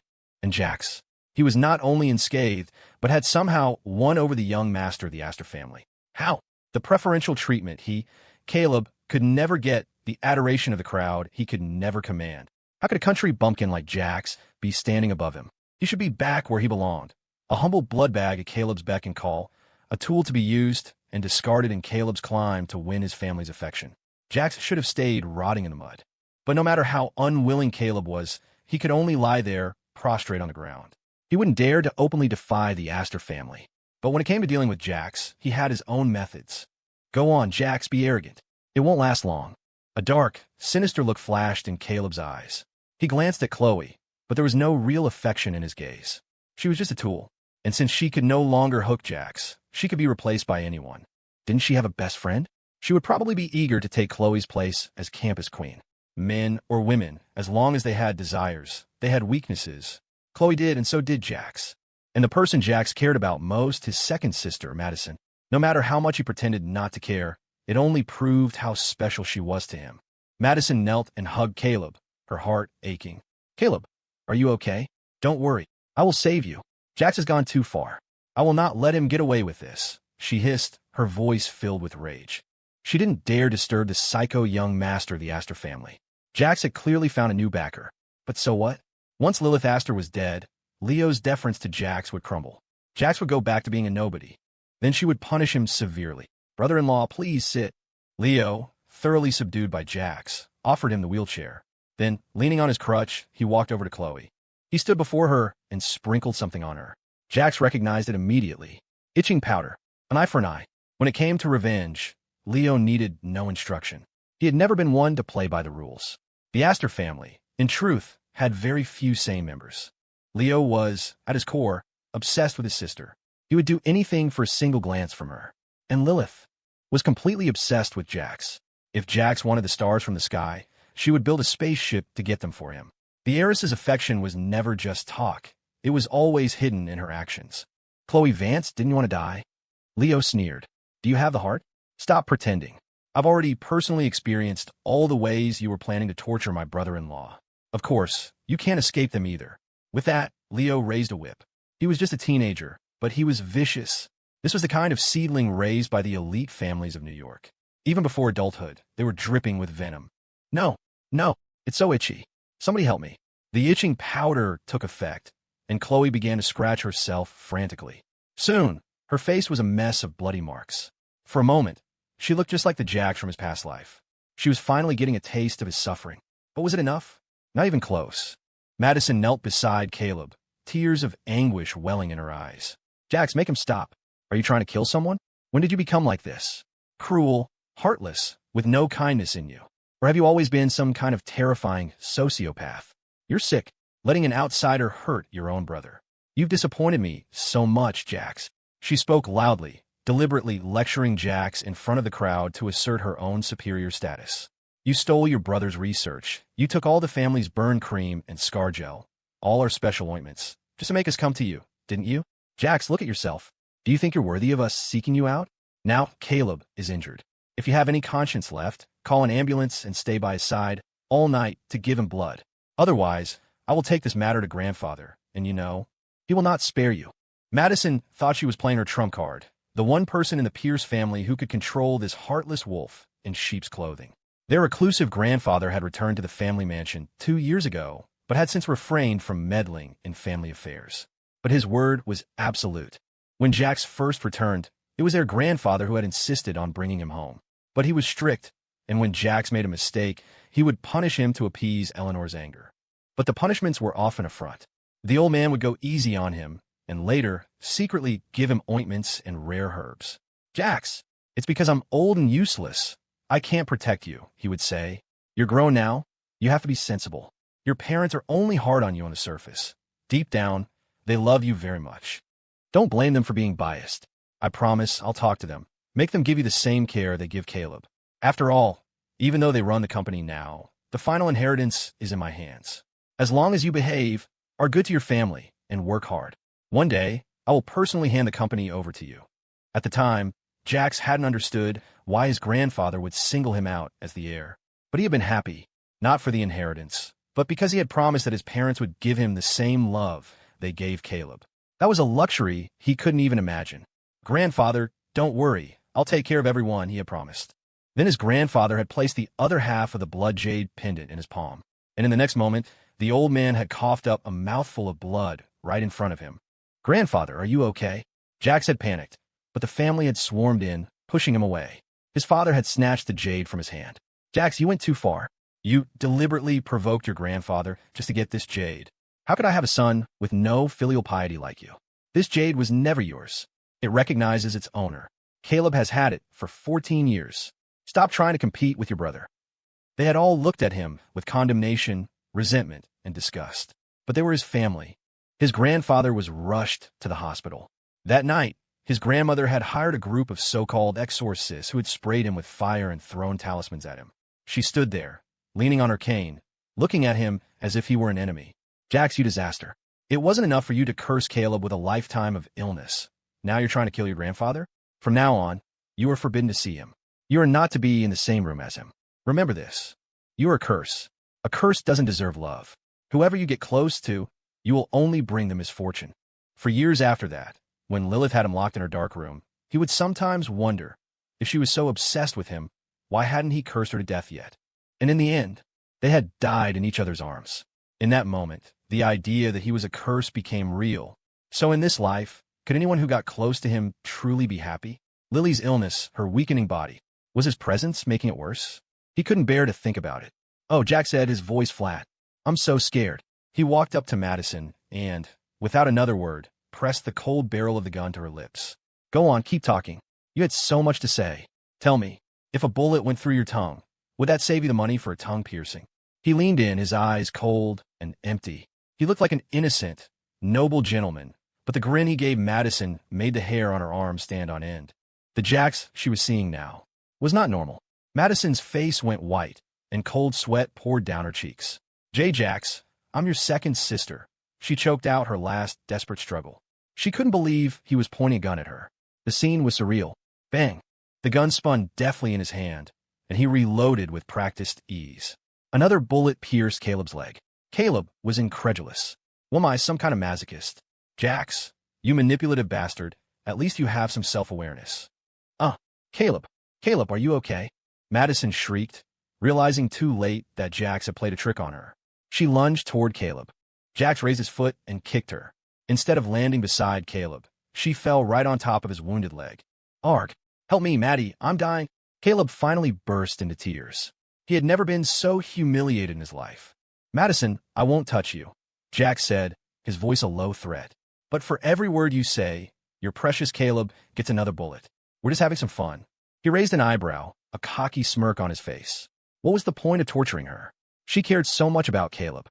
The pain in Caleb's body was the pain in her heart. He wanted her to have a heart attack. When he had had his fun, he waved his hand and told his men to call an ambulance. It was no fun if they actually died. Across the room, Khloe had scratched her own face to ruin. The girl who loved her looks, who valued her campus queen title more than her own life, had lost the source of her power. That was a fate worse than death. As the auction wound down, Jax noticed that Wyatt and his father, Mr. U, had slipped out the back. It was time to settle the score for what they had done to Sam. He and Mako headed for the back door. In the dark, damp alley, he found them. Wyatt, Mr. U, and a pile of their bodyguards, all lying on the ground, covered in wounds and blood. The smell of iron was heavy in the air. From around a corner, a leg clad in a white stocking appeared, followed by the hem of a JK schoolgirl skirt. A girl with silver hair and twin pigtails was holding a rainbow lollipop. When she sensed someone was there, she turned, her eyes meeting his for a split second before she vanished into the night like a frightened rabbit. Jax froze, his eyes wide. The girl looked about 14 or 15, with snow-white skin, clear, cold eyes, and that unmistakable silver hair. "Ivy," he whispered. "Ivy, is that you?" Ivy Jiang, 15 years old, his beloved little sister from his adoptive family. Why would she run away from him? His adoptive family had 2 older sisters and 1 younger. The eldest, Hannah, was a gentle artist who had dropped out of high school because they couldn't afford college. She had once sold her favorite painting just because he had glanced at some candied fruit on the street. The second sister, Quinn, was a fiery dancer who had also dropped out to work and save money for his tuition. Her only gentleness was reserved for her family. And the youngest, Ivy, was a genius who had won countless math competitions. She would always buy him a rainbow lollipop with her prize money to add a little sweetness to his life. When he was taken away, she had cried and clung to his leg, refusing to let go. I don't want to leave my brother. He belongs to our family, not theirs. She had smashed her favorite pink piggy bank and tried to give him all her change to buy him back.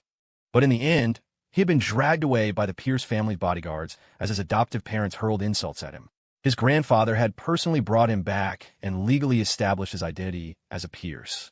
For days, he had tried to escape and find them, but when he finally did, their small apartment in the slums was empty. They had left in a hurry, taking almost nothing.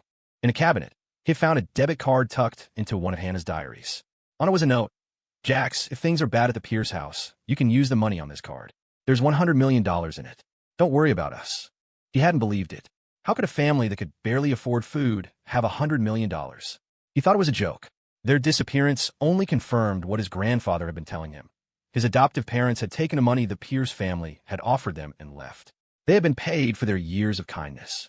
He hadn't wanted to believe it, but seeing the empty apartment had crushed him. He had been abandoned again. For countless nights, he had cried himself to sleep.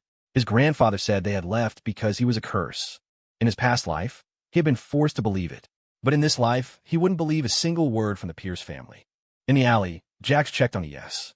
There were no obvious wounds on their faces, but their bodies were covered in small, deep puncture marks, as if made by a sharp, thin object. Ivy was a kind, gentle girl. She would never do something so cruel. She must have witnessed the attack and been scared off. It had been so long since they'd seen each other. "Men, find her!" Jax yelled. A girl in a JK skirt with twin pigtails ran in that direction. "You have to find her." On top of a nearby skyscraper, Ivy Jiang sat on the edge of the roof, her legs dangling 100 meters above the ground. She swung her white stocking feet, a wicked smile on her face. "You jerk," she whispered to the city below. "I'm back, and I'm going to make you pay back what you owe me 1,000 times over." In the damp, dark alley, Lilith Aster stood, a vision in her Gothalita dress, the ribbons on her legs stained with blood. She stared at Jax in the light, her gaze cold and wicked. A reaper's scythe in her hand dripped with blood, and the air seemed to freeze. Beside her, Sam Cole sat in a wheelchair, holding a sharp awl, his hands shaking like a leaf. He felt like he was about to piss his pants. They were at the other end of the alley from where Ivy had been. He hadn't recognized the girl. He had been too focused on giving Wyatt an eye for an eye with the awl. But Lilith was different. She had seen the small, seemingly helpless girl with the twin pigtails. The girl looked underage, with snow-white hair and innocent, timid eyes like a frightened rabbit. Lilith had frozen for a second, ready to move toward her, when she heard footsteps from the back entrance. Suddenly, she was curious to see Jax's reaction. She grabbed Sam's wheelchair and dragged him into the shadows. Sam was speechless. He appreciated the mistress's kindness, but he was afraid he wouldn't live to enjoy it. As Jax yelled for his men to find the girl, Lilith's eyes grew cold, and the temperature in the alley plummeted. "This is it. This is really it." Though Sam pitied Jax, he was still in a wheelchair, and who would dare to defy the mistress? He tilted his head back and fainted. Lilith glanced at him. "Useless. Jax, who are you looking for in such a hurry?" she asked, stepping out of the darkness. Her red and black figure was mysterious and sinister, like a demon's whisper from hell. Lily, what are you doing here?" Jax spun around, completely surprised. "You should be at home, sleeping. Staying up late is bad for you." He stopped mid-sentence. The sight of his psycho sweetheart covered in blood made him frown.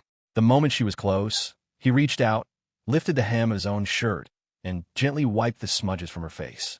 His movements were tender, his eyes filled not with blame, but with concern. Lilith froze, completely under his spell. She looked up and saw only his gentle, worried eyes. "So, am I the most important person in his life?" she thought. She knew who that girl was. One of the family members Jax had asked her to find. One of the people he had once considered his life. She had only just gotten the news and hadn't decided whether to tell him. And now, the little sister had shown up on her own. Lilith hated little ghosts. She hated that Jax's gaze, which should only be for her, was being stolen by someone else. She didn't like to share him. Not with anyone.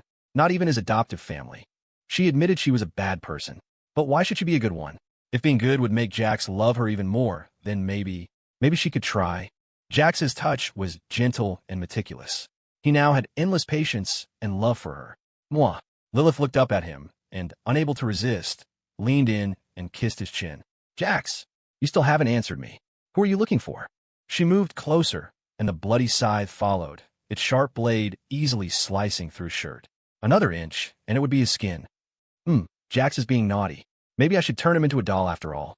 A doll that never rots, that obeys my every command, that I can play with whenever I want. How wonderful. Lily, I think I just saw Ivy Jiang. She's my sister from my adoptive family. You know, they were poor, but they always gave me the best of everything. My little sister always thought our parents were biased toward me and resented me for it. She was always playing pranks on me, telling me she hated me.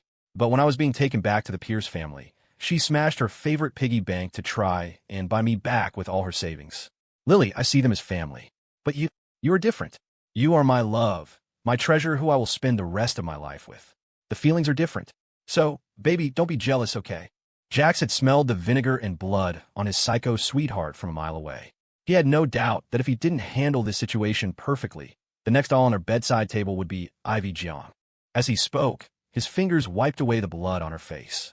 Some of it was fresh, some had already dried, which meant his wife hadn't been idle before she got here. The old Jax would have been terrified, but the current Jax only felt a flash of cruelty. What kind of trash deserves my Lily's personal attention? Nonsense, Lily pouted, but a smile touched her lips. I'm not jealous. He had called her his love. He had said they would be together forever. The little ghost didn't have that. She was completely hooked, and she was loving it. She waved her hand. Clean this up, and take Sam back to the hospital. The Aster family's bodyguards worked with ruthless efficiency. Soon, the alley was spotless. Jax, Wyatt bullied your friend Sam, so I had Sam return the favor, Lily said, her eyes following him, her tone tinged with a proud, coquettish air, like a little girl asking for praise. A pang of something, a dull, sweet ache, pulled at Jax's heart, a feeling that was instantly coated in honey because of her. He murmured, Lily is the best girl. You deserve a kiss for that. He leaned in, expertly aiming for her soft, pink lips. But this time, she pushed him back against the wall, trapping him. Her slender fingers gripped his chin. Jax, it seems you still don't understand. A simple taste would never be enough for a psycho sweetheart who was addicted to him. What Lilith wanted was a fierce, desperate entanglement. The moonlight behind them was pristine, a pure white that fell like a funeral dirge. In that moment, Lilith slipped a hand under his shirt, her touch like a shiver as it traced the spine of a flower blooming in a dark, corrupt hell. She wanted to explore the parts of him no one else knew. She wanted to bloom, to decay, to rot in the mud with a love that was violent and overwhelming.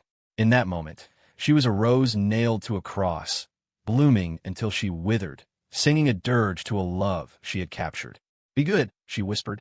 I'll teach you.